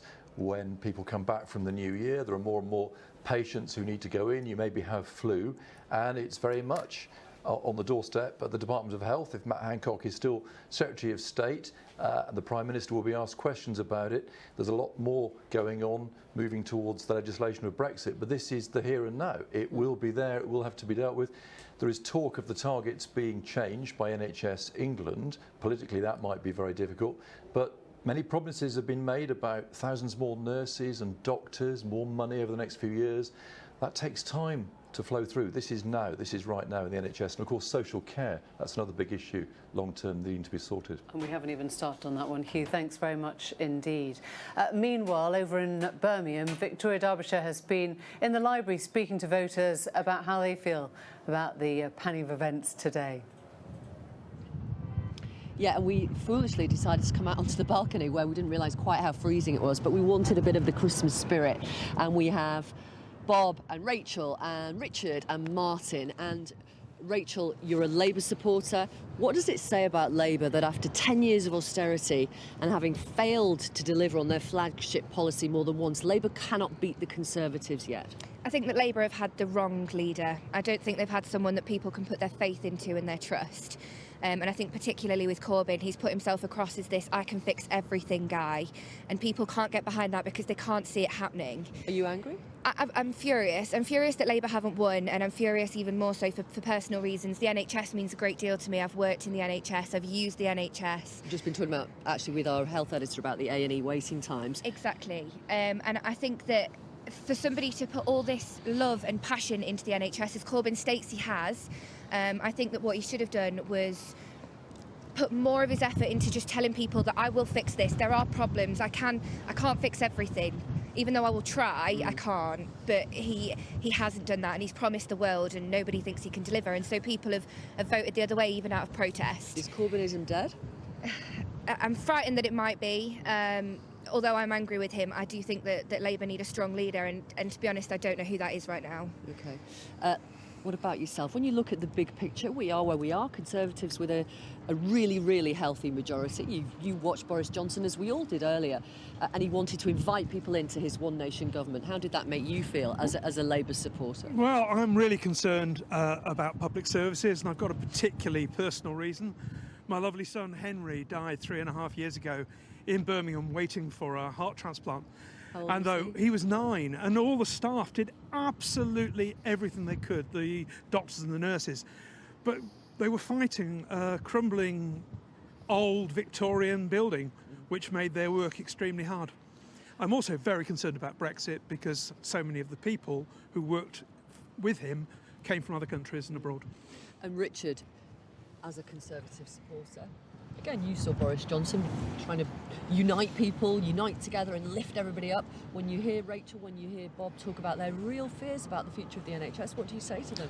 Well, it's a reality that hospitals and the NHS need to be paid for, and we need to get the economy moving forward again, the economy growing, and so that we've got the money to pay for these central services that can give people what they've been crying out for. So and that requires money. Have anything to worry about? I don't think they've got anything to worry about. The NHS is a core part of the British fabric. No political party is going to privatise it because it would be political suicide. Martin, again, you voted Green as a protest vote. You're a Labour supporter in your heart. How do you view the next few years? I'm worried that none of the parties seem to have paid enough attention to the environmental issues, if you like. A few of them have got a well thought out policy. Most of them have got no people with any practical competence at all. I keep hearing the slogans in so many fields, and it worries me.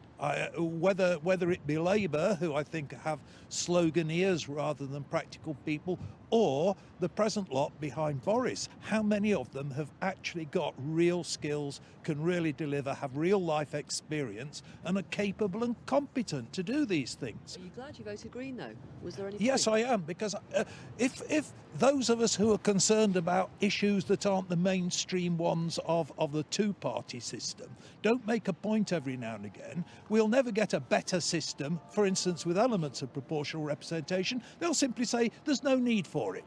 Okay. Thank you. for standing in the cold on this balcony in beautiful Birmingham. I'm going to wish you happy Christmas, because hey, why not? Thank you very much, Martin, Richard, Rachel and Bob. Thank you. And happy Christmas. Merry Christmas to you. Thank you. Back to you, Emily. We think it was worth braving the cold for, Victoria. Thank your guests for coming onto the chilly balcony there for a little glimpse of Birmingham in its Christmassy glory. We are going to be speaking in the next hour to Joe Tanner, the former advisor to Boris Johnson. We'll also be hearing from Jonathan Powell, the former Chief of Staff to Tony Blair, and we'll be exploring what last night means for Britain next.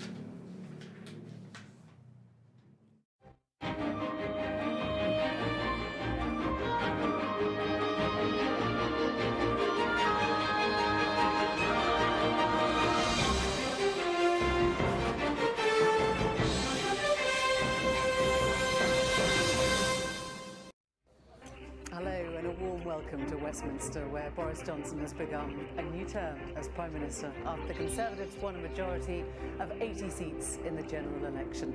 It's the largest Tory majority since 1987. The Tory leader made a statement in Downing Street this afternoon and called for the country to unite. I urge everyone to find closure and to let the healing begin. Labour performed poorly, losing 59 seats, many of them in places they've held for decades. Jeremy Corbyn says he'll stand down as leader early next year. I think the responsible thing to do is not to walk away from the whole thing, and I won't do that. I will stay here until there has been somebody elected to succeed me, and then I will step down at that point. A strong result for the SNP, who now hold 48 seats out of the 59 in Scotland.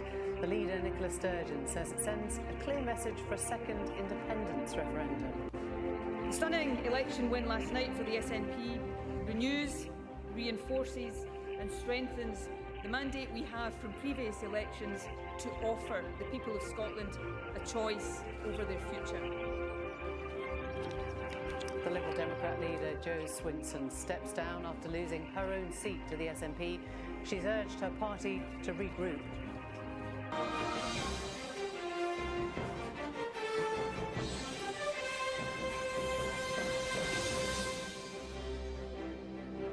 Hello, good afternoon. Welcome to the now dark Westminster. The Prime Minister, Boris Johnson, has said he wants the healing to begin after leading the Conservatives to their most resounding election victory since the 1980s. He also said that he'll get Brexit done by the end of January.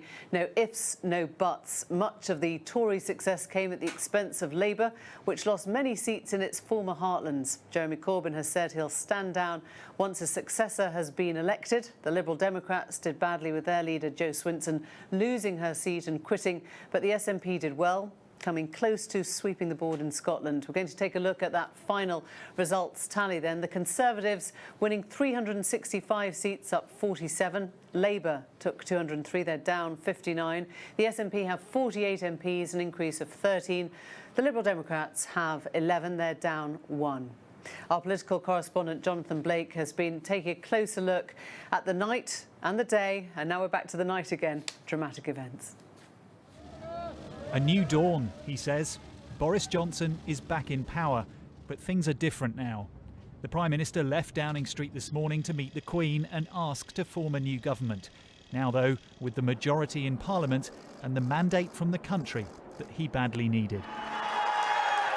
It was a convincing victory. In seat after seat, the Conservatives held their own territory and took Labour's heartlands too. From England's northeast to South Wales, this was a night that saw the electoral map redrawn. We did it. A campaign focused on Brexit won the Tories' support in unfamiliar places, and Boris Johnson promised not to let people down. And to all those who voted for us for the first time, and those whose pencils may have wavered over the ballot, and who heard the voices of their parents and their grandparents whispering anxiously in their ears, I say thank you for the trust you have placed in us and in me, and we will work round the clock to repay your trust and to deliver on your priorities with a Parliament that works for you. Disbelief at first as Labour saw their strongholds fall. Those on the losing side left deflated and disillusioned. The leader has promised to go, but not just yet. I will talk to our national executive about what we do in the future. I called for last night a period of reflection in the party, and obviously the ruling body of the party, our national executive, will decide what process we follow then for the election of a successor to me. But I am quite prepared, and I was elected to do so, to lead the party until that takes place. It's over, Mr. Corbyn. His supporters blame Brexit for their devastating defeat, but others in the party say the leader was part of the problem, and a fight for Labour's future has already begun. Boris Johnson now has a wider support base and a stronger grip on power, but with success comes the weight of responsibility. Jonathan Blake, BBC News. Well, our political correspondent Ben Wright is in Downing Street. I know no one really wants to think about next week at the end of a Friday night, Ben, but do we have any sense yet of the timetable and the speed at which things will happen now, and more importantly, whether we're all going to end up working right up till Christmas? I think you probably are, Emily, yes. New MPs will come back to Westminster next week to be sworn in. I think that's Tuesday, Wednesday. I think that the government plans then a Queen's speech on the 19th, which is the Thursday. And then Boris Johnson has been insistent that the first stages of getting the withdrawal agreement bill, the Brexit deal, through Parliament will begin before Christmas. Now, whether that means first reading, second reading, not sure. But that has to go right back to the beginning of its parliamentary process. Even though it did pass second reading before this election, the whole thing has been reset. So we will have a Brexit vote before Christmas, and the question is whether that's on, I think, next Friday, or it's the following Monday, right on the edge of Christmas. So yes, it's going to be busy in Westminster. And what is your sense of any sort of cabinet movement now? There are a lot of people that we barely saw during the course of that campaign for one reason or another. Jacob Rees-Mogg was sort of silenced quite quickly after the Grenfell comments. There was a sense that Sajid Javid maybe was hidden back so people didn't ask too much about the economy and the Treasury and how money was going to be spent. Any inkling of whether there will be positions shuffled around, Ben? I think there will be some very small shuffling because of changes in the parliamentary party and ministers, very junior ministers who aren't here anymore. But I don't get a sense yet that he is about to do a significant cabinet reshuffle. There is quite a lot of things in his immediate in tray. But you're right, Emily. I think it was very striking during the election that there were a handful of cabinet ministers who were given any prominence. People like Michael Gove, who's had a complicated journey in his relationship with Boris Johnson, to say the least. He was front and centre. Matt Hancock, perhaps because the NHS was so prominent in the election, he was certainly out and about defending the government, making its arguments. But you're right, it was a very small number of cabinet ministers who were actually out and about. It was a campaign entirely focused on Boris Johnson, a campaign built around him. And it clearly, I think, as a strategy, paid off. You know, it vindicated the way this panned out, exactly how Number 10 thought about it, concentrating very tightly on that Get Brexit Done message, talk about very few other things apart from those promises on the health service and police numbers, and just talk about Boris Johnson and get him to stick to the script, which he did on the whole. Absolutely. Ben, thanks very much. With us now here in the studio, Joe Tanner, the former advisor to Boris Johnson, and Jonathan Powell, the former chief of staff to Tony Blair. Joe, do you look now at where we are and think, I wish I was back in there advising, or are you relieved to be out? No, I mean, I worked with Boris back in the 2008 campaign, so it was a long time ago.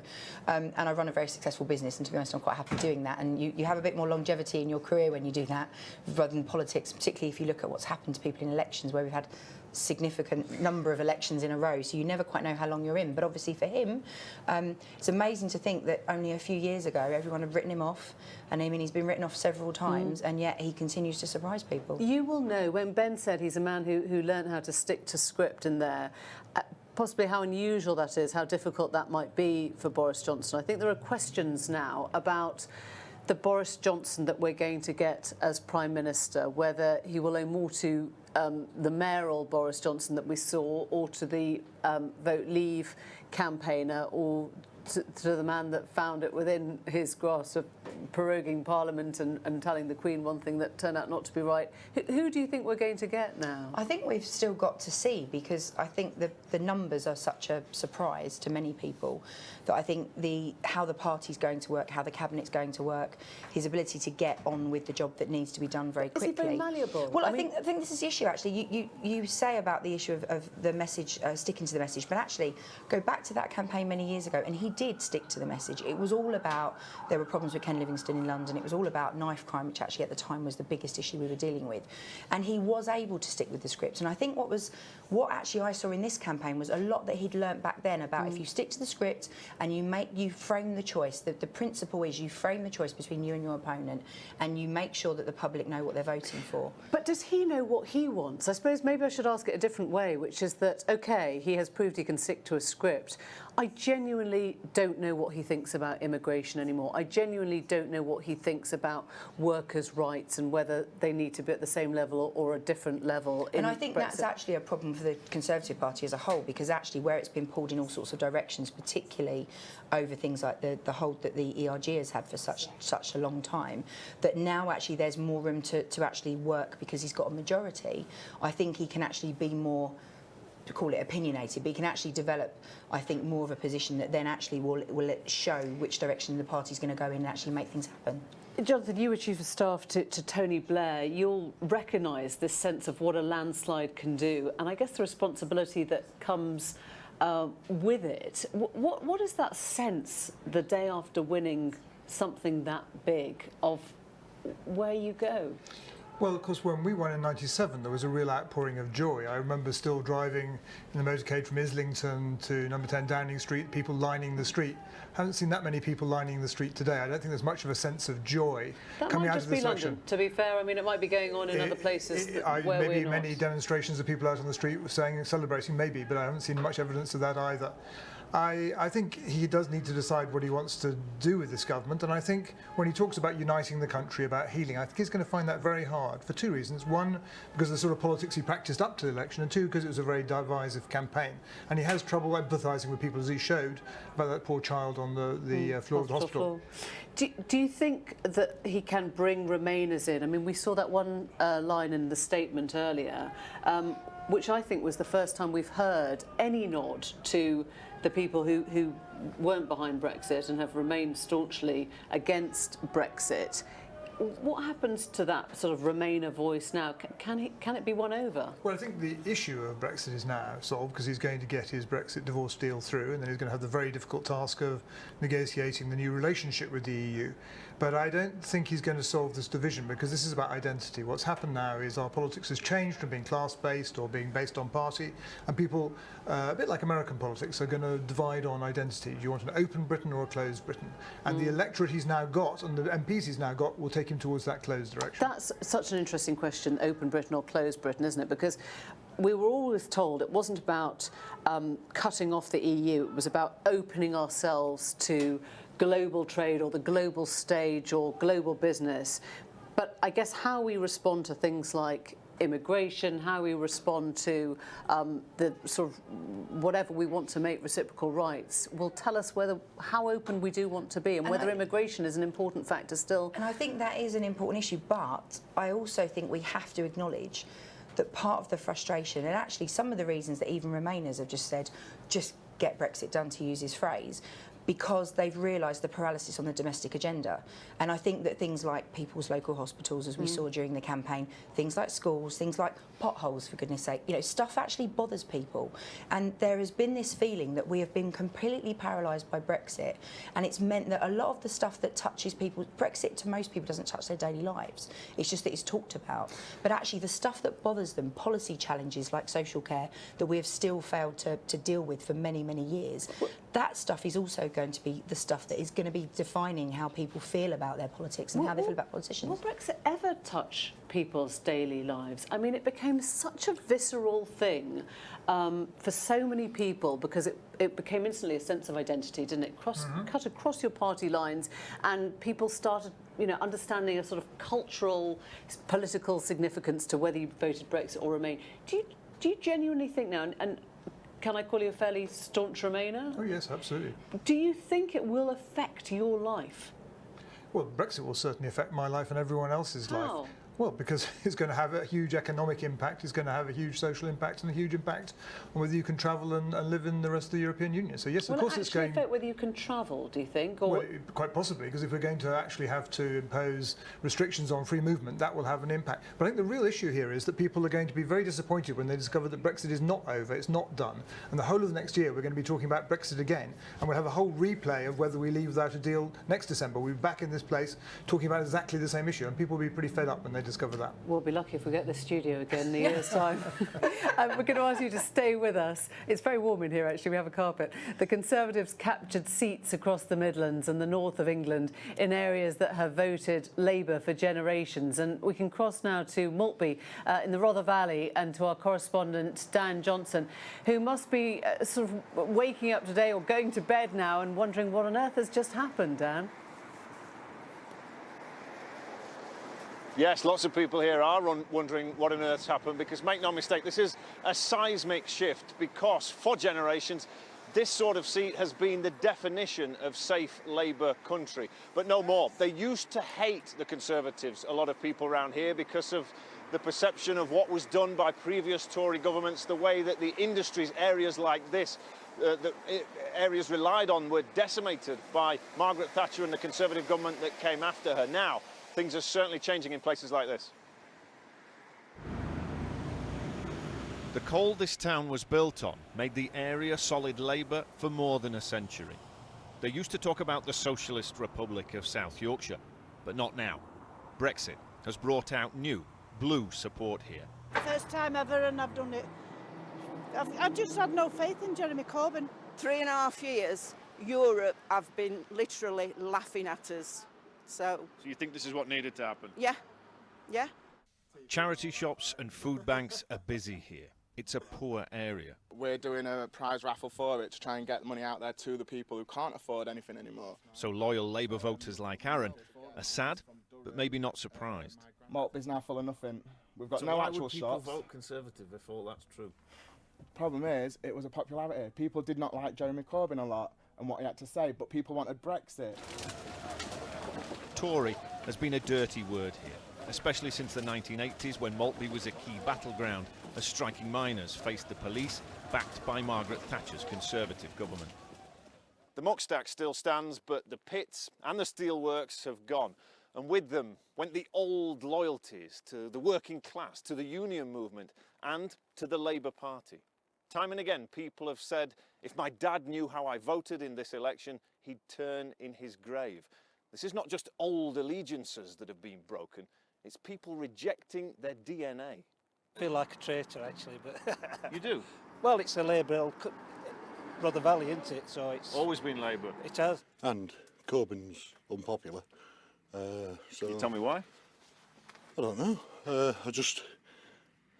I didn't feel he were somebody he could engage with. He won't acknowledge about what people think for leaving the EU, would he? Plus, he disrespects the Queen. Brexit party support was an important factor in some of these wins, but it is new Conservative MPs, like Alexander Stafford, who will now speak for these communities. And what's your message to Boris Johnson now from a pit village in South Yorkshire? Do what you promised, Boris. That's it. Change has been coming, perhaps for a long time, but this is a stark symbol of just how far our politics and some of the old certainties have really shifted. And Brexit was always going to be important in this election in places like this because of how heavily some of these communities voted to leave. But I think people underestimated just how unpopular the Labour leader Jeremy Corbyn would prove to be in some of these places. Now, people here have talked about lending their vote to the Conservatives, of effectively taking a chance on Boris Johnson. And you heard there is expectation, there is hope that he will be able to deliver for places like this, because that support cannot be guaranteed to carry on in future. Dan, thanks very much indeed. The Rother Valley, Dan, the Rother Valley there, but we're going to get more reaction from the Scottish Conservatives. Speak to Jamie Green, who represents the West Scotland region in the Scottish Parliament. And Jamie, just let me ask you first of all, when you were campaigning, knocking on doors, did you talk about Brexit or the Union? Oh, people wanted. I was listening to your clip earlier. People want to talk about everything. One lady took me out of her driveway and showed me the potholes in her street. So it reminded us all that elections are about big constitutional issues, but also about the day-to-day things that matter to folk right up and down the country. Yeah, Brexit came up. Yes, independence came up. Tactical voting came up. I mean, people were voting for very different reasons, I think, in Scotland to many other parts of the UK. And I'm sure that's right, but I guess you don't have a referendum on potholes sort of looming, looking you in the face right now. I wonder what you'll do with that huge number now that have gone for the SNP, and the SNP very, very resolute that they will get their second independence referendum. Yeah, I feel a bit of Groundhog Day, Emily, because we seem to be having this conversation after every election that comes up. The SNP say that that's another mandate for independence. They've been saying that since 2014. Everything that happens in politics, they keep saying, well, that's another mandate. The vote share that they got yesterday was 45% in Scotland. And guess what? That's the same as the vote result in the 2014 referendum, where the people of Scotland said no thanks to independence. We said it'd be a once-in-a-lifetime vote. We all signed up to that, and I'm asking the SNP to honour that commitment, respect democracy, respect the result of those referendums, and let's move on as a country. To be fair, if you're going to look at share of the vote, then I think the Tory share has only gone up 1%. But you know we have a first-past-the-post system, and they've won more seats. And on that basis, they see themselves as winners with a mandate to ask for what they say on the tin, which is nationalism. They do, but they still have less seats and less votes than they did in the 2015 landslide that they had up here in Scotland, where they got 56 out of 59 seats. That wasn't a mandate then, nor is it a mandate today. So, you know, let's not forget, the SNP were driving around Scotland in a big yellow bus that said, "Stop Brexit." They were proactively going to people and saying, this election tomorrow is not about independence. This is all about stopping Boris Johnson and stopping the Tories getting into power. Well, that didn't go very well for them at all. But then, as soon as the results announced, Nicola Sturgeon's on the TV saying, this is all about independence. Quelle surprise. OK, but that is a problem for you, for the nation of Scotland, isn't it? If you had people that were trying to stop Brexit and people that were trying to get independence, and obviously we don't know when you vote for the SNP what the reason behind that vote was, you've got a nation of pretty unhappy people then, because they're not going to be able to stop Brexit and they're not going to get nationalism from your Conservative government. Oh, I mean, you know, we stood on a very clear commitment, both in Scotland as the Scottish Conservatives, but also right across the UK. And Boris Johnson was very clear about this. We want to go into 2020 election-free, referendum-free. That's what this country needs. That's what Scotland needs. It's what the UK needs. We need to move on. We need to get on with the domestic agenda that is so important to this country, get past that gridlock that we've had for 3 years, that stalemate. Businesses have been crying out for politicians to get on with it, and that's exactly what we're going to do, and it's about time the SNP took heed of that. Well, what would you be recommending that your Prime Minister do now for the people of Scotland to get those Remainers, or get the people who are sceptical about Brexit, back on board? He suggested he was extending a hand. I wonder what that means in practical terms for Scotland. Yeah, I mean, I listened to the speech outside Downing Street this afternoon. I managed to stay awake. We've been going quite a lot this night, but you know, it was a very interesting speech. The way he posed it, he does represent one nation conservatism, and what does that actually mean? It means that we do want to bring the country together, which is why I am quite happy to go into next year without another divisive referendum in Scotland, more divisive referendums on Brexit and on the Scottish independence matter. What Boris wants to do is get on with a domestic agenda that will actually put more money into Scotland. We already have a very devolved system here in Scotland. I sit in the Scottish Parliament. We have full control over health, education, justice, roads, potholes, policing and so on. So what we need to do is make that renewed and resounding case of why the UK economically is so important to Scotland and why Scotland is so important to the rest of the UK. And I think that message is clear. Jamie Green, thank you very much indeed. We're going to head over to Belfast and speak to Anita McVeigh, the DUP, who really felt all-powerful in the last government with their 10 MPs propping up the Theresa May government are now down to 8 and clearly have no role in government. Why do you think they did less well this time, Anita? Well, Emily, this definitely has been the Brexit election here, although not in the way it's unfolded in England, first of all. It's very interesting to look at the makeup of the constituencies now, with the exception of one of the 18 constituencies. Every other single constituency here reflects how the voters cast their ballots in the EU referendum. So you still have this split between the DUP, who support Brexit, and all the other MPs, now in a majority, who support Remain. The DUP, as you say, their influence greatly diminished, absolutely gone, some people would say, although they would argue otherwise and have been doing so today. But Boris Johnson can now push through his Brexit deal without having to, as he did and Theresa May before him, take into account the DUP's position. And for that reason, I think Brexit is very much going to continue to shape politics here over the course of this next Parliament, over the next 5 years, bringing with it perhaps more constitutional questions, not in as immediate a sense as we're seeing in Scotland, with Nicola Sturgeon, of course, saying that she's going to bring forward a detailed democratic justification next week for a second Indie ref. But certainly those sorts of constitutional questions will be asked more and more here.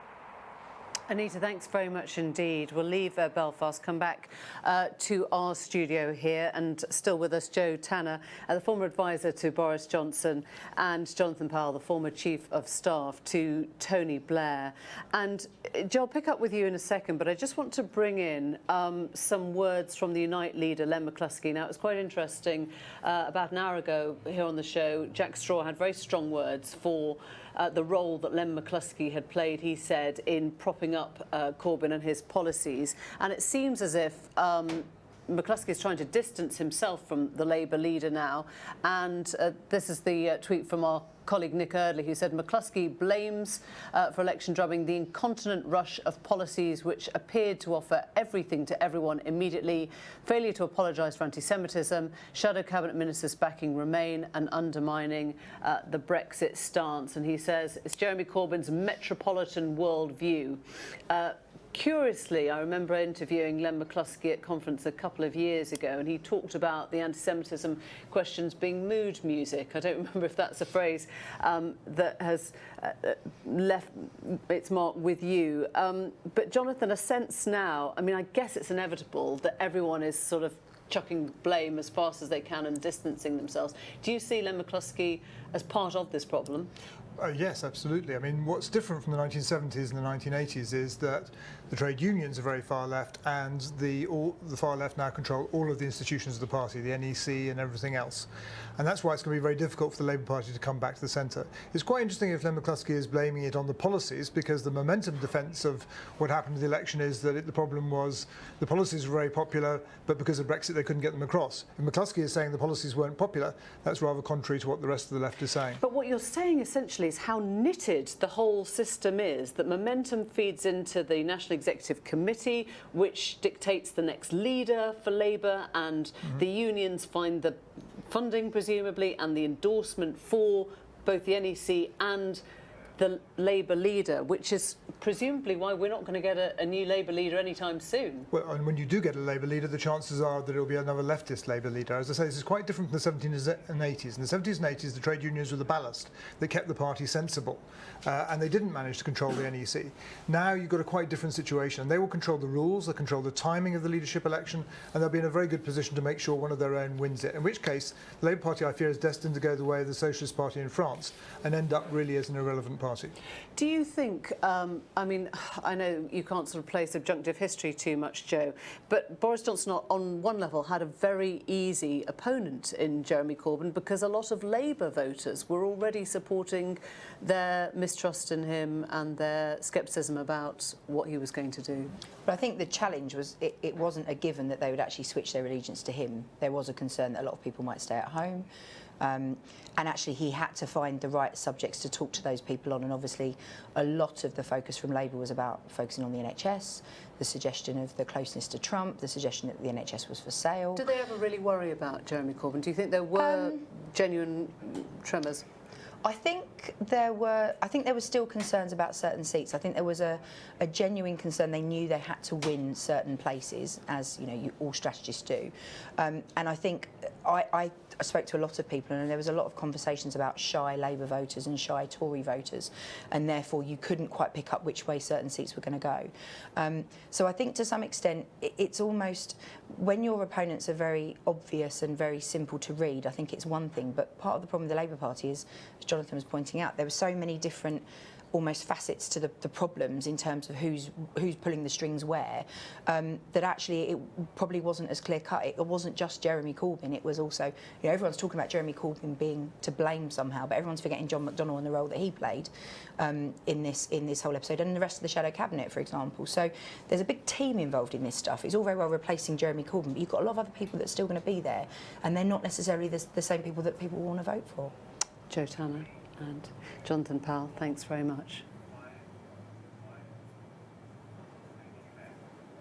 You're watching Election 2019. Welcome to viewers on BBC World News as we digest the Conservatives' big win in the UK general election. First of all, we're going to cross to the newsroom and join Jane Hill, who has a summary of the day's biggest developments. Thanks, Emily. Yes, a very good evening. These are the main election stories tonight.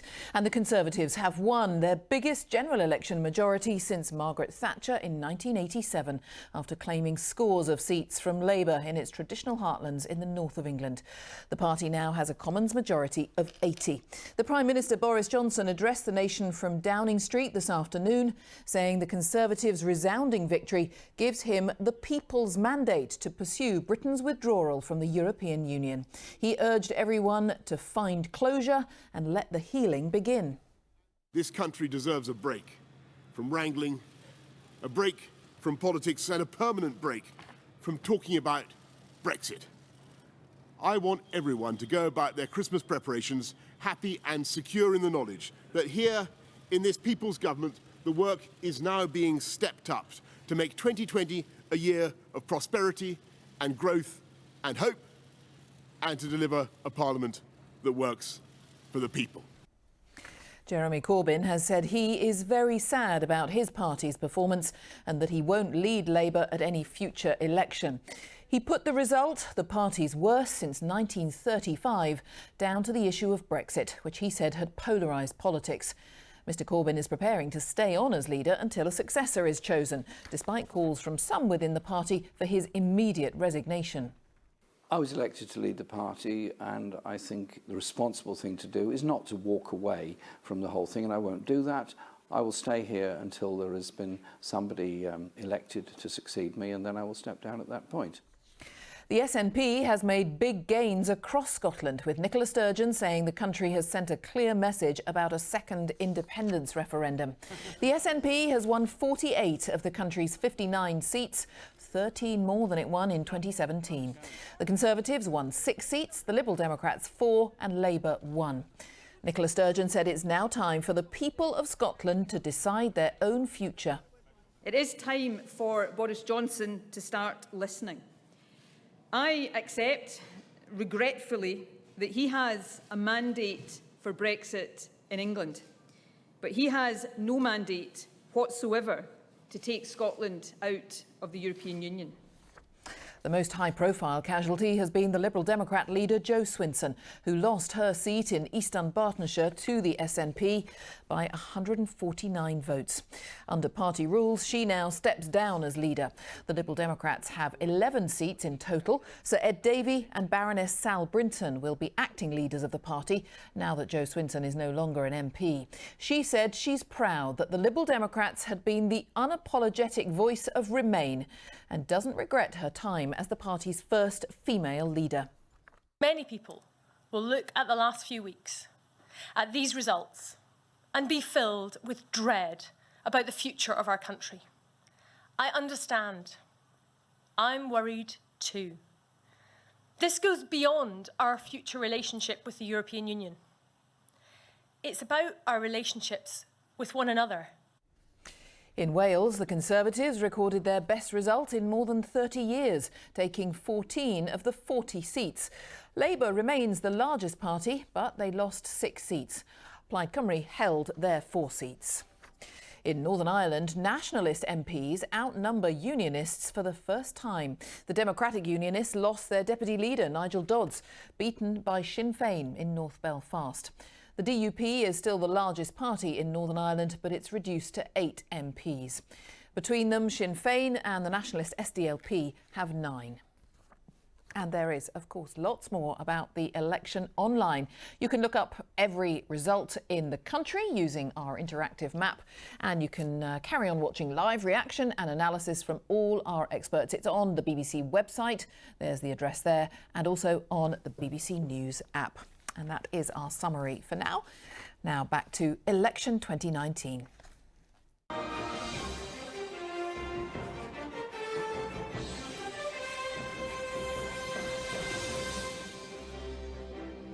Hello again. Welcome back to Election 2019, where we're bringing you up to date with all the latest reaction to the Conservatives winning their largest majority since the 1980s. The day has been bookended by President Trump. We got that tweet at first thing this morning, and in the last few moments we've heard from him again, congratulating Boris Johnson, first on Twitter early in the day, and he has now given a little word. We're going to listen to that now. I want to congratulate Boris Johnson on a terrific victory. I think that might be a harbinger of what's to come in our country. It was last time. I'm sure people will be thrilled to hear that, but a lot of people will be, actually. A very big percentage of people, because this was a tremendous victory last night. And it's very interesting. The final votes are being tallied right now, but the numbers are tremendous. So I want to congratulate. He's a friend of mine. It's going to be a great thing for the United States also, because it means a lot of trade, tremendous amount of trade. They want to do business with us so badly. Under the European Union, it was very, very hard for them to do business with us. Well, there's a lot to unpack in that one. We will with our guests in just a second. Jonathan Powell and Joe Tanner still with me. First of all, let's go to Christian. Christian Fraser's in our election results centre, looking at whether there is, I guess, what we'd call a new class divide in British politics from some of the data that these results have thrown up. Christian. Yeah, that's right, Emily. I've been talking all day, haven't I, about how we've seen this blue march into red areas of northern Britain, into northeast Wales, into the Potteries and the West Midlands, South Yorkshire and the northeast. So I want to show you some evidence for that. So what I've done is I've pulled out seats with high middle class voters, high percentage, seats with high percentage of working class voters as well. And you look at this and you say, yeah, I recognise that. OK, big working class area, Labour ahead, vice versa. In the middle class areas, the Conservatives ahead. But then if I show you the vote share, then you see what's happening. So the Conservatives putting on 5% in these working class areas. Look at Labour collapsing there.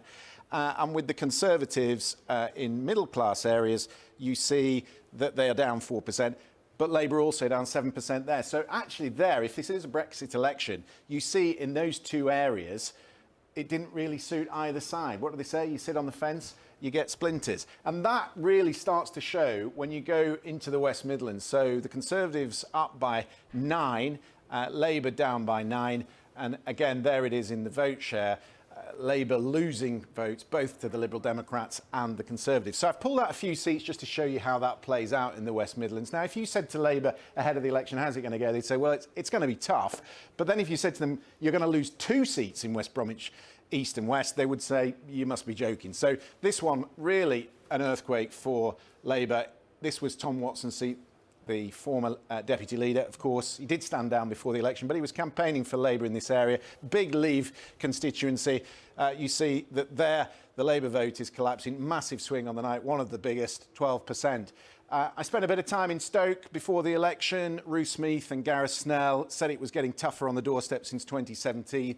Ruth Smeeth, Yeah, found it very tough on the night. She had a 2,500 majority. That's now a majority for the Conservatives of 6,200. And then Gareth Snell. What you see actually in Gareth Snell's seat is that the Brexit Party is eating into his vote. That's one that Nigel Farage will point to. But again, 8% drop in the vote. So the takeaway from this, in the West Midlands and other parts of the North, the Labour Party has to find a different way, a new way, Emily, of speaking to the working class people. What is that way? We're going to go, thanks Christian, to the constituency of Lee in Greater Manchester. That was Andy Burnham's old seat before he moved over. He's now Manchester Mayor, of course. And tonight, last night, was won by the Conservatives for the first time ever. Judith Moritz is there and sent this report.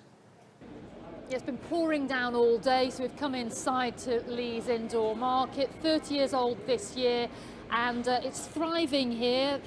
News of the political decision overnight still sinking in, though. Seismic change for Lee, which has been in Labour hands since 1922. Glenn is one of the butchers on the market here. Glenn, this is day one of Lee as a Conservative constituency. What do you make of it? Well, nothing's changed yet, is it? Nothing's changed. It was still the same. It was Labour, now it's Conservative. Whether things will change, who knows? Nothing's changed because there hasn't been a chance yet, I guess, but a big political change. I mean, it's not ever been a Conservative seat, this. I don't think so. I don't think it's ever been anything but Labour. Maybe if Andy Burnham would have still been here, it might still have been a Labour seat. Who knows? You've run the butcher's stall. You've been working here for 30 odd years. What do you think has changed in Lee? What are the issues here that have got people angry? Lack of investment. All the investment seems to go to Wigan. The Lee people seem to suffer. There's more investment in the town. There's more investment in car parking. Everything. Wigan seems to get everything. Lee seems to be on the back foot. And from your point of view, how did you vote and why? I voted for Conservative because I want the Brexit to go through, whether it be out or whether it be in. I want it over, finished, and let's get on with something else. Okay, thank you, Glenn. Now, this is an area in which 63% of people voted to leave in the referendum. Brexit has played enormously in this campaign electorally. Two people who've been shopping here as well, Sue and Brett, and both of you sinking in, is it, that Lee this morning has turned from red to blue? Yeah, I was quite shocked. It's always been a Labour town, Lee. It's a all mining town, working class people. They always voted Labour, but it's a sign of the times what are changing. People have got the right to say what they want. I myself voted Conservative. I've never done it before in my life, but I did because of the Brexit. We need to get it sorted, has just been said now. And you say you've never done it before. Never. Daughter of a miner. I mean, how did it My feel? grandfather was a miner. All my uncles were miners. Felt quite strange having to vote Conservative, but it's as you say, it's for just the way things have just changed. And you've said it's about Brexit, but what do you think of Jeremy Corbyn's Labour Party? I don't think a lot, to be honest with you. I don't think a lot of him. I don't think he's a very good leader. I don't think he would have been very good if it would have been Labour. So they lost your vote. Brett, did you vote for anyone? I mean, no, I didn't vote. No. Why not? I've never voted because I'm pretty political, neutral, agnostic. I think they're both sides, two sides of the same coin, the major political parties at the end of the day. But the big issue for me was Brexit. I wanted out of the EU. A lot of working people in this area voted to leave the EU, and it's been 3.5 years and we're still in the EU.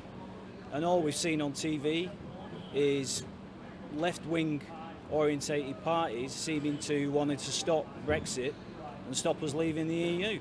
And that's been the perception, unfortunately, and Labour have paid the price for that in this town, which I never thought I would see the day where, you know, Lee would be a Tory constituency, but you know, that's the situation we're in now, and Labour have only got themselves to blame.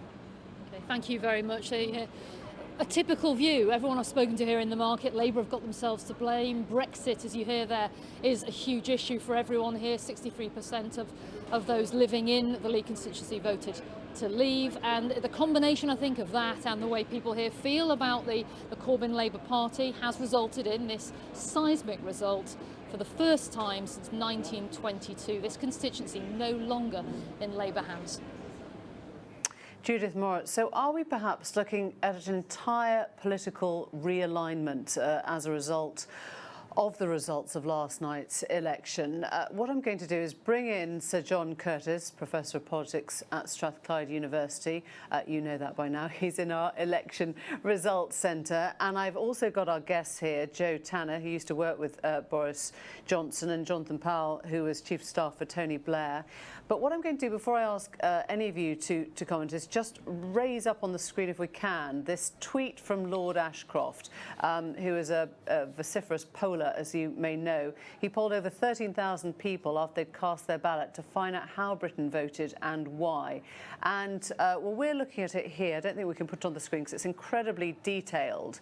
But what it does is it breaks down into male voters, female voters, 18 to 24 age, plus 65, and of course the different professional classes as well. So I don't know if I can pull you in, John. First of all, it does seem like sacrilege to talk about somebody else's poll to you. Fine. But what I have actually glanced at Lord Ashcroft's polling. It's very much in line with what you'd expect, given the evidence of the polls during the election, that basically Leave voters voted for the Conservatives, Remain voters voted Labour or Liberal Democrat, younger voters voted very strongly for Labour, younger voters, older voters voted for the Conservatives. But of course, what's also true and striking for those of us who have some memory and understanding of the politics of the 1960s and 1970s is there isn't much difference between the parties in terms of occupational class, something of course that Christian has been illustrating with his great big board just a few minutes ago on this programme. Yeah, and if I can bring in Jonathan now, I mean, what was interesting was hearing these, you know, just Vox Pop's casual conversations with voters in the Labour heartlands of people saying, as I think you heard from Judith's piece there, I'd never call myself a Tory. You know, I would never define as a Conservative. How are you voting? I'm voting for Boris Johnson. And it's whether we are finding a different terminology or a different... I mean, presumably we're not going to call ourselves Leavers and Remainers after this election, are we? No, I do think there's been a fundamental transformation of British politics. The coalitions of support for the two main parties have broken down. And you do, as you look at this chart, with over 50% of support amongst C1s, isn't it? No, C2s, and nearly 50% of C1s. This is quite different from the past. The last election, there were more working class voters for the Tories than Labour, but this is quite different. And what you essentially got is the Tories redefined as an English national party. What they're doing is they're uniting people who believe strongly in Brexit, but also the issues that go with that, immigration and so on. It's a different sort of party. It's not the old-fashioned Conservative party. And that's why I think Boris Johnson will have trouble going back and claiming he's a one-nation Tory, because the people who elected him aren't expecting that. But then I think if you look at the 2008 election, he managed to win London off of Ken Livingstone, who had a hell of a stronghold in London. And I think the thing with Boris is actually he has managed to transition traditional party boundaries before. And I think it's because actually, whether you like him or loathe him, I think he does connect with people. And actually, he gets people talking, perhaps sometimes not for the reasons he'd want. But actually, other times, his ability to connect with people means that sometimes they will talk about those subjects he's talked about, they will talk about the issues he's raised, they'll talk about perhaps the policies he's put forward. And I do think, as a whole, we're not identifying, particularly younger people. I mean, I'm 42.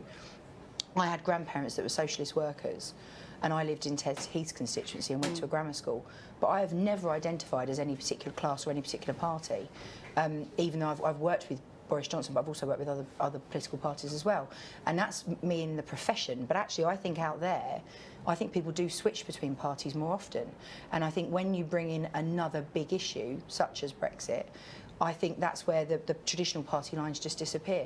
So even if you're uncomfortable, perhaps, because you think, oh... And I think Boris actually he acknowledged that, didn't he, in the speech outside Number 10. He said about the people that they might have found it difficult to put that cross in the box. But doesn't it alter what you do if you are the party of big business, you might cut corporation tax. If you are the party of what he now wants to define as, you know, the working class, 50% of C2s and C1s, then you're not going to look at corporation tax first. You're going to look at social housing and presumably social care, and it alters your priorities, doesn't it? Johnson said very sensibly that they'd lent him his votes, not that they got the votes for good.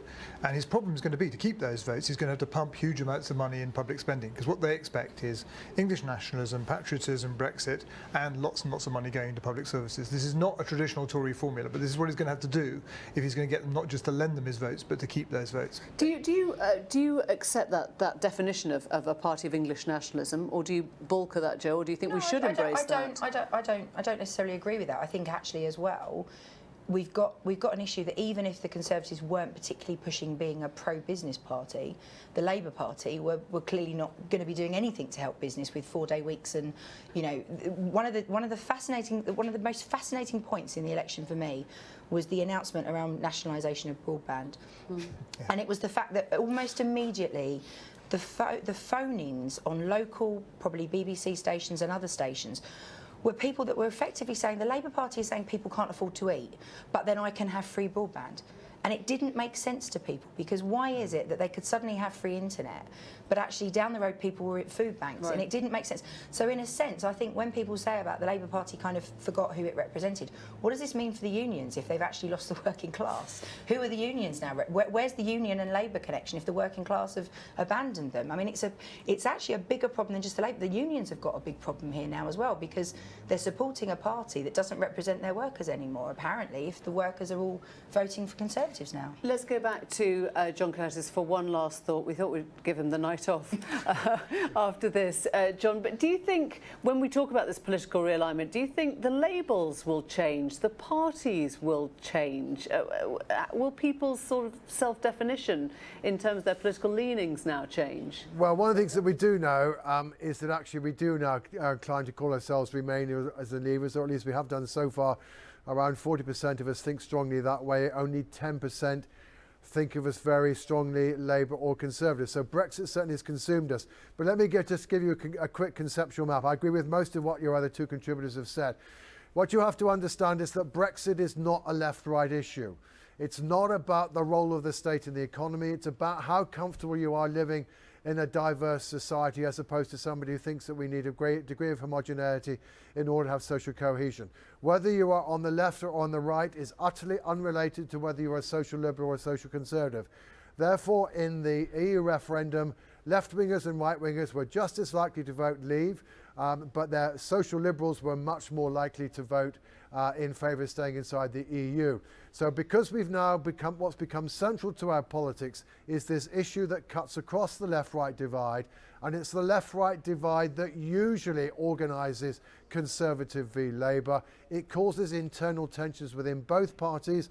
Indeed, the tension that's already been referred to between the relatively protectionist, sometimes quite big state, sometimes quite pro-regulation attitudes of many social conservatives, which put them at odds with big business, and it puts Labour's social liberals, metropolitans, its support in London at odds with its traditional working class support, to which the party probably has a disproportionate affective attention, because of course representing the working class is what the party thinks is what it's about, even though actually if you look at its ability to gain votes these days, it's no longer obviously the case. Fascinating thoughts, and there's a lot of nodding here from the panel. John, we'll let you go. Your last thought, what do you think should be our takeaway from this historic election this evening? Well, I think my takeaway is that the challenge facing the Prime Minister now, is he indeed going to be able to unite the country in a post-Brexit world? And this election clearly posed him with two challenges. One is, how does he persuade Remain voters to accept Brexit? He clearly was trying in his speech outside 10 Downing Street this afternoon, but we have to remember, very few Remain voters voted for Boris Johnson yesterday. His second challenge is, what's he going to do about the union, and in particular the fact that Scotland very, very clearly voted very differently from England, and in a direction that suggests the argument about whether there should be another independence referendum is going to be alive and kicking for quite some time. Sir John, thank you very much indeed. I'm going to pick up with you, Jonathan. I'm sure you've got thoughts on Scotland. You were a key negotiator in the Good Friday Agreement. You've thought long and hard about borders and all the rest. How is the Scotland conundrum resolved? Do that in a minute. Yeah, absolutely. Scotland and Northern Ireland, keeping the United Kingdom together is going to be Boris Johnson's big challenge. And you recall that polls showed that the Tory party members who voted him leader were happy to lose Scotland and Northern Ireland if that was the price of getting Brexit. And that's what he's going to face in terms of his supporters. Now, in Northern Ireland, once you put a border between Northern Ireland and the rest of the United Kingdom, Northern Ireland's going to be part of United Ireland for economic purposes. That will increase the tendency towards United Ireland for political reasons too, and I think that will happen within 10 years. You think there will be United Ireland within 10 years? I think there's a good chance there will be United Ireland within 10 years. Within 5? Not probably within 5. And in terms of Scotland, the problem is that the more he rejects a referendum, the more he says there won't be a referendum, the more he's going to increase the resentment of Scottish voters, and the more he's going to increase support for independent Scotland. If he does that, it's going to be incredibly hard to prevent independence happening in due course. We can't stand in the way of that if we believe in consent. Jonathan Powell, Joe Tanner, thank you both very much indeed. We go back to Christian in our election results centre for his final thought of the day. Christian. Thank you, Emily. Yes, people coming in from work perhaps want to see the final picture. This is it. Best performance for the Conservatives since 1987, and Thatcher gets better when you look at vote share. Their best since 1979. Conversely, for Labour, horrendous night. Lost 59 seats. That's worse than Michael Foot in 1983. The Liberal Democrats, how did it end there? It started with so much promise 5 weeks ago. They're down on where they were in 2017, and Jo Swinson has lost her seat. Picked out some of the big swings through the night. These are the seats that went from red to blue. The likes of Bassetlaw, this is a typical kind of seat, a mining town in Nottinghamshire, seat of John Mann, who did stand down at this election. He had a majority of 5,000. Look at this, a majority now for the Conservatives of 14,000. These sort of figures, incidentally, not easily overturned in just one election. And look at the vote share change. Labour collapsing down 25%, the swing enormous, quite extraordinary. Similar picture in Dudley North. Ian Austin, vote Conservative, he told them. Marco Longhi, former mayor of Walsall, now with a majority of 11,500. Again, a seat that's not going to go back to Labour anytime soon, you would have thought. Sedgefield, the former seat of Tony Blair, he had a 25,000 seat majority when he came, vote majority when he came to power in 1997, and now it is in the hands of the Conservatives with a 4,500 majority. And one final one, someone I met on the road, Laura Pidcock. She was in the spin rooms, the rising star in Labour. Even she has lost her seat. She had a fairly decent majority. Now it's gone to the Conservatives, and again, a big collapse in the Labour vote share, and you see the swing, 10%. Quite an extraordinary election, Emily, and a lot of thinking to do for Labour. Christian, thank you very much indeed. It has been a momentous day here at Westminster, and my time in the studio is coming to an end for the day, having started here this morning when Boris Johnson was addressing his supporters before heading back to number 10. We've seen him visit the Queen at Buckingham Palace and then formally begin his new term as Prime Minister. There will be plenty more throughout the evening on the BBC News channel and, of course, on BBC World News and on our website. But for now, it's goodbye from me and the team, and time to take a look at some of those key moments of the day, the last 24 hours as the drama unfolded.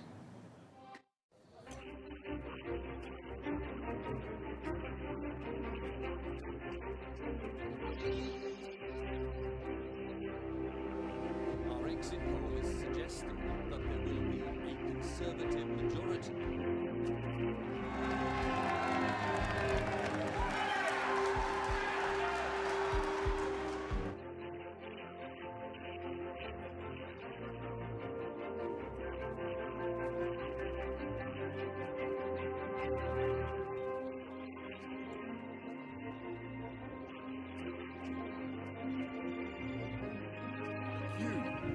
Trust you have placed in us and in me, and we will work round the clock to repay your trust and to deliver on your priorities with a Parliament that works for you.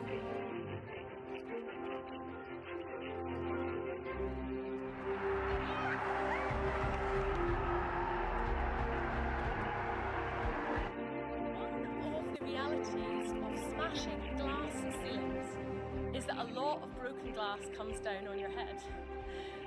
So I'm proud to have been the first woman to lead the Liberal Democrats. I'm even more proud that I will not be the last.